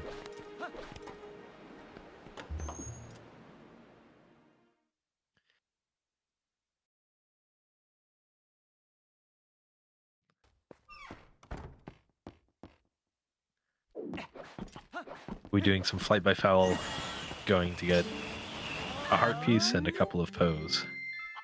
I And assume we rupees do all of it now. Now we get the rupees as well. The rupee route changed a little bit. We always got some rupees here. Yeah, we I get guess we four. get more now. We get 4 chests now. It's a bit more. And a fun fact about the chest that Beast just opened is that it closes. It doesn't stay permanently open. Nice waterfall side hop for Teabag. Can you open it again if it closes? Yes, Yes. it has 100 rupees in it. I think it closes Oh. every day. Alright, Who so opens the chest? Or I mean, no, you open the chest. Who closes the chest every night? the game owner, maybe? Yeah, I assume Poor it's NPC. either Falby or Fire. I'll be coming down for once, using a Kuko as well. It's the only chest in the game that intentionally doesn't stay permanently closed. Mhm. There are 2 other chests that can stay permanently closed, though. Well, kinda. If the other ones are unintentional, did they have something in them the second time round, or did they just have nothing? Yeah, there are 2 chests in Bulblin Camp, where as long as you don't get the small key in Bulblin Camp, you can just open them, then leave the area and re-enter, and the chests are closed with their same contents. One of them has some arrows, the other one has 50 rupees. Aw, so no item dupes. No, I'm no, I less didn't. excited now.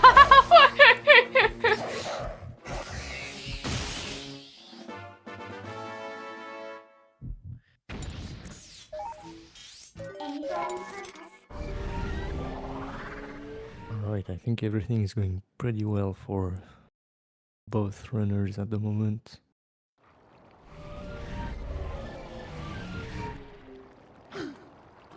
Yeah, Beast seems like he's doing pretty good on the cycle, and this Lineario has been pretty good so far for Teabag.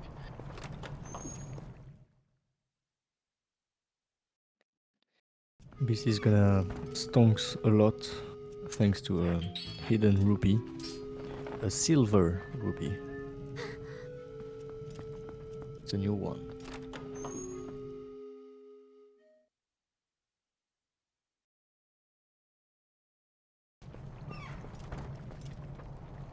Nice.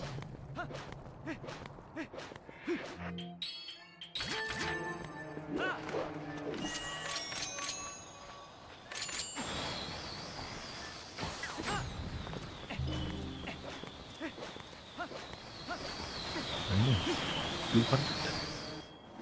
Stonks a lot. And we'll be flying a Cucko over to some more pose.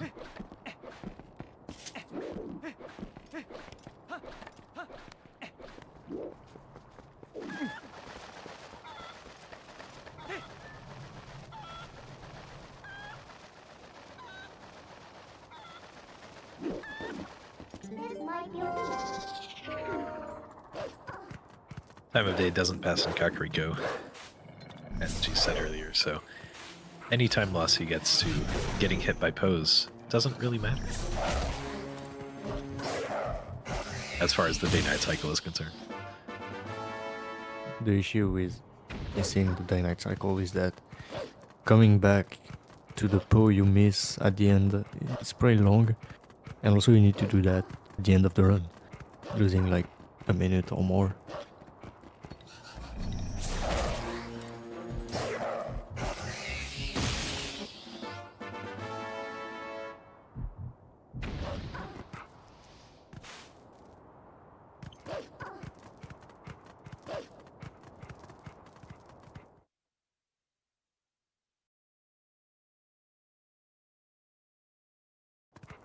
Nice ball.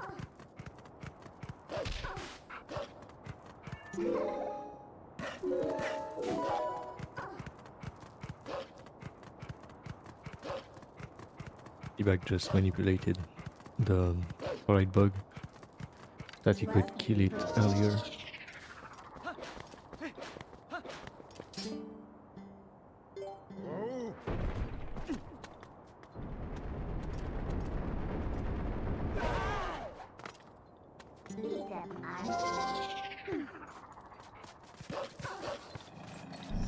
Nice bug. Gonna get some red rupees now to complete the wallet a little bit.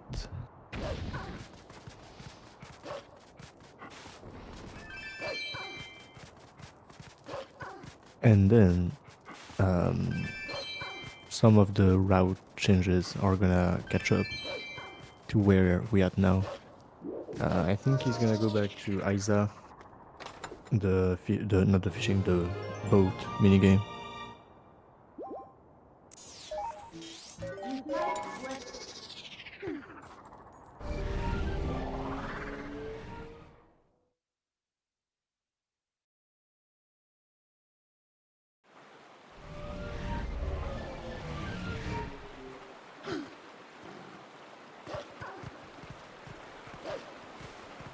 And I think this will be fine on the dynamic cycle.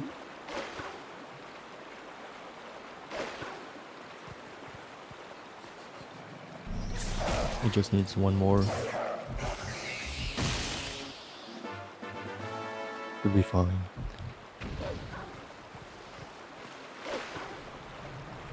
So Poes are obviously only available at night, as we've seen. What kind of things are only available during the day? You can only enter some shops at day. I think, like in Kakariko, you cannot go to the shop at night. But I think that's it for daytime. So night is the MVP. Got it. Understood. It is. And the night is about 2 minutes shorter than the day. For some reason. So based on that ratio, can we pinpoint exactly where in the world Hyrule is and what time of year? I mean, if you go to the fishing pond, you can change the season. Oh! Just by going through a door. So it's pretty cool. Does that change the day-night ratio or no? Just stays the same? I think it's the time passes a bit faster inside of the pond. I'm not sure. But apart from that, no, unfortunately. It would be real interesting if that was accurate to the real world. We have one way to force nighttime, which is to save and quit from the Palace of Twilight, I think, or going through Arbiters. That's pretty Yeah, specifically entering Stallard's Arena from the Arbiter's ground side. Also, one of the floors in Cave of Ordeals, if you go to that floor, it says it's tonight. All right, yeah.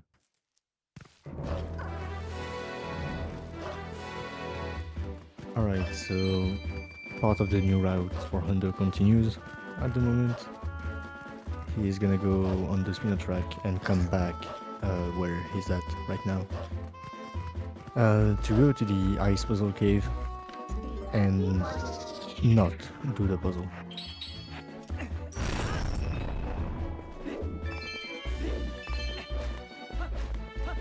I'm a little surprised that it ended up being faster to take the spinner tracks back. That is definitely not faster, though.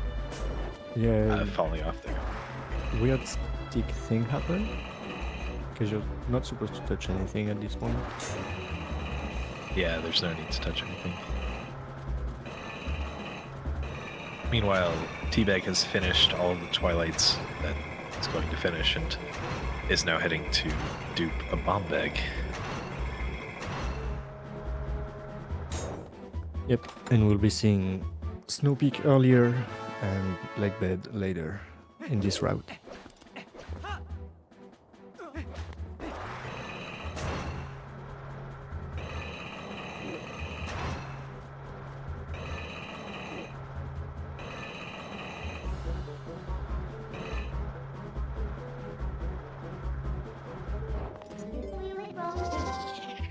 What you saw earlier towards Temple of Time, we're gonna use again moon boots with a bomb, but it's way more lenient. The problem is we have to do it twice, and we have to do some complicated LJs on top of that. It is quite difficult at first, but I suppose this is fine with it now. Unless this bug decides to fly away to the moon. That bug is really hard to spot sometimes. As long as you can spot it as it's flying away, it's all good.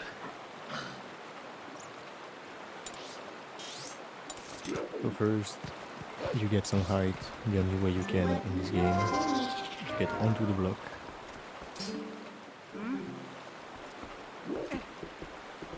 It still is quite precise.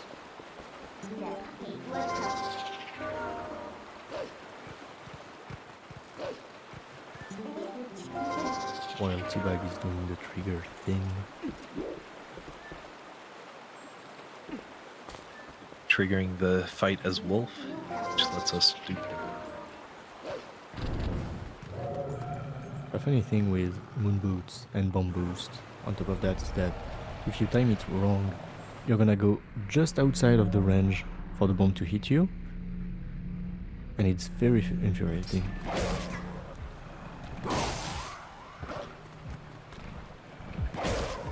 Alright, you don't have to do it twice, because there's the wolf jump now.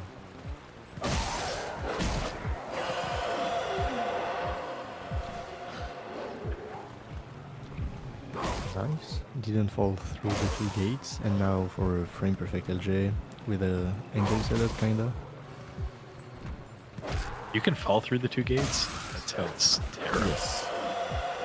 So we specify in the instructions to not press A at all to jump. Nice. Very nice. Second try. So this was not fast before, but now it is.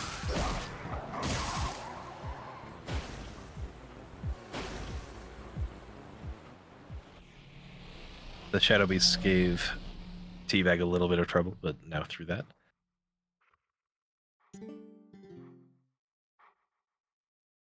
And tada, they're both at the same place.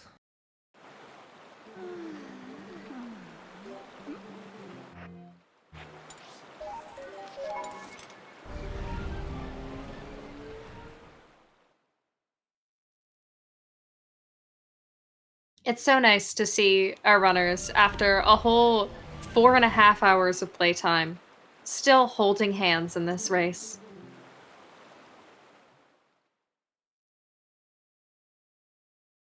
They are the two most active TP runners, I believe. Yeah, both pretty active in Hundo.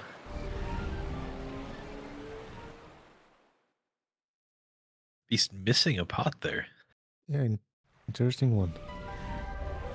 So you need 25 out of 30 points.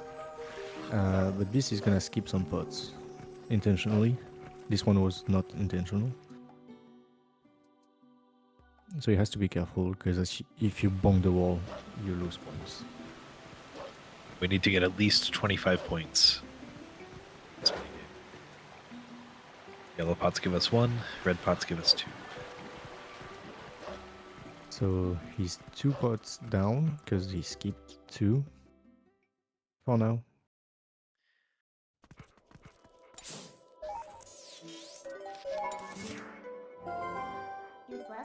Yeah, he usually skips this one, but I guess to be safe, he shot this one.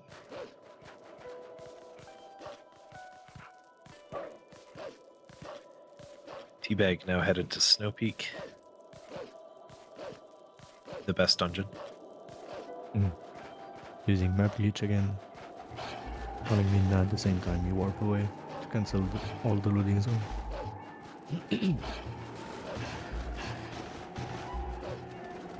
It's impressive how much time you can lose in the Aiza 2 minigame that Beast is going through. And it's very hard to optimize. I thought I was somewhat decent at the minigame, and compared to Beast, I lose 15 seconds every time. Yeah, he cuts corners. He's very fast.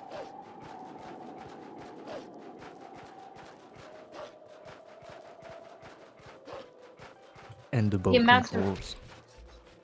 The amount of skills that you have to perfect for Hundo seems to be very varied in that you must be an excellent fisherman and also canoe riding marksman.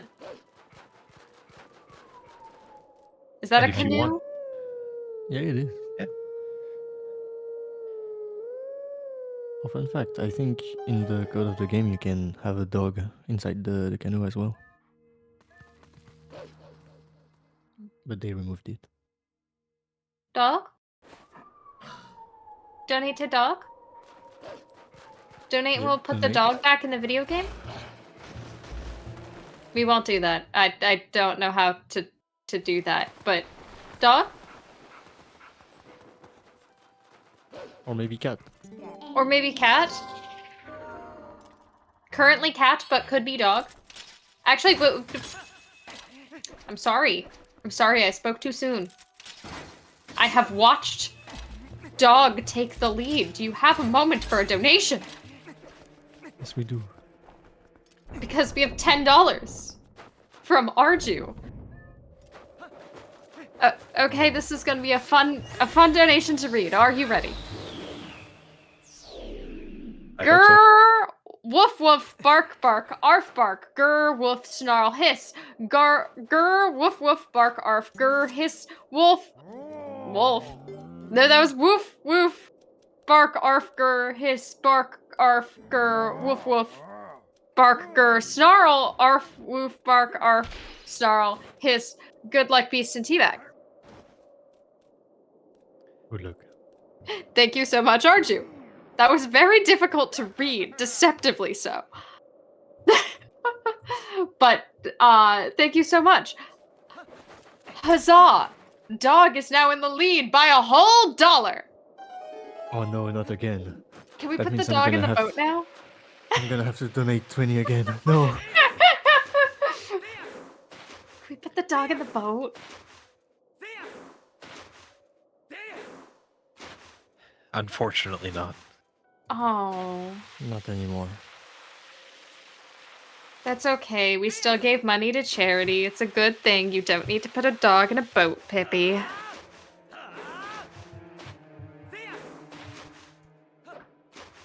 Like we get to see some skills from both runners. One is snowboarding blind, and the other is sniping all over the place. Very quick.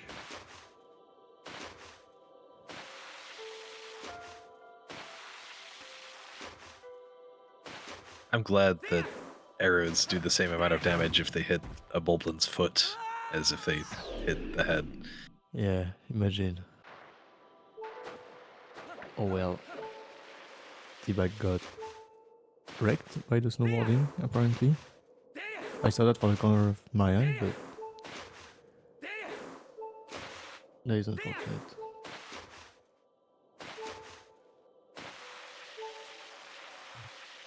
Do you have another moment for donations? Yes, of course. Because as a companion piece to our beautiful poem of dog, we have $2 from Not. And Not would like to say meow. And we also have an additional companion piece, $100 from F-Tab, who says mew. Thank you so much, both of you. Cat is now in the lead. Let's go, cat. That's a lot of cat money. We are also now less than $300 away from our current goal. So keep it up, chat. We're raising some great money for Planned Parenthood. And if you haven't already entered for today's raffle prize of ornaments made by our very own Wicked Midna, you should definitely donate $20 and get your name in for that because it's very pretty. If you donated for yesterday's raffle prize, while you cannot double dip today's, you can in fact put your name in for both. They are separate prizes, they just both happen to be different types of ornaments. They are different pieces of physical matter. And so if you donated yesterday, you can consider putting your name in for today's as well. Just remember to hit the little button when you're donating to Planned Parenthood Federation of America. Everybody wins. Though I think only one person wins each raffle. But everybody wins.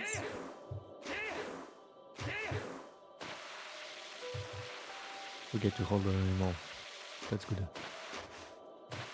That is true. We will be holding either a cat or a dog. Currently, it looks... actually, Variety has corrected me. 3 people win each raffle. Thank you, Variety, for the clarification. I cannot do math. We've established that quite heavily this stream. But we will be holding either a cat or a dog. If you want us to hold a dog, you might need to act now. How much more time do we have on those? On the runs? Probably around another hour. Another A little hour? over an hour. That sounds doable. Come on, dog lovers. We can do this.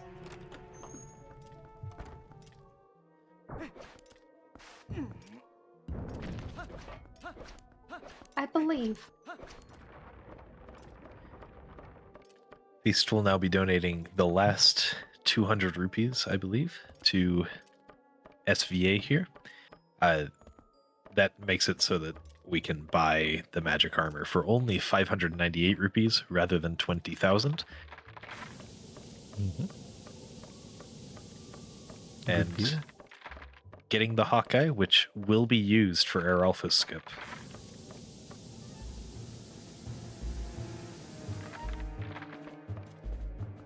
So Beast still needs 300 rupees for the cannon, which is gonna come very soon.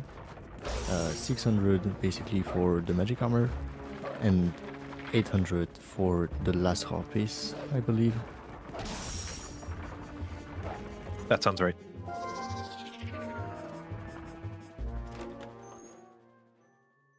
Beast just acquired the book and the charm in Hidden Village, as well as Howl for the last Golden Wolf. He's gonna be just restoring Ilya's memories to get the actual last item from the quest.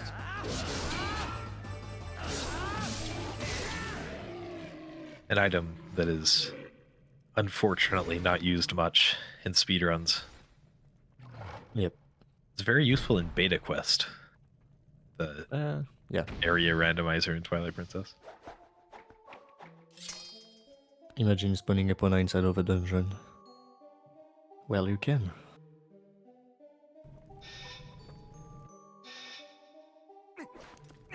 Teabag getting the Morgenstern.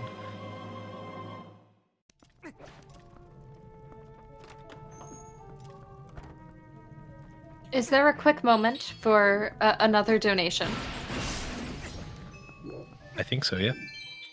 Because we have $20 more from Arju, who says that I'm direct quote.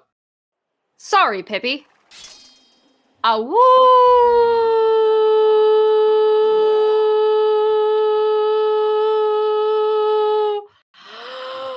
Awoo!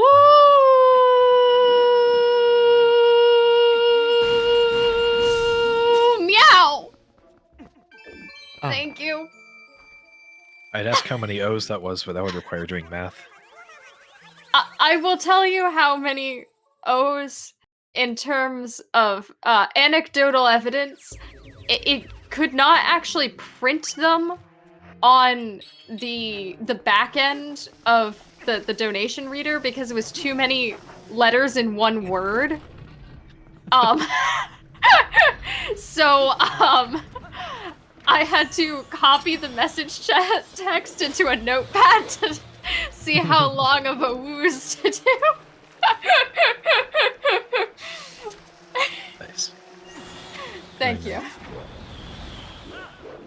Beast now restoring the Dominion Rod, and then not going to continue with the quest that we're supposed to do to get to City in the Sky. Because, as we saw in 90% earlier, we can just clip through this statue. We don't need to remove the seal on it. Unfortunately, at the end of the run, you do not finish with a book in your inventory. So we're fine as we are right now. We don't need to collect the other sky characters and stuff.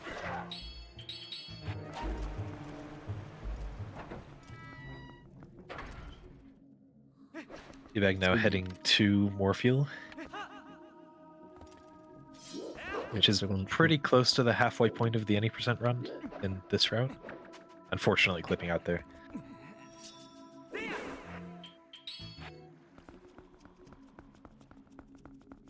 And Beast just has 3 dungeons, plus Cave of Ordeals, and a little bit left of overworld stuff to go. It is a very nice run so far.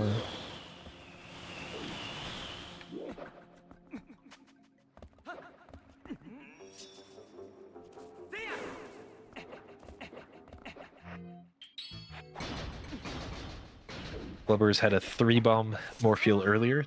Let's hope that Teabag has a 2. Or a 1, I don't know.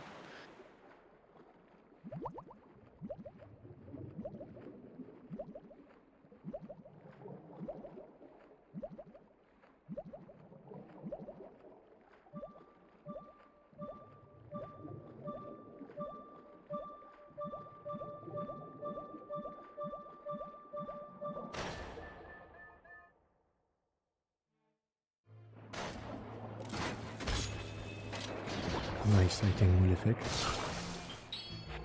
Yeah, that happens Happens. if you open the item wheel right as you hit something. I had that happen so many times.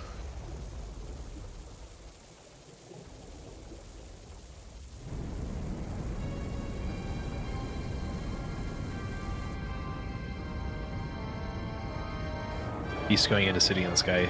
In the 80% run, we can skip a large chunk of this dungeon, but because we need the pose and the heart pieces, Beast will be going through it all. And I quite like the sections that 80% skips. Me too. I think it adds a lot to the dungeon.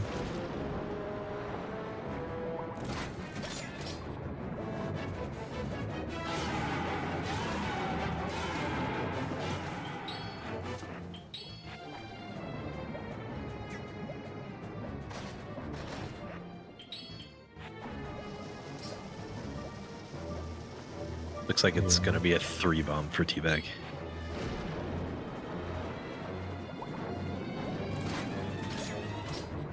Hopefully, if you can get this regrab. Nice. Yep, 3-bomb. So a total of 6 bombs used for Morpheal.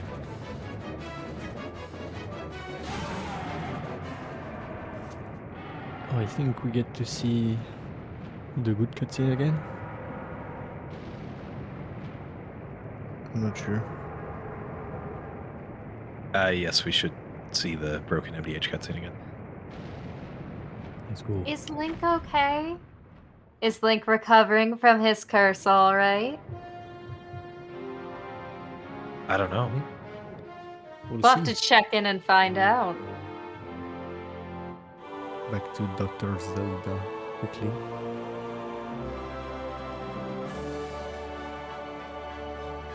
And where did the water go?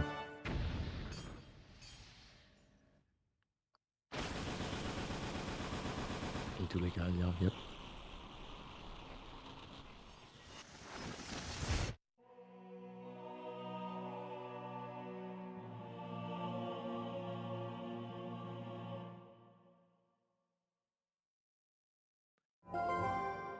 think Do now we would have be enough? Oh, sorry. yes, now would be a great time for donations. Oh, wonderful. I was going to ask if I could squeeze one in before Broken Midna cutscene, because we do have a $4.49 donation from Sludgeon, who says, "Huh, huh, yeah! Good luck to the TP runners, and save the dogs. The dogs versus cat rivalry is ongoing, and I will not let the dogs go down without a fight. Happy to donate to an awesome event like this." Oh, it's got a little colon D face. I love those. Thank you so much. Much appreciated. Very nice impression. Thank you. I'm much more practiced at Wind Waker Link. Got the vocal range a little better.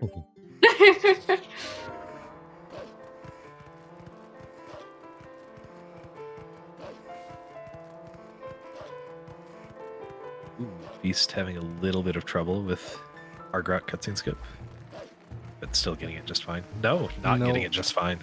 Oh my god. Falling off the far end. Did he just slide off that railing?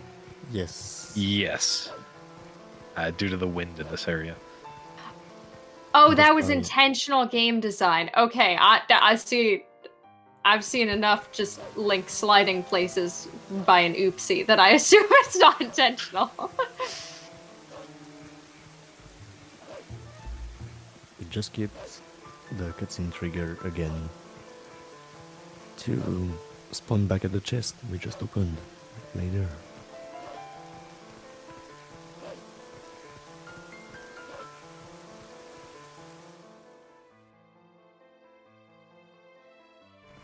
Beast and Glubbers both failed Louise glitch. Let's see if Teabag can get it. This is the last chance. I think Glubbers talked to the cat earlier.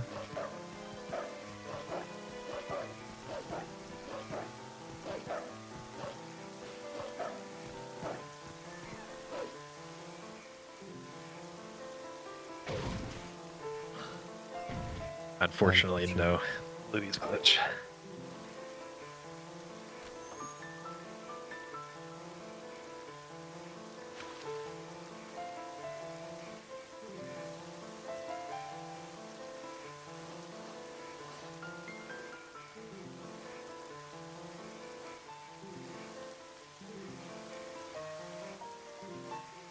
This section of City in the Sky going up to the Aralphus fight, or the Aralphus skip as it happens to be in speedruns, is pretty satisfying.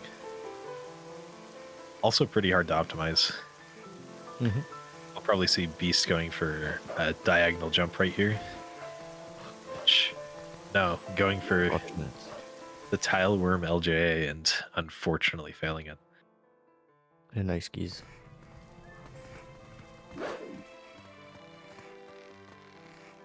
We didn't mention that Beast has done and sometimes does a lot of ILs, nice style worm. So he has a lot of practice in dungeons alone.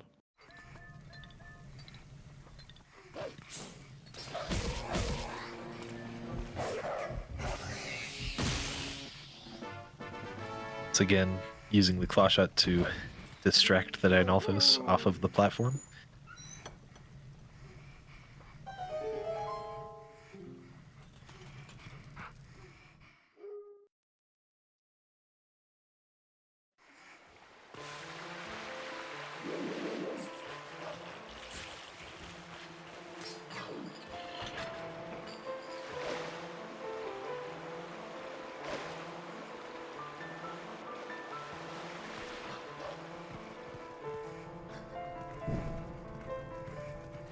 Coming up, as it was a donation incentive, Beast will be doing the Aralphus skip with the Hawkeye, which is the correct way to do it.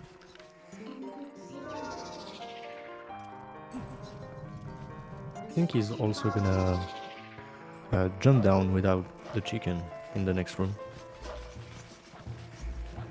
Yeah, most likely. Which is fast, especially with the iron boots equip that he usually does. It always scares me how he does this. Very nice.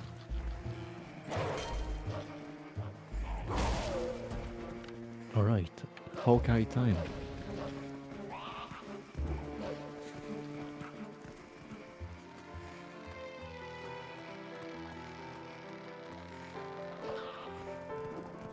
Oh, nice frame.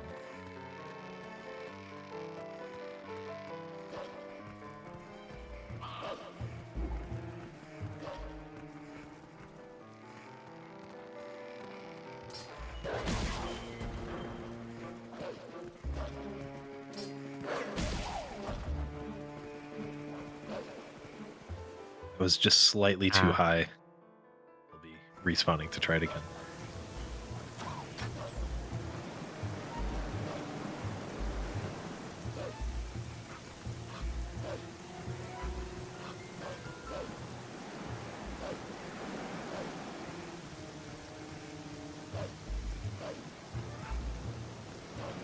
There it is.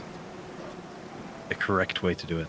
And coming up on Teabag's screen, we'll be seeing the broken cutscene again. If you missed it earlier, be sure to watch it now. And if you saw it earlier, watch Beast because he's gonna do a bunch of cool jumps as well. Or watch the cutscene again.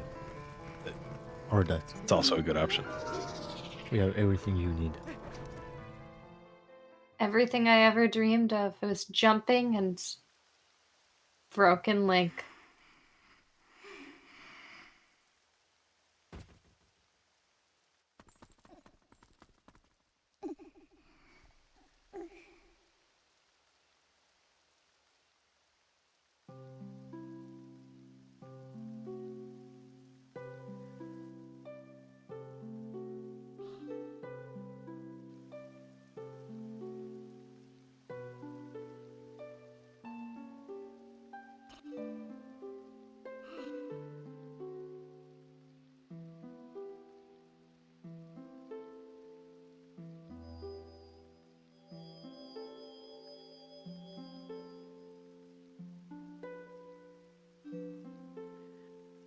Poor Link.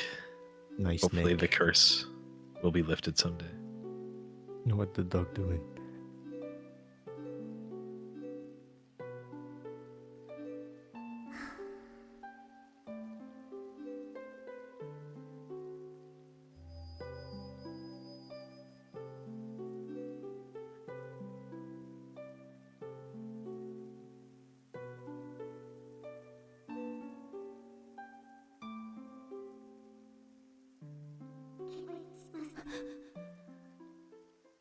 Hopefully Link will be able to find the Master Sword to cure the curse.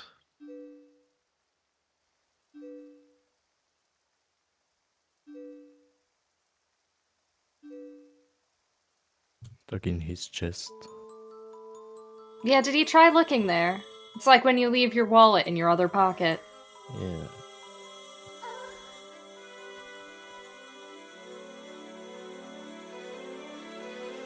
While Beast doing a very impressive cycle in this room.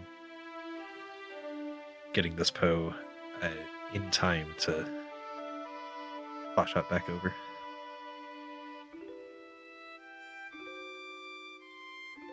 This is one of the rooms that make me hate the IL. The Hundo IL. Oh yeah. The Hundo IL having to get an extra chest over on that side makes it very difficult.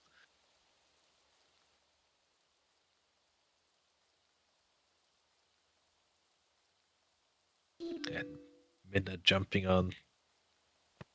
I don't think she's even properly sitting on Link's back there. Just kind of floating.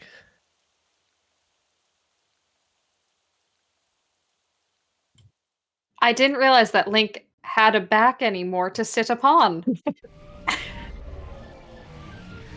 Yeah, it's somewhere. He's got parts, I just don't know what to call them at that point.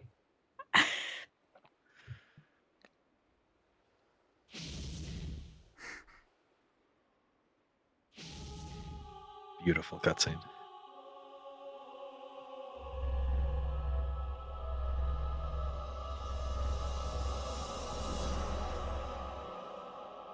Thank you, everyone, once again, for all of your kind and generous donations to Planned Parenthood. that have cursed Link to this eternal fate. The eternal fate until the end of the cutscene. Yeah.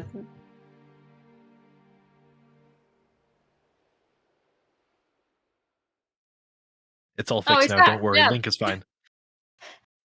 It was all a dream. Except for the donation part. That wasn't a dream. That's actually going to help people. Everything else was a dream. I wish the castle barrier was a dream. I'm looking forward to the day when they find barrier skip in Twilight Princess and the key was actually the broken Midna cutscene. That would be funny. That would be funny, yeah.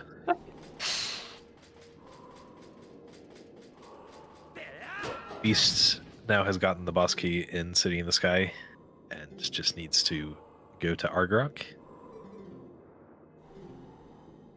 But he's gonna do more stuff, cool stuff, that you don't see in any percent. Because he has bomb arrows.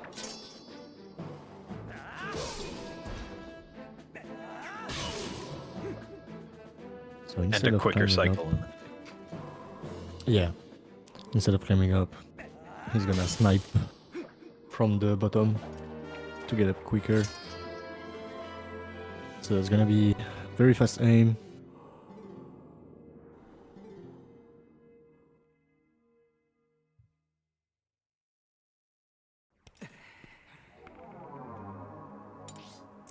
Also, you need good position on the fans. Yeah, this is a very precise cycle here. Beast has practiced this room many, many times. That's looking good.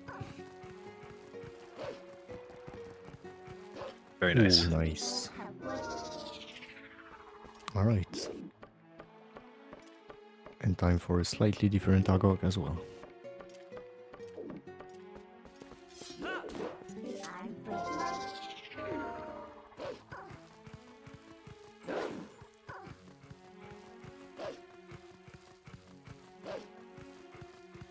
Nice one-frame roll into that cutscene.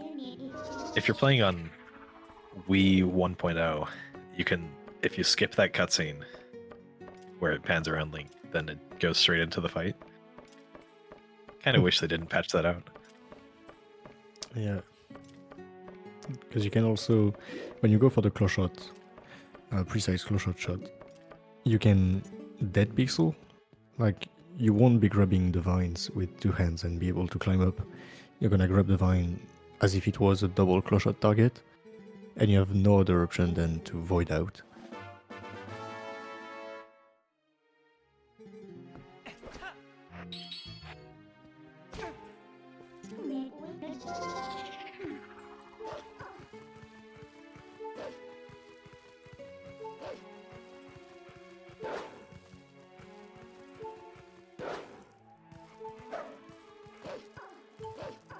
Do we have a quick moment for a very quick donation?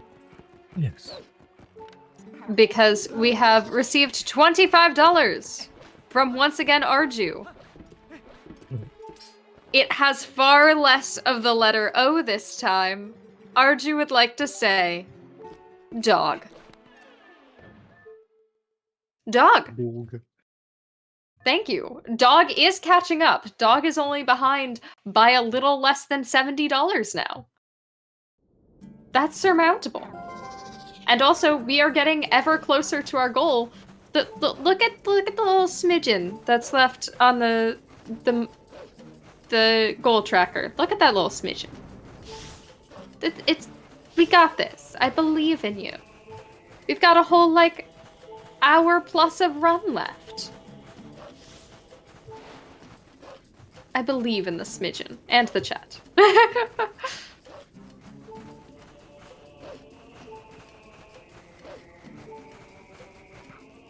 So as always, quick void out to reset the dragoon cycle, so you can go up faster and get the first hit done quicker.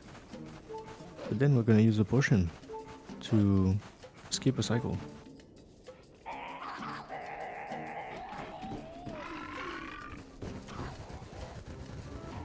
That was unfortunate. Fortunately failed the first flame skip.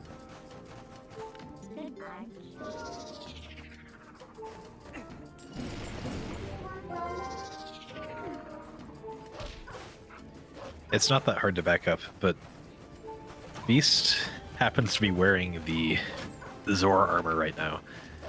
And if the dragon's fire touches Beast at all, it does a lot of damage. Does it auto game over? think I'm not sure if it's 10 think it hearts does. or if it's game over.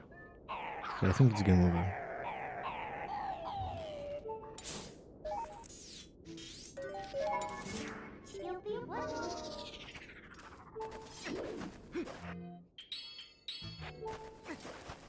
Yeah, 20 hearts probably.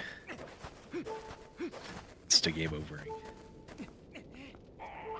So this time we're gonna get up and go back onto the pillar to set up a quick side hop, I guess. Side hop into the potion that deals double damage. Teabag is at 3/4 of a heart and having a hard time with map glitch enabled. If Teabag game overs, that would lose a lot of time.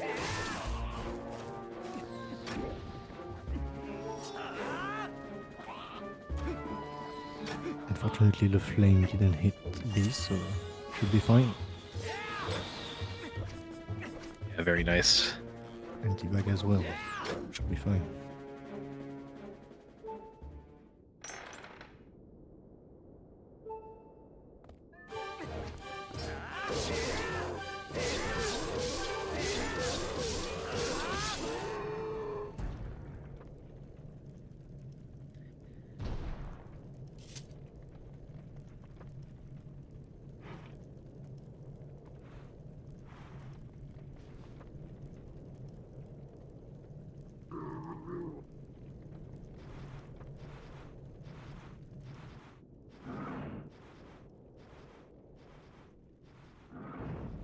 So now Beast is gonna go on a shopping spree. Getting some clothes.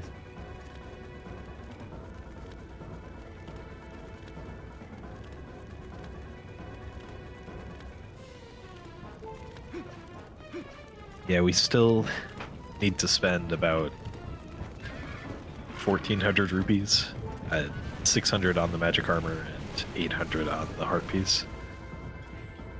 And I suppose a little bit more for Star 2 and maybe something else. Yeah, I think it's only Star 2 now. And everything but the heart piece will be done in between now and the next dungeon. No, there's a lot of stuff, especially Hidden Village, that is done after Cavern of Ordeals. Cave of Ordeals. He's gonna go mainly do Castle Town stuff at the moment. Yeah, it was the shopping stuff that I was saying would be done. Oh, Teabag now in Arbor's Grounds. Again, a pretty difficult dungeon where we definitely know how to count. We do? Yeah, you go 4 and then 2, then 3. That's how you count to 4. I definitely knew this. Uh-huh. Yeah. Yeah. That's what my notes say.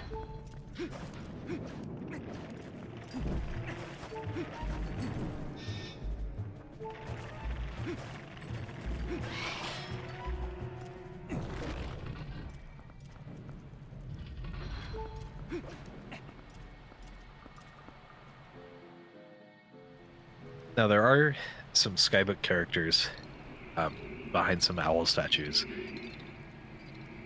that you could get, and they would help you get to City in the Sky, but as we're already past City in the Sky, there's no need to do those. So we'll move the owl statue and not get the skybook character that is glowing in its place.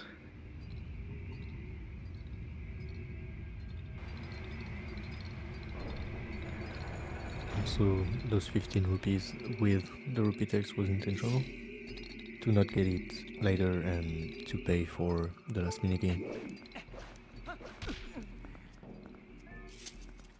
This heart piece is the 40th that we've gotten. Ooh. There are just 5 more.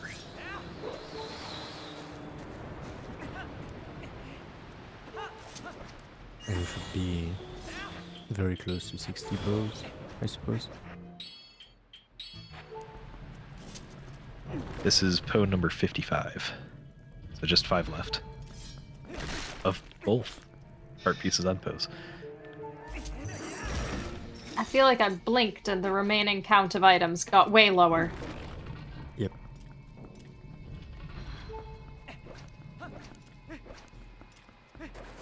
Three of those Poes take a long time to get, the ones in Cave of Ordeals.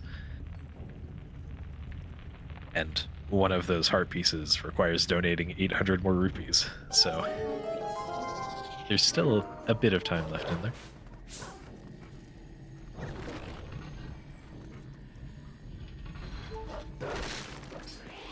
Let's see how the Poe 4-minute goes for Teabag.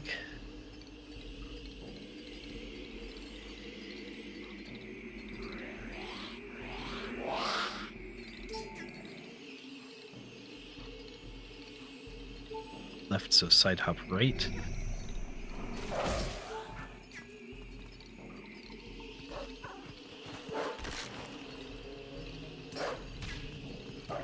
Getting unfortunate RNG here.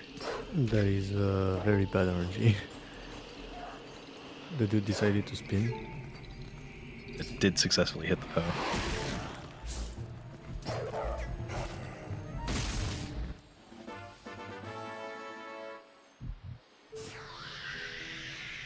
Good start too. That was a 27 seconds from Beast. Very clean. The Giant world popcorn. record is 23. Is it on Wii then? I assume so. I actually forgot because. Yeah, it was on Wii. Alright. But I know Beast has a very good time in the minigame on the leaderboards.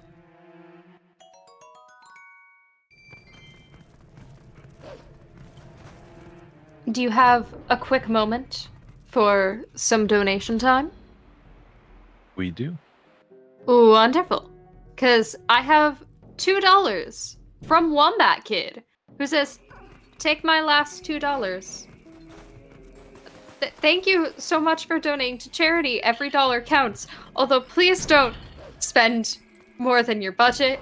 You might need those. But thank you very much for donating to charity. And we also have $20 from Waterproof Teabag. Aren't you supposed to be speedrunning? And they would like to say, good luck to Wilda for the rest of the race. Go Team Dog! And that puts Dog only behind by, doing some math here, $48 about? I think that's 48. I can do math. But that is, we're catching up. We're catching up slowly. But thank you so much. Thank you everyone for all of your kind and generous donations. And just for chilling with us. We really appreciate it. Good luck, T-Bag. Thank you. And thank you.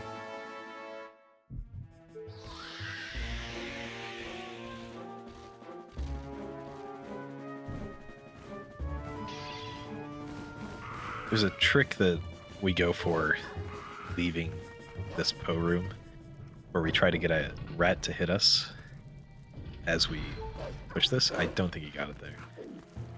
I had only a quarter of a heart that's monk ass. Getting this heart is probably a good idea. I think earlier Beast got Speedball. Yeah, I think it was a bubble. Beast is now given all of the bugs to Agatha, and will be going and buying the magic armor.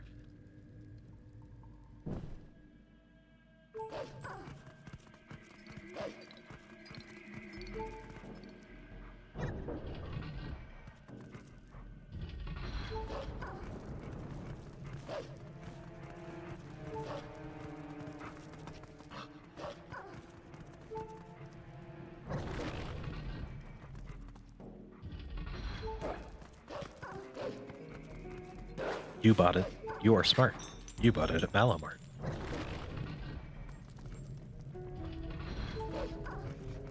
Excellent marketing, honestly. Lalo is a genius. Unfortunately, it is now too late for anyone else to buy magic armor. They are out of stock. How am I gonna moon boots now? They didn't think to stock more than one in their entire grand opening. Like, that might be a marketing genius, but I have a couple of questions about actual business acumen. It was initially like 20,000 rupees. So at least we have it at a cheap price now.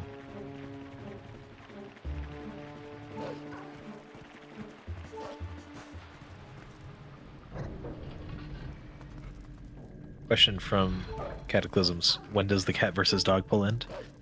It'll end either when Beast finishes Cave of Ordeals or Teabag finishes Palace of Twilight.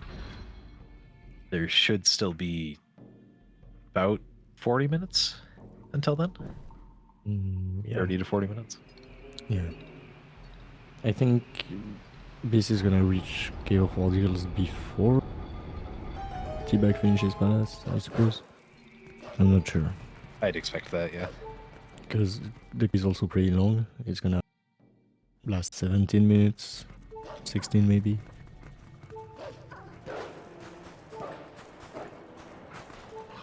Very nice AG so far for Teabag. Minus I'd the just code. like to mention, today I learned out that COO stands for Cave of Ordeals.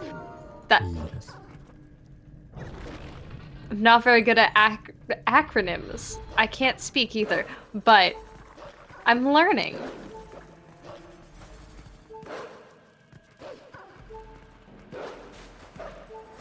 There's always more to learn in TP. We can tell you about just a Jeezhs. I can pronounce it, but it's fine.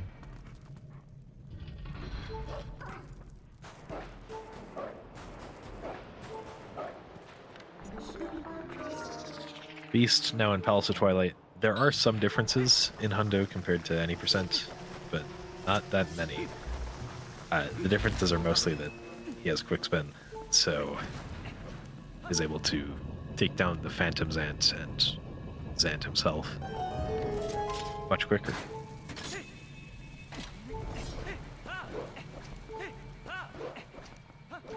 Sometimes not taking damage in Palace is hard, but we'll see how it goes.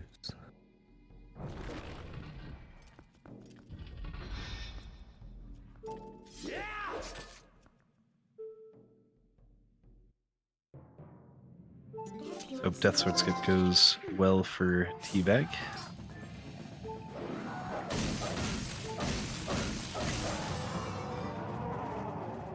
No C up. Wants the shadows.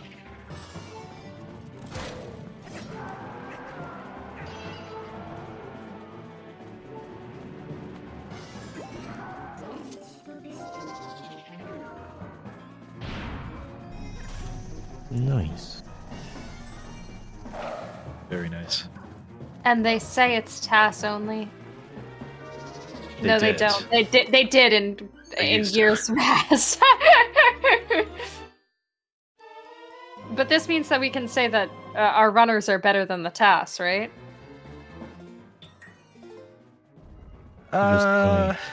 We just try to be the same, but slower. But yeah. Some people like to bring task things into the game. Can save a lot of time. We have task 100% in progress right now, and there's a lot of cool stuff in it. Even small optimizations that could apply as a human.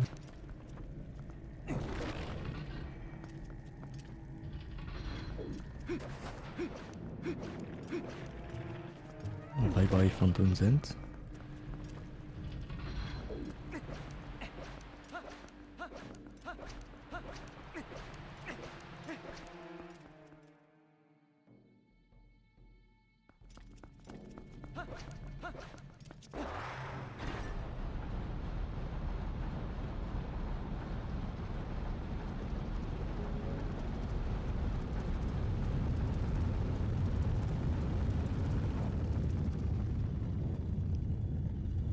Beast is missing 2 heart pieces in Palace, 1 in a grotto, 1 for cats, and 1 for the donation at the end.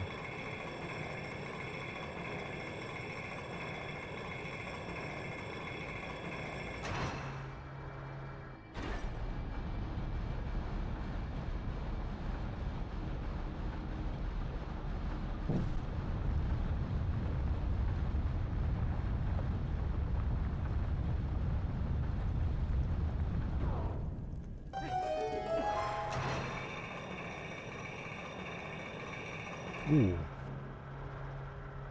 Almost got hit. Let's see how the Lord will go for Teabag.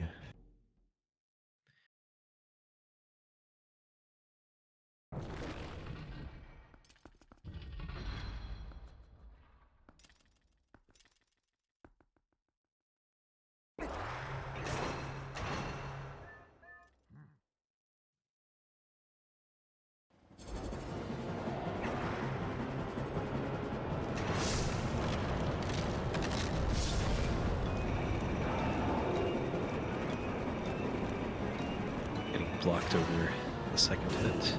Wow, no one popped up out of nowhere. Cool, Joseph.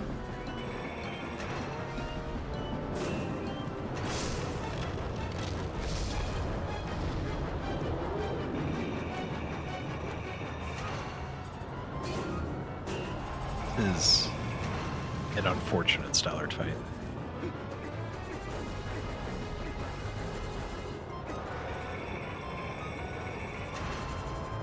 I wish we could skip it in Hando.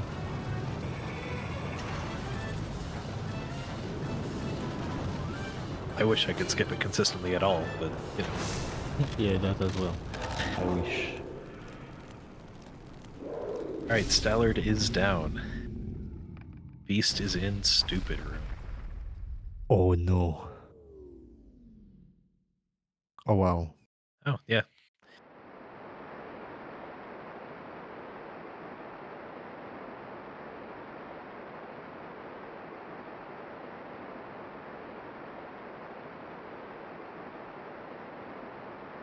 Stupid room, a little less stupid than expected.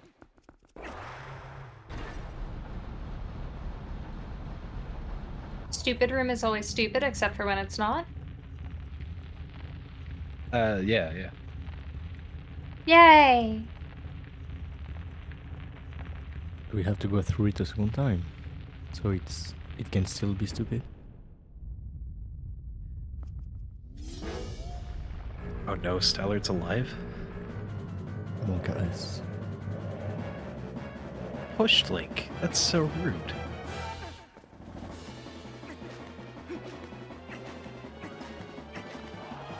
But a good early knockdown.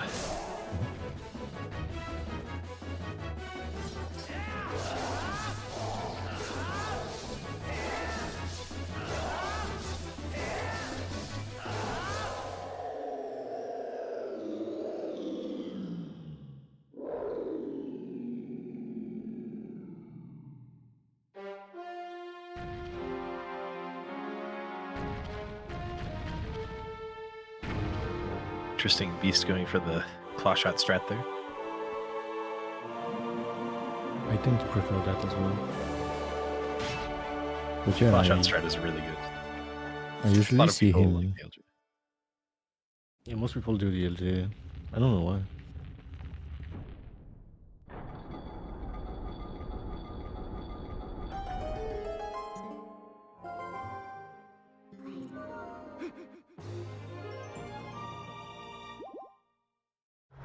Quick work of Phantom's Ant 2. Great Spin is very useful in this dungeon.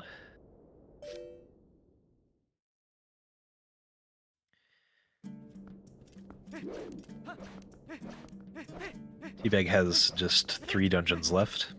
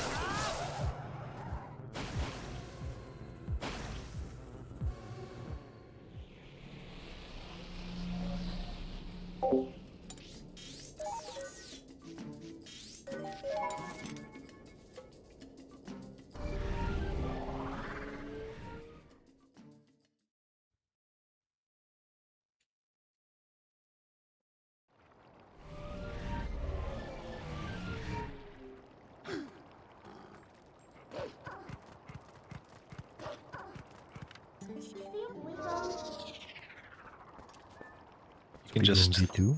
Sorry. You can just throw the soul forward right there to trigger the platforms. So that we can get this heart piece quicker. If the hand gets the soul, that's pretty bad. It takes it all the way back to where it was originally. But it's very unlikely that the hand would get us here. Unless something went horribly wrong.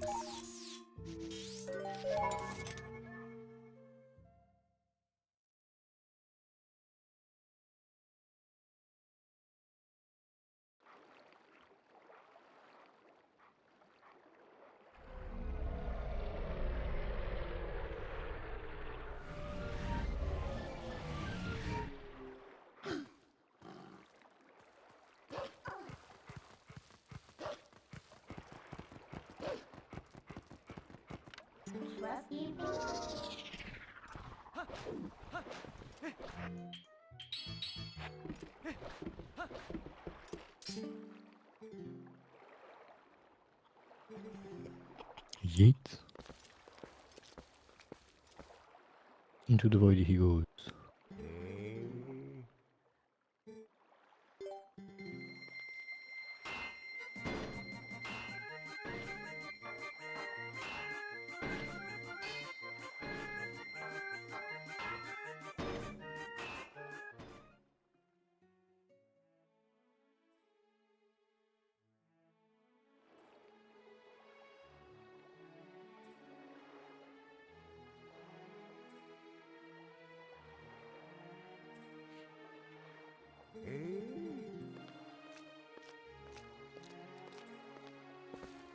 There's a cool time saver in the next room for Beast that we rarely see, and you probably won't go for him.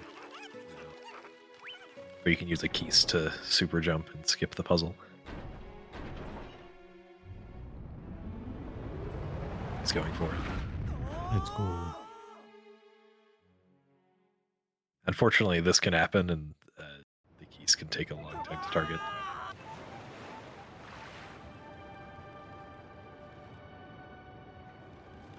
There it is. Really cool super jump that only a couple people in the community know how to do.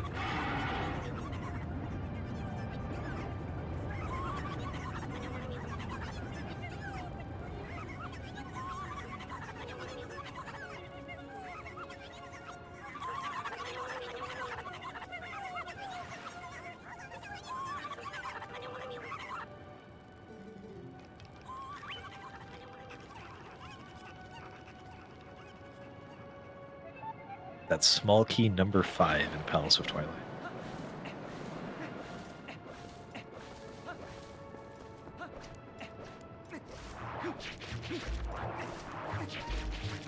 What the?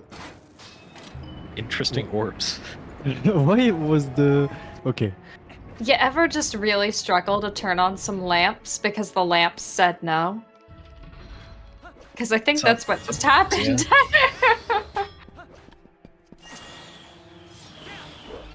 I don't think we explained this earlier, but Teabag will be transforming Wolf right here in front of the door.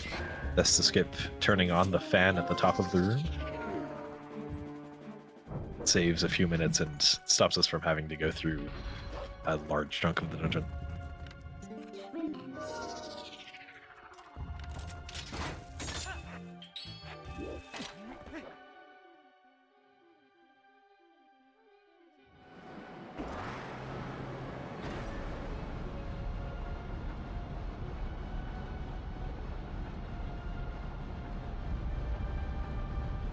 I think now would be a good time for any donations or messages. You have excellent timing. For I do have a donation and a message. We have $10 from Arju, who says, "Guys, let's make a positive impact together. This is where you laugh really hard, Pippi, so everyone thinks I'm fun." Don't read this part out loud. Thank you, Arju, very much for your $10 donation to Planned Parenthood Federation of America. It's so funny. Thank you very much. Laugh hard. It was really funny. Yes? Arju is hilarious. As always. But thank you also for your kind donation. May I also just have a brief moment to give everyone, once again, since this is a longer run, if you were not aware, we at Rejects and Friends Sub-Zero 2023 are raising money to support the Planned Parenthood Federation of America. They do a lot of important work and positively impact a lot of people's lives because for some reason being in America is expensive and things like important medical needs are not covered for silly reasons that don't make any sense. And Planned Parenthood Federation of America helps a lot of people to do basic things like live their lives in healthy and productive ways. So any amount of support is very much appreciated as this cause is close to a lot of our community members' hearts. And thank you so much to everybody who's donated so far. Thank you so much also to everybody who's just come and chill with us because, hey, guess what? By coming and watching some neat speedruns and races and silly nonsense, you are in fact helping charity. Tell a friend. Thank you. Thank you. Thank you. By the looks of it, only $213 away from the goal. Sure, we can make it. I trust you. You're the math guru. You heard that, chat. $213. Are you up for a challenge?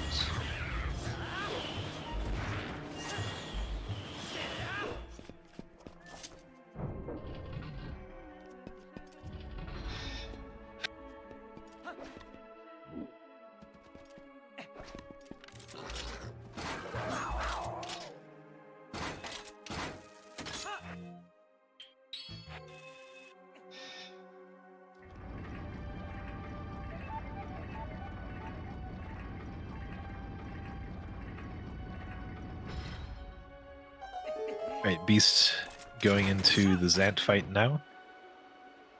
Most of the phases will make use of Great Sven to speed it up. They can take the place of a cycle rather than doing a combo.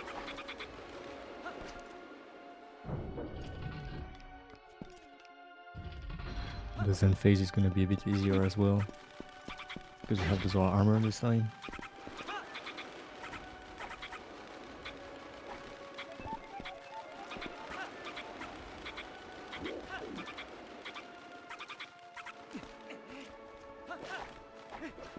I wonder if T-Bag is gonna jump. Yep. Oh, And missing. Oh no. yeah, unfortunate. And going for it again. He's used to it from Hundo, I guess.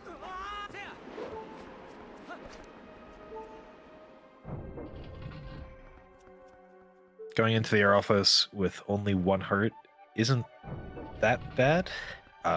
We do save warp right after the fight, and that puts us back at 3. Nice friend. But it can still be a little monk-ass because if the Aralphos hits you, it does a full heart of damage. Jump. No Hawkeye.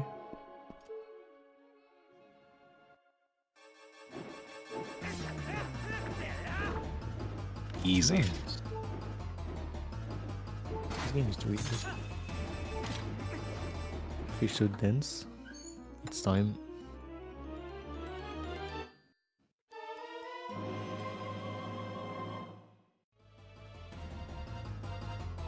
Nice use of Mortal Draw there.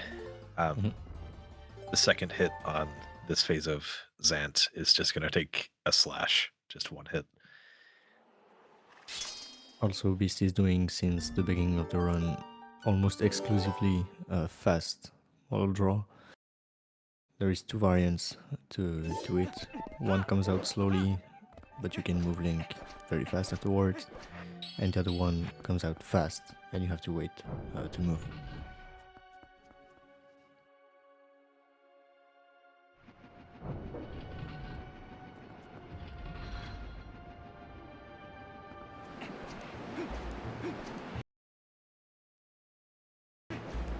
The clip up to the boss key that Teabag's coming up to gave Glubbers a bit of trouble. Hopefully it'll be a little better for Teabag.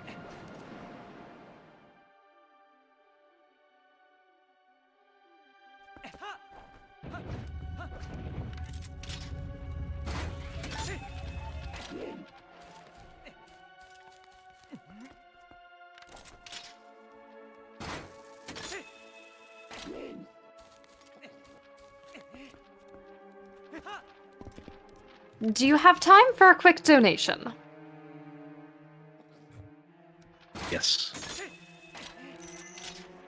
Because we have $200 Ooh. from Wow. FTab. Thank you so Ooh. much. And FTab would like to say, Cat. Final answer. Cat Now is how now is the- in the lead by quite a bit.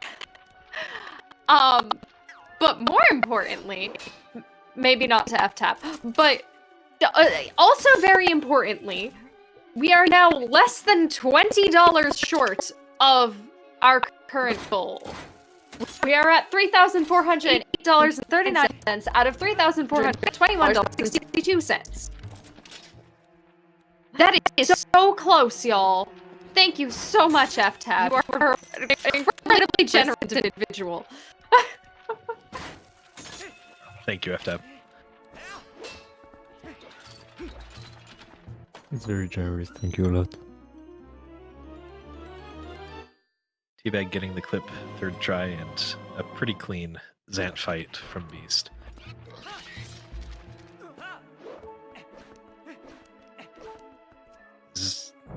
After Palace of Twilight, we go pretty much straight to Cave of Ordeals, right? So we only have about 17 or 18 minutes before the cat versus dog bid war will end. Last chance to get the dog donations in.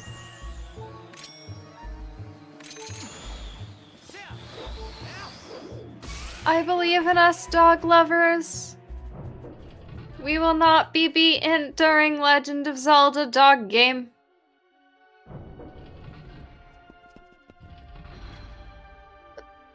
We might be beaten during Legend of Zelda dog.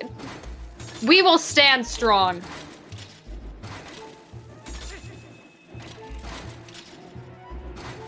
So, Cave of Ordeals, we need to go through 44 floors to get the 3 pose. We don't have to finish Cave of Ordeals. However, we do need to collect about 800 rupees, which a lot of the enemies will drop blue or yellow rupees, and there are 300 free rupees. So hopefully we don't get scammed.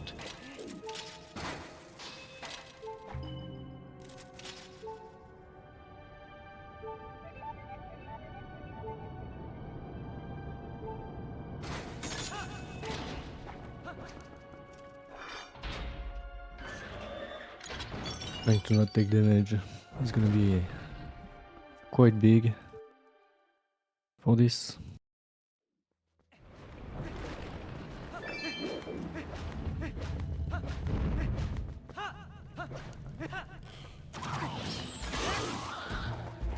Question from Arju. Do you think you would survive Cave of Ordeals in real life? I do not think I would. What about you, Jeezhs? Yeah, no, thank you. Unless I have a magic armor that doesn't involve rupees, because I don't have that much. Well, if they're like the Indian rupees, that's really not that many rupees that you'd need. Then maybe. Someone make a magic armor real quick. Cave of Ordeals is pay to win. Depends on what you're doing. Beast is not gonna use the magic armor, but we've been doing the IL for a little bit, teabag as well, and we use it for the IL at least. But in He's real life, somehow though. managing not to get hit by a Tektite there. Sometimes he can land straight on a Tektite and take damage. But that didn't happen. Lucky.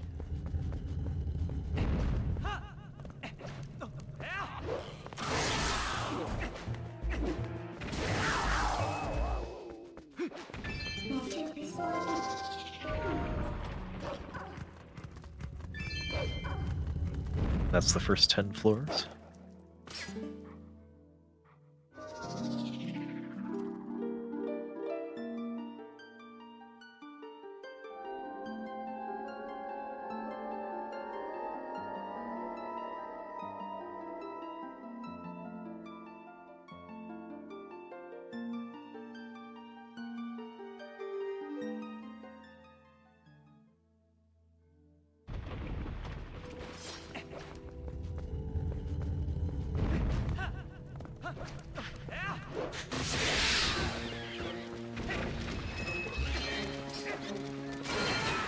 These Helvosaurs have wonky hitboxes.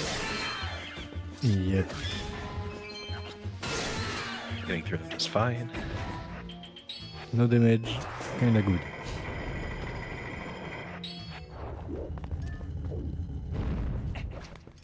There's big purple friend that becomes a lot of little purple friends.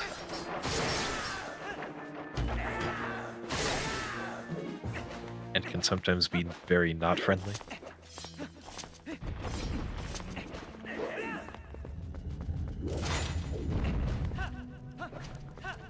And there are these enemies. Remember them? Good times. Can I be completely honest with you? I do not. Where are these from? What? So they're called two worms, and they are from a couple of rooms in Lakebed that you don't see in most speedruns. You see them in the 100% IL and in the Hundo Plus run. That's it. Okay, I'm glad that I can use that as an excuse for why I don't remember ever seeing them before.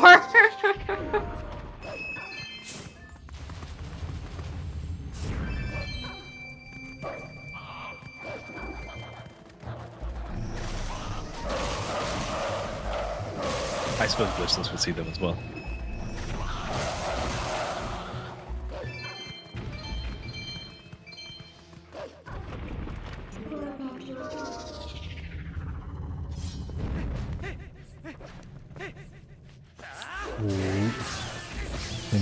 shield.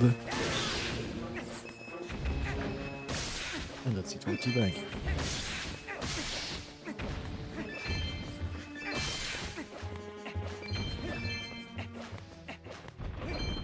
I think this is going to end up being a pretty close race. Yeah. This is the first Poe in Cave of Ordeals out of the 3. These stallhounds can be pretty unique sometimes. That one, I don't know why it survived the great spin, but it did. Anyway. Didn't take damage, and that's the important part.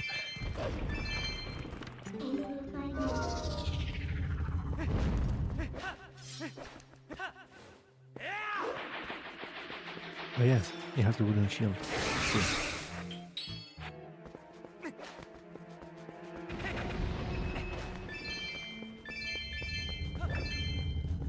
On this floor, we'll be getting the rare True Jelly that will be useful in the Ganon fight. The Beast Ganon fight specifically. Beast Ganon fight specifically. Level beast cannon fight. Insane. Level different. Jesus.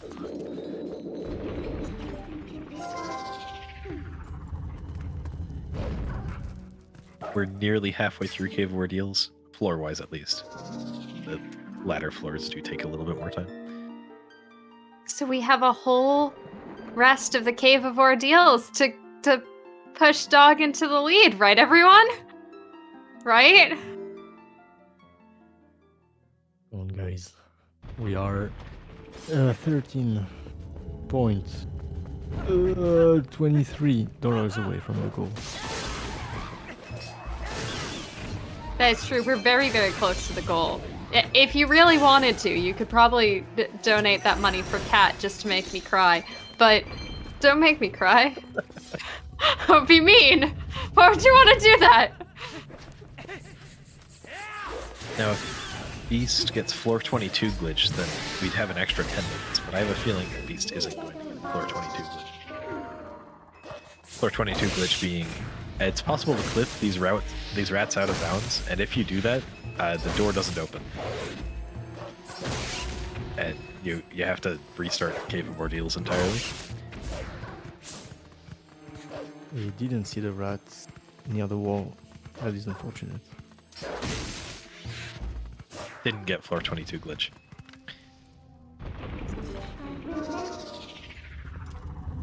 We used to have no idea what caused it until I got it twice. It's finally looked in. Unlucky, I never got it. And I'm glad.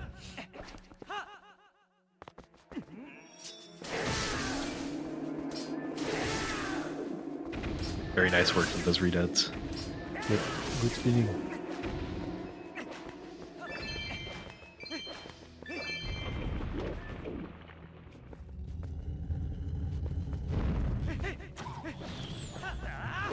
So yeah, I'm sure the Iron Grind really made him even better at 2. Beast was already really good at Cave of Ordeals before the IL grind.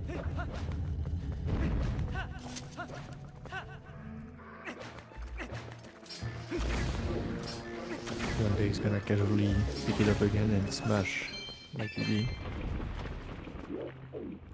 He's just like that, too good at the video game.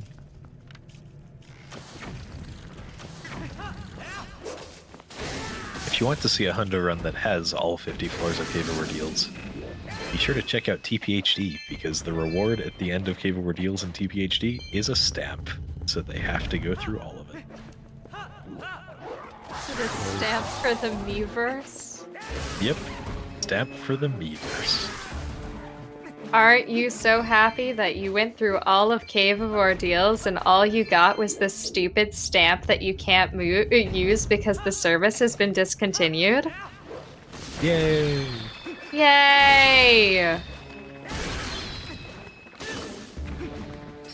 What's the prize at the end in this that we do not need? At the end of Cave of Ordeals, we fill a bottle with fairy tears. We do not get a new bottle, it just fills a bottle we already have. Are they useful for anything? Or are we just a weirdo who goes around collecting people's tears? Drinking fairy tears doubles your attack damage for a limited amount of time. So we saw them used in the Argorok fight to get a 2-cycle, and we'll see it used in the Beast Ganon fight to get another 2-cycle. It's the same effect as Rare Chew Jelly. Also fully replenishes hearts. I feel like that's it could have not been a more impressive worth it. reward. Yeah. It only doubles your attack damage for like 14 seconds. It's not a long time at all. We need to go faster. It's a lot of time.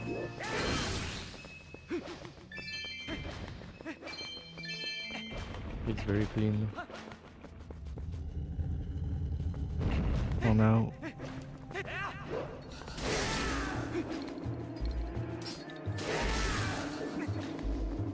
Now the second bow of 3 Cave of Ordeals.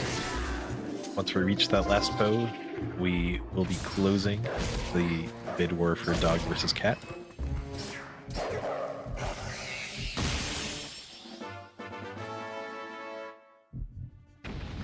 Don't mind me, just desperately refreshing the tracker so that I can see all of these lovely dog donations that are coming in. So many donations to make up that deficit for Doggo.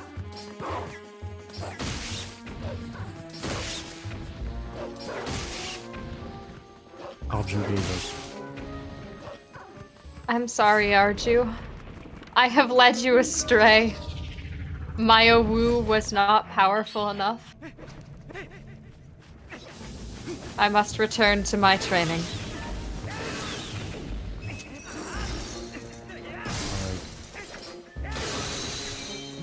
T-Bag is gonna start the east wing of Palace now.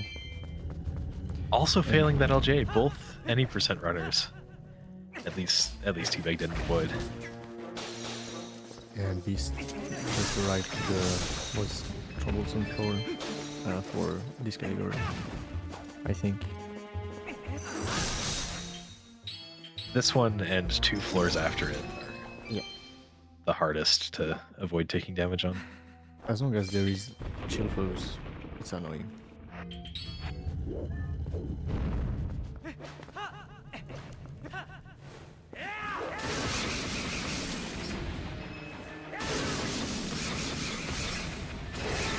And I think this will be set for rupees.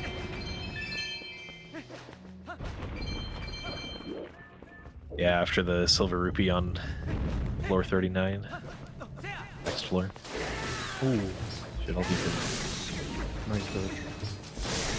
Nice movement. Okay. Yes. Very impressive. Yeah, that was very nice. I love that.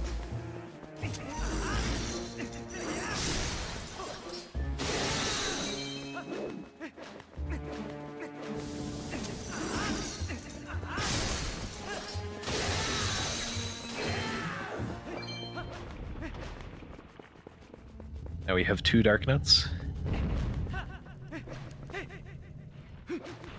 Imagine 3, Lord.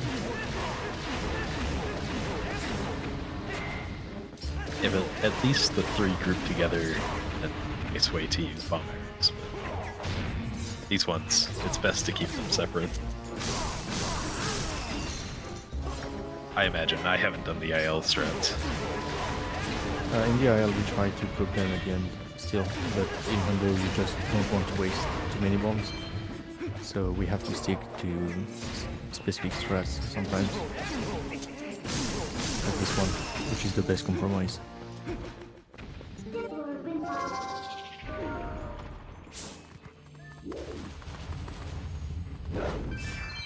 Okay, I believe it's very clean so far.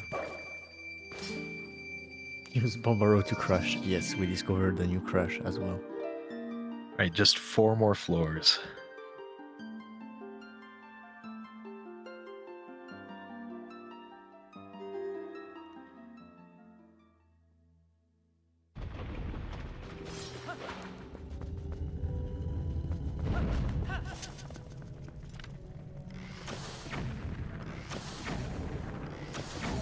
And he's basically just gonna have enough bombs for the rest of the run.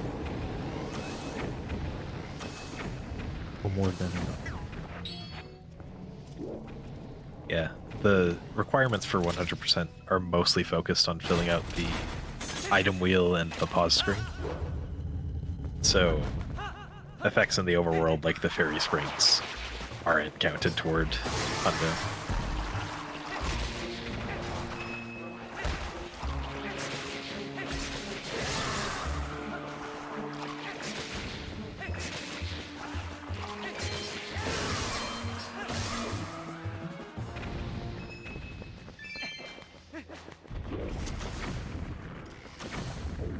I'm actually curious now to get the timing for this day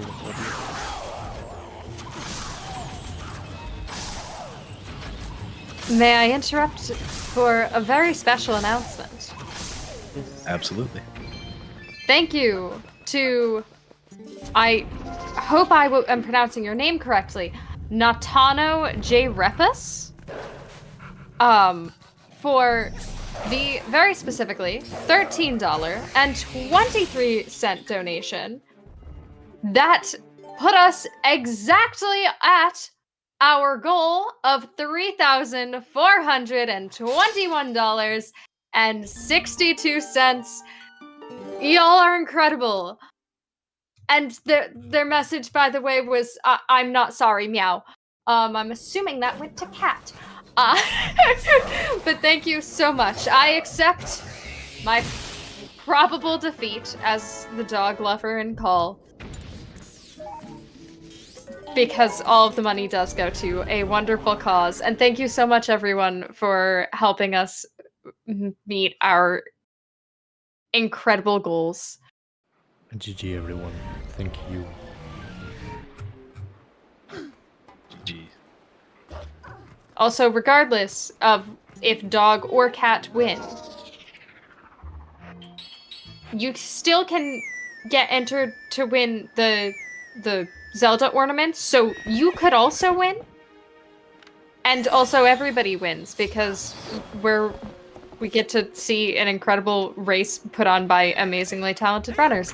And we are approaching our final hour. I mean, we're in our final hour, but you know what I mean.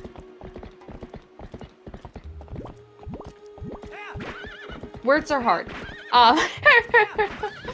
But thank you everyone again so much.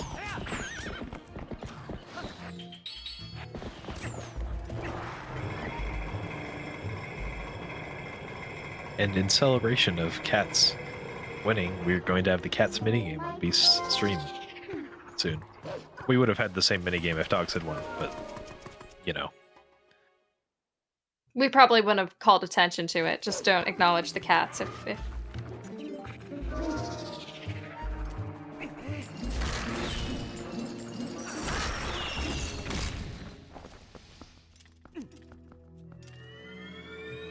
I think Paras has been pretty okay so far for Teabag. Yeah, it seemed generally fine. There weren't too many issues in stupid room.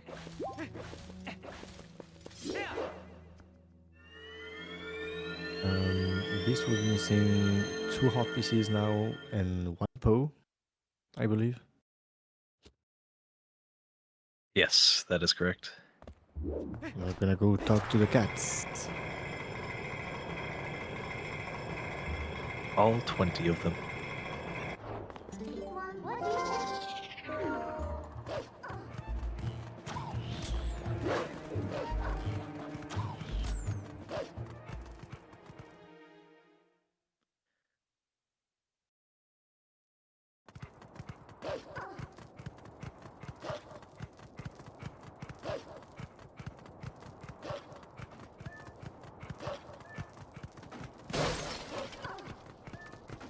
For some reason, the cuckoo is the one that organizes the game.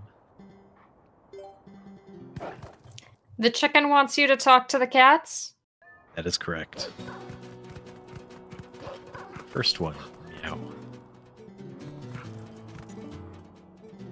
So some of the cats can fall from their spots early and make our lives difficult. These two seemed pretty eager to meet us.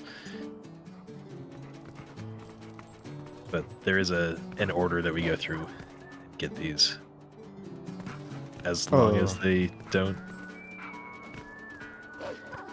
As long as you don't fall down there and the cats don't really mess you up. So sometimes the cat can fall off, but also the dog, apparently.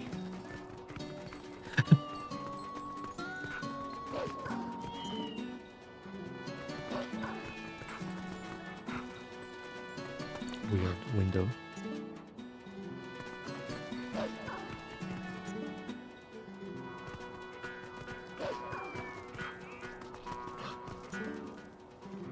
Teabag only has 3/4 of a heart. I think, yeah, getting a safety heart is a good idea, and you'll take fall damage coming back from the boss gate.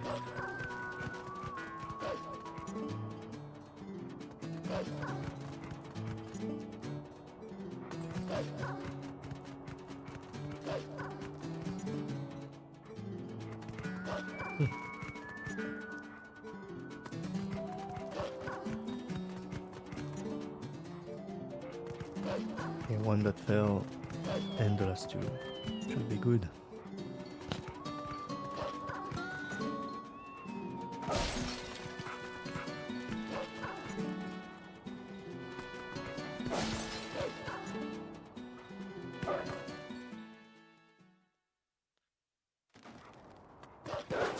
$44.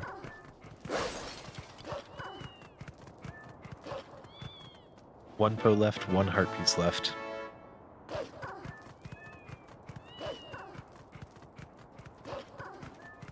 We'll be on our way to Hyrule Castle.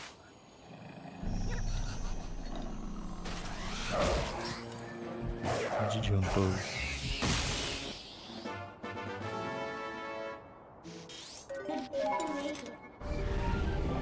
Time to donate more.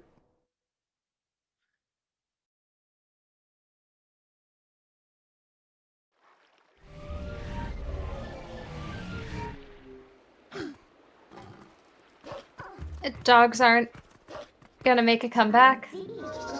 No. Likely. Unfortunately not. Well, it's a good thing that cats are also adorable, and that I am happy to pick up or snuggle them both.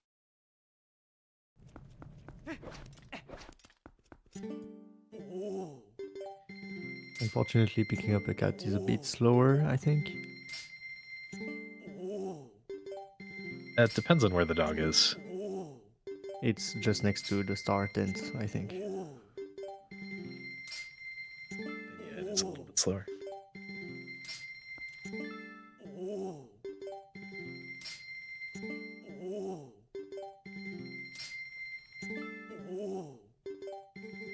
Messing up the donation can be quite annoying. You'd have to do multiple 30 rupee donation or go back to grab more rupees. I was gonna say, I don't think there is a way to mess up a donation to Planned Parenthood Federation of America. You just, Oh, that- you yeah.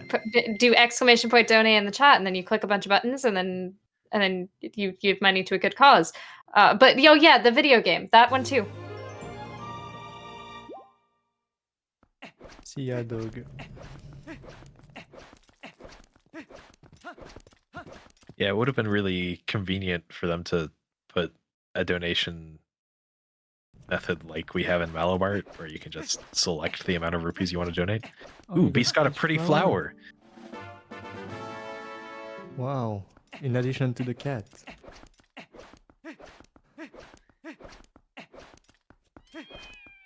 There it is. Look at that cat. Another Two cat. cats. You hug that cat. Oh my Three. god. They even have a little ball. Oh, hug the catos. Every cat gets picked up. You can even steal the cat. Where are we going with the cat? To beat Ganon. Oh, okay. The cat's gonna beat Ganon. I don't know why I didn't see that coming. The cat disappeared in the loading zone, unfortunately. Sorry. I don't have to believe you when you say that. I can believe whatever I want. I mean, who's gonna face Beast Ganon? Probably not Link. Has to be the cat.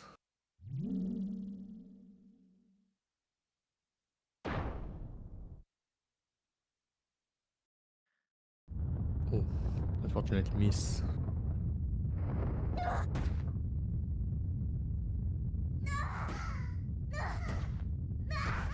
Oh, but a nice one cycle. Nice. I think it's the first one.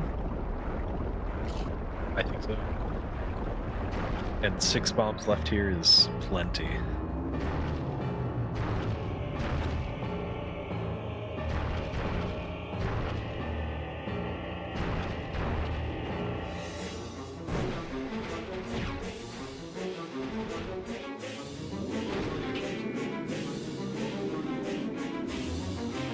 Ooh, it's almost 3 a.m.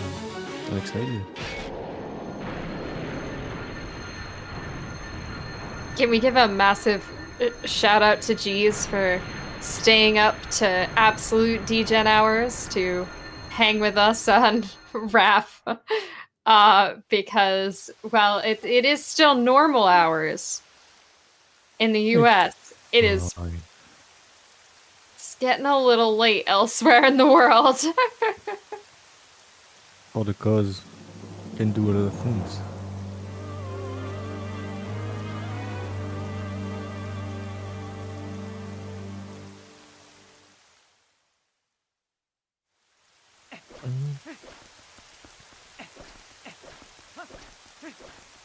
Teabag's doing this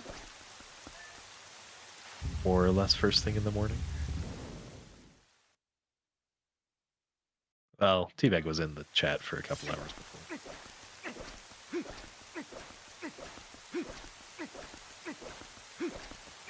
Beast now going for barrier 1 skip. And that looks like it got it. Very nice. Still Mortal Drew the Bokoblin.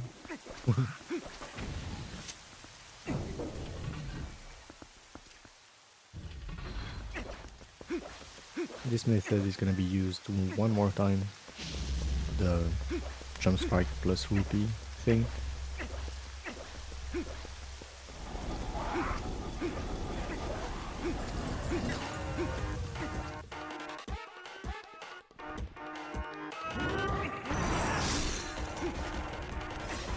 One more phase of Zant for Teabag. We're also heading to hold the cat.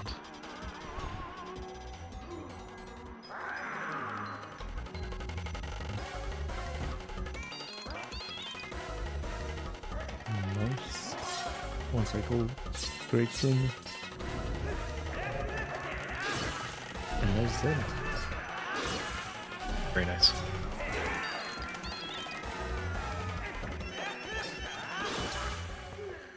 Okay, when you get some sick flip.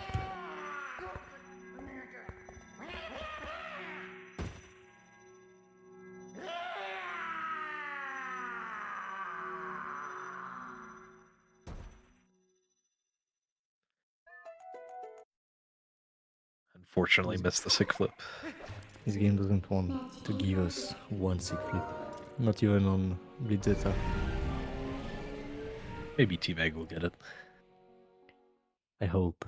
They all got the side hop Yes. after warping the rock, though. Yep. You're right.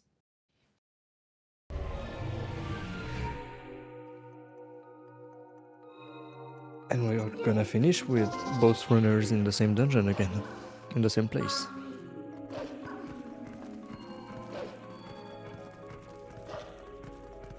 now that we are starting to converge our two wildly different routes very soon, about how close do y'all think this race is? About 6 or 7 minutes apart, Oh. maybe a bit more. Yeah, that's about Well- what I guess. It depends. You need to hold the cat. Beast has sometimes saves. Still. It all comes down to the cat.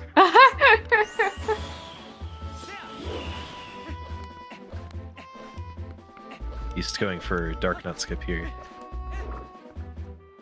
Little precise positioning wise. You got a blue rupee 5. Oh, yeah. Getting it very well there.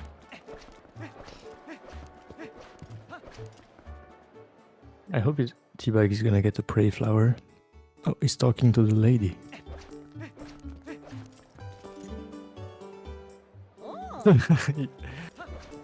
He doesn't know where the flower is. Unfortunate.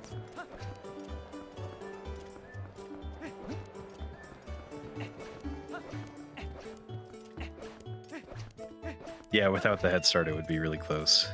Maybe any percent would be slightly ahead. We got some cat playing the ball action. Very nice.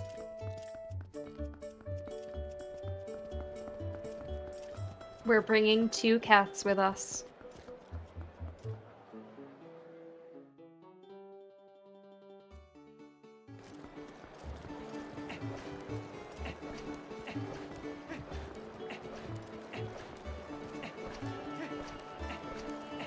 Maybe Beast will get a 20 cycle Zelda, and it'll even it up. Ooh.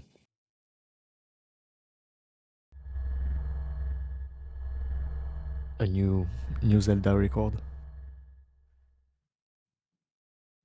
Pause, champ.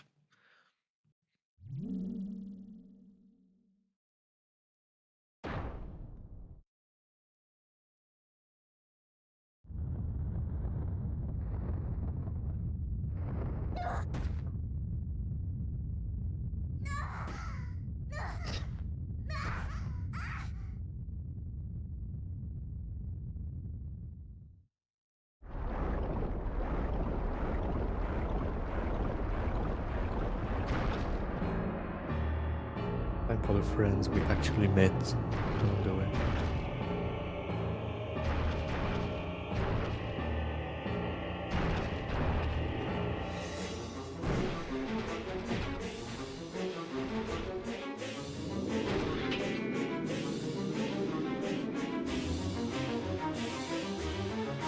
Why don't we get a bazooka?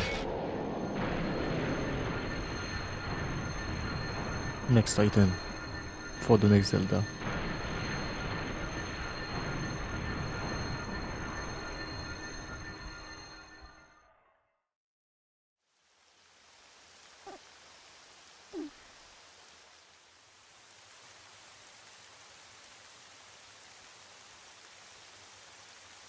Right. Beast coming up on the final fight. Just another room in the way. And Teabag still needs to go through the entire dungeon. The strats are going to be a little bit different for Teabag than Beast, but most of it will be pretty similar. Also seek brick slide. I swear Beast is going through left doors every time just to mess with me. He might purposefully wait somewhere, knowing him.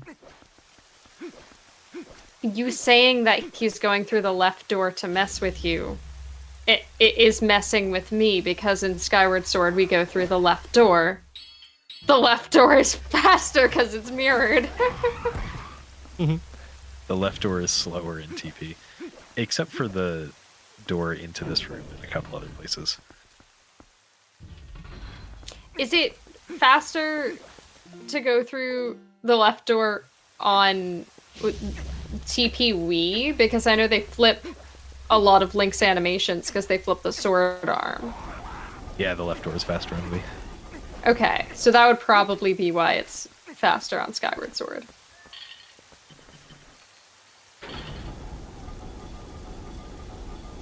think Beast is having some technical difficulties with his A button. It seems to not work.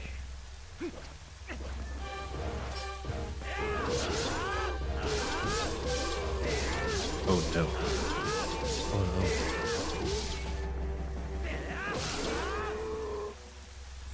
no. Oh! Ah! Yeah, it worked there. The A button gets stuck a little bit, I think. It happens a lot with the GameCube. Oh! It's just when you're on the top, it might.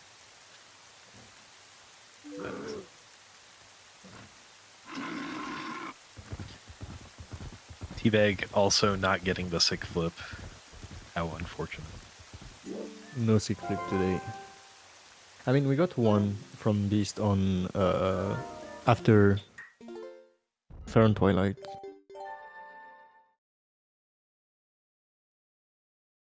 So that's good.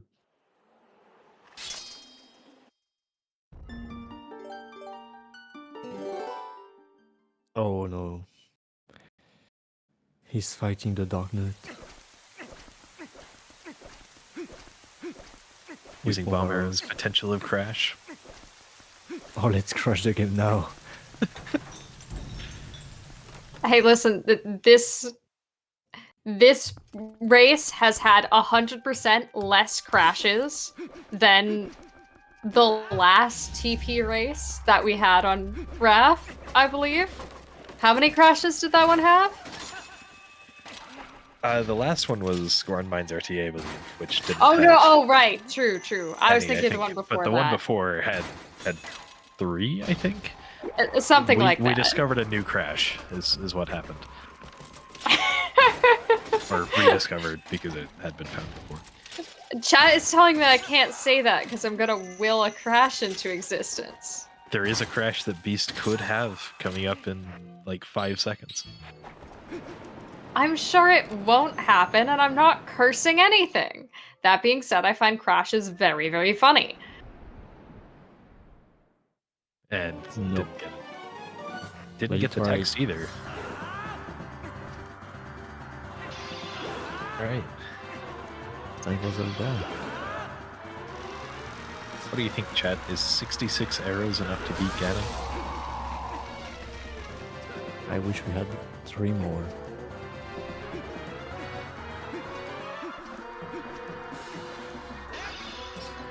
Do arrows come in packs of 3? Is there any way to acquire 3 more? I don't think so. Darn. Gonna have to quit out and then acquire 10 more or something, and then get rid of a bunch.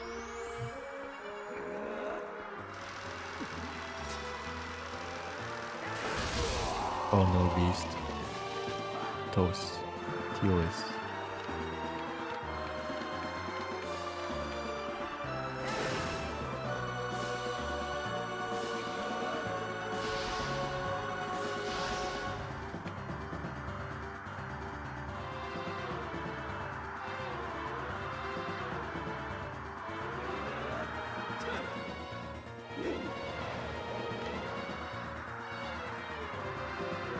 Teabag opting to just hold the bomb rather than use the boomerang to blow it up earlier. That can be more consistent sometimes. Sometimes those Dynalphas can just push you through the door. Seeing he had the boomerang in hand, I think he tried, but sometimes the bomb goes back in your hand. I'm not sure. I think that was a 7 cycle for Beast. Maybe it was an 8. No Zelda record today. Teabag gets it.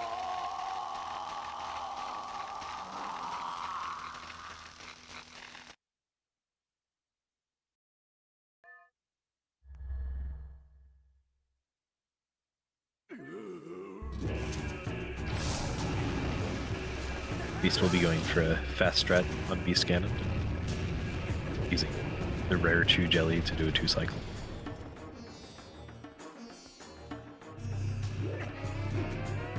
And some camera manipulation to avoid lag.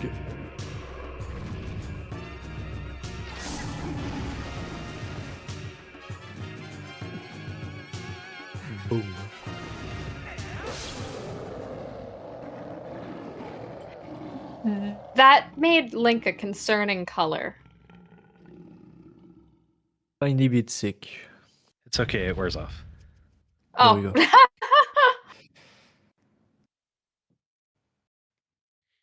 It's just a bottle full of glitter.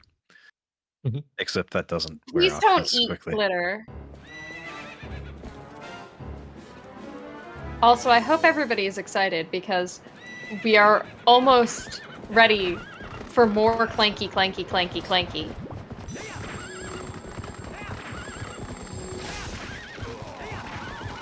We've had one clanky, clanky. What about second and third? We might get some fishing action with Ganondorf.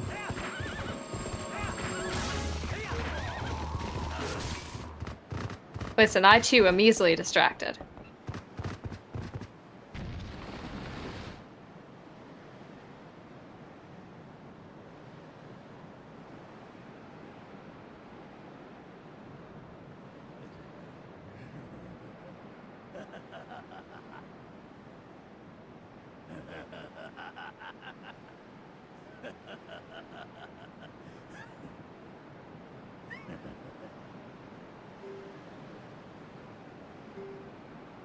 Interesting desire from Ganondorf.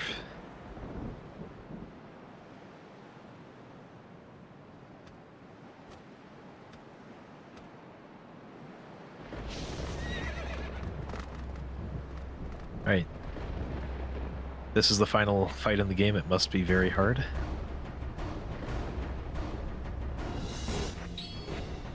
Nice. Absolutely perfect. So Link is missing one head. It grows back, so good.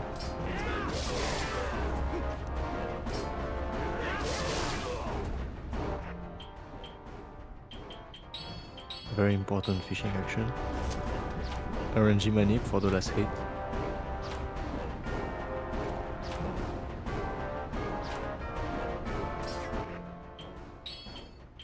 Lantern refill, yes.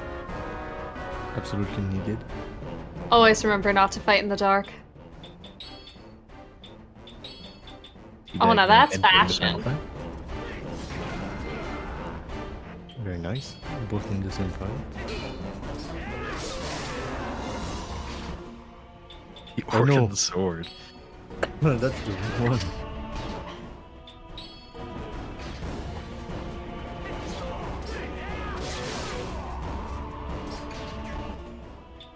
Ah. Maybe you in the wooden sword.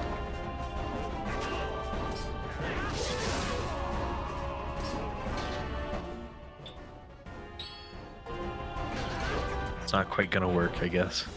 It'd be really neat if it did.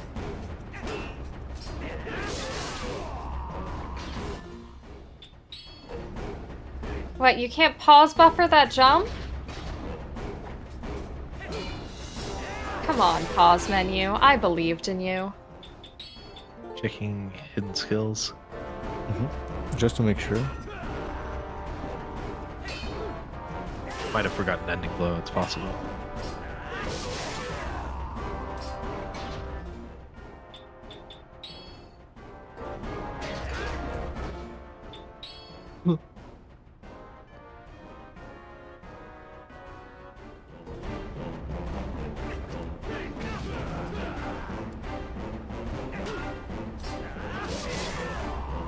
Don't you have some mail to read, Beast? I think I see some in your There are inventory. a letter or two. Alright. CFG smug. CFG smug.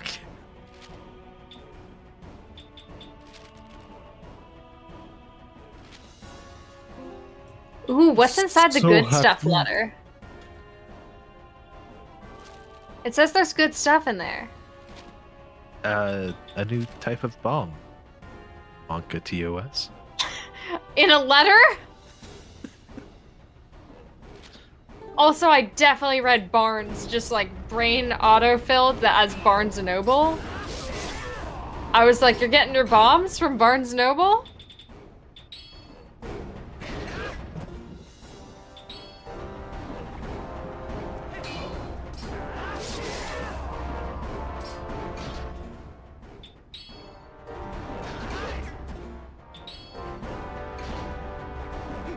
Teabag now done with the Zelda fight.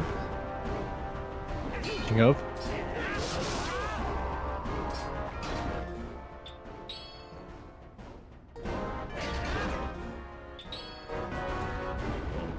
And missing the ball and chain throw. Unfortunate.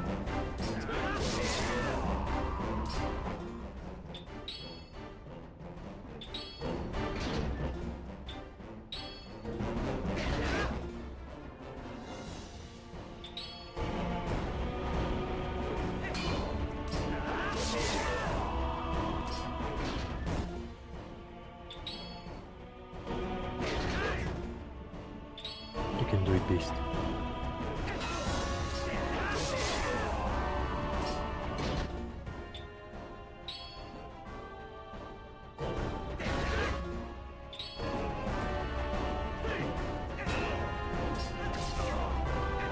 Yeah, I'm pretty sure what Beast is going for is frame perfect.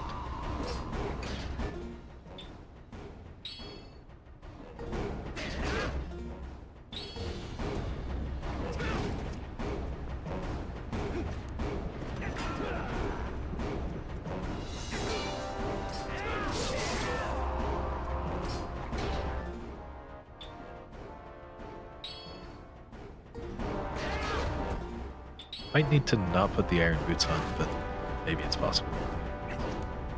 I hope it is.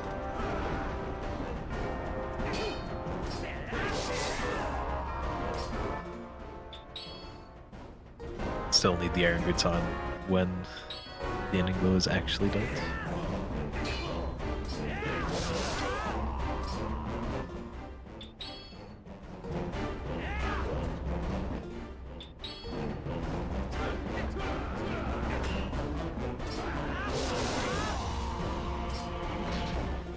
Teabag now catching up. Done with Beast Cannon.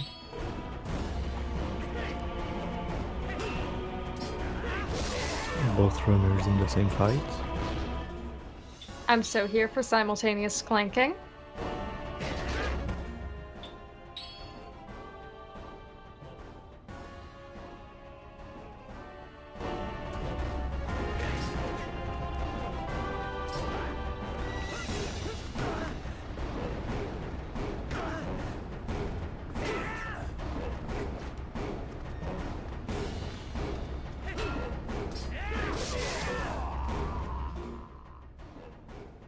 Teabag unfortunately getting knocked off there.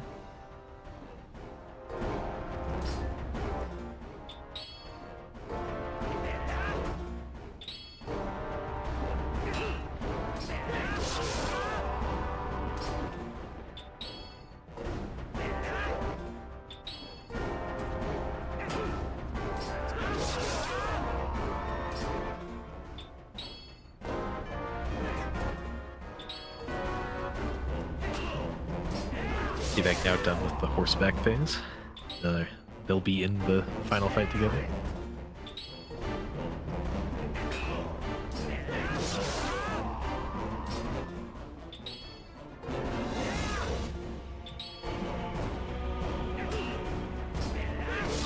And Beast did not have the Oh. iron boots on. Oh no, Invalid. he's disqualified. The any percent wins. GG any percent. Oh no!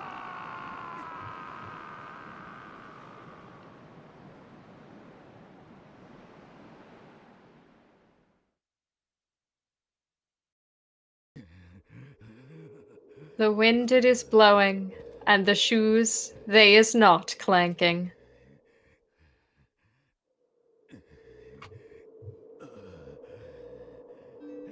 Abergenuk At Palaver. least we should see the clanking on teabags. Unless he forgets as well. Quick bomb. GG. GG's. GG's.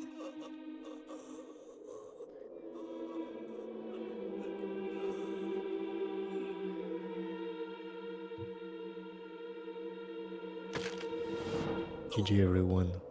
And Raf. GG's all around.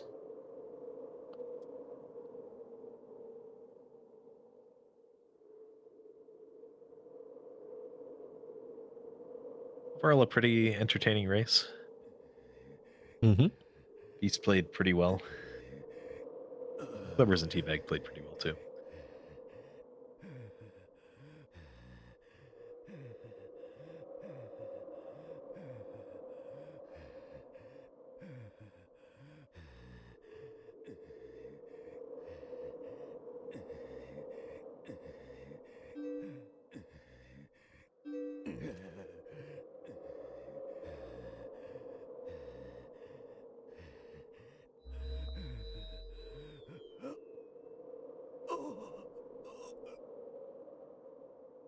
If either of our runners would like to join us, they are welcome to discuss this incredible race.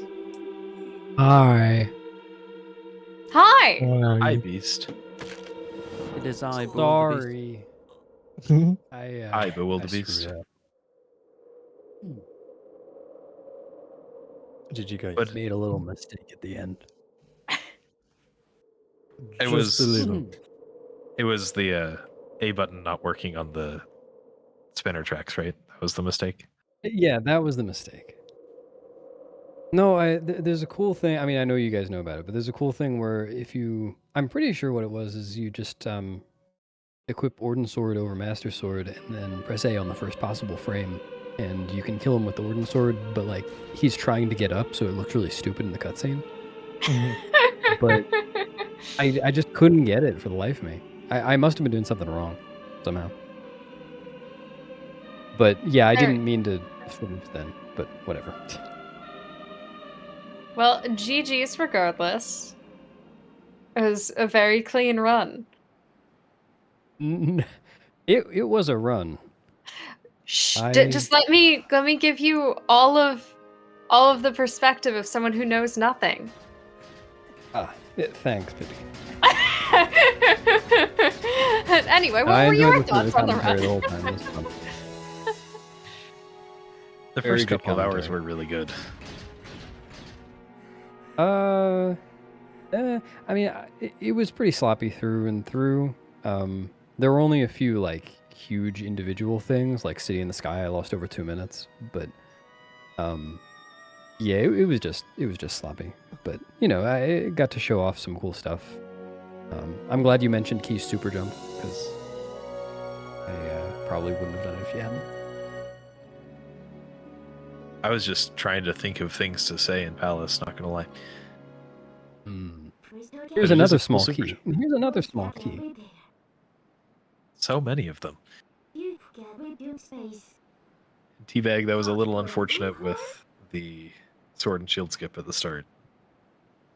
Yeah, look, wasn't a great run. But it is what it is. Yeah, I think like third try sword and shield skip, third try EMS, failed gorge void. Yeah, look, a fair amount went wrong, but I didn't drown on Morpheal and I didn't fail rupee roll, so I don't know. It is what it is. It was good fun. Yeah, both you and Glubbers Yeah. got 3 bomb Morpheals. Did I get 3 or 2? It was 3. Oh. Unless Yeah, I you got- used a bomb before going into the Morpheal arena, I guess. Yeah, I don't know. I got first try DSS and stuff. Like the mid game was pretty alright. It was just like the early game was really bad. But that's alright.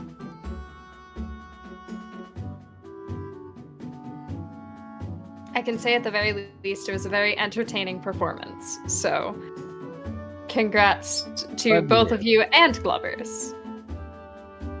It was definitely tough to try to estimate how long that was going to take, because Yeah. like just based on times alone. I mean, any percent times are just so variable. Hundo to an extent too, but and then we were doing these incentives and needed a head start, and you guys are right. If we hadn't had the offset at the beginning, it probably would have been pretty close at the end. But there's no way to know. It's basically you make the assessment with like someone playing really well. So the second I think like if we take out that the head start of like 7 minutes, but then I don't fail sword and shield skip three times, all of a sudden then we're 3 Yeah. minutes in the clear. Do you know what I mean? Like it's very hard to assess. Yeah. That was good. I like it was like, for estimating a 6.5 hour run. I don't think it could have been much closer. Like it's kind of, yeah. At least it Yeah, wasn't like a that's massive blowout that one run finished 25 minutes early. Yeah. Do second round of Cave Ordeals. Yeah. Do all 50 floors and then do it again. Get to the You gotta floor, get Floor that stamp. get floor 22 glitch a couple of times. I actually, it was funny, you were talking about that, and I'm usually very careful about that, but that last rat that I had missed, I just wasn't thinking, and I did a bee attack, and I was near the wall, and I was worried. It was fine. I was really afraid about crashing on Kargarok. Just getting some like super crazy middle of the lake Kargarok like swooping in. Yeah. I was kind of surprised that Glubbers went for it, because I don't know if he's thought about it on the new route, but on the new route, the latest save is Boomerang. That's what I was thinking as well. I was thinking through it, and I was like, for the route I ran, that's fine, but for ELH, that's really sketch. Yeah. He did well. I think I he forget ran. exactly how much. There you go. I was gonna say that he ran like a 308. I think he said with the cutscene, which is like a 301, 302 without it. So that's pretty good. I thought I the don't know. cutscene was 3.5 minutes. The cutscene's only 3.5 minutes. I think so. Where did I hear 6.5 then? Okay. I don't know. Maybe people were What was your adding time? together both his cutscene and yours. Yeah, maybe. I don't know what mine was. I closed live split after Hugo. Oh yeah, that's right. I want to say it was like according to the stream, it's a 317 including everything. So if you take out the cats and the cutscene, like a 310 probably. If I had to estimate, it was quite painful. But all for a good cause, and Yeah, exactly. we were able to Yeah. reach our goal, which is great. Getting the cat at the end was quite fun. I was trying to find the pretty flower and I forgot where it was, and I started spinning in a circle. That's you spun around it like 2 times. And then like, Yeah, right. dude, I couldn't find it at all. And then one of the cats don't was playing in the accidentally ball. Yeah. I didn't know that was a thing. You, He was you playing don't with one of accidentally the. get the pretty flower often enough to know where it is. I know, yeah. I always get it in runs and I start yelling, and I'm like, no. Then when I want it, I don't know where it is. But yeah, no, the cat plays with the thing that I don't know what they're called. The enemies in Hyrule Field drop. Yeah, the bump skid thing. Oh, Yeah, I hadn't put together that that's what that was, but yeah. The Yeah. ball, it The looks- bomb skits. It's a dud. Yeah.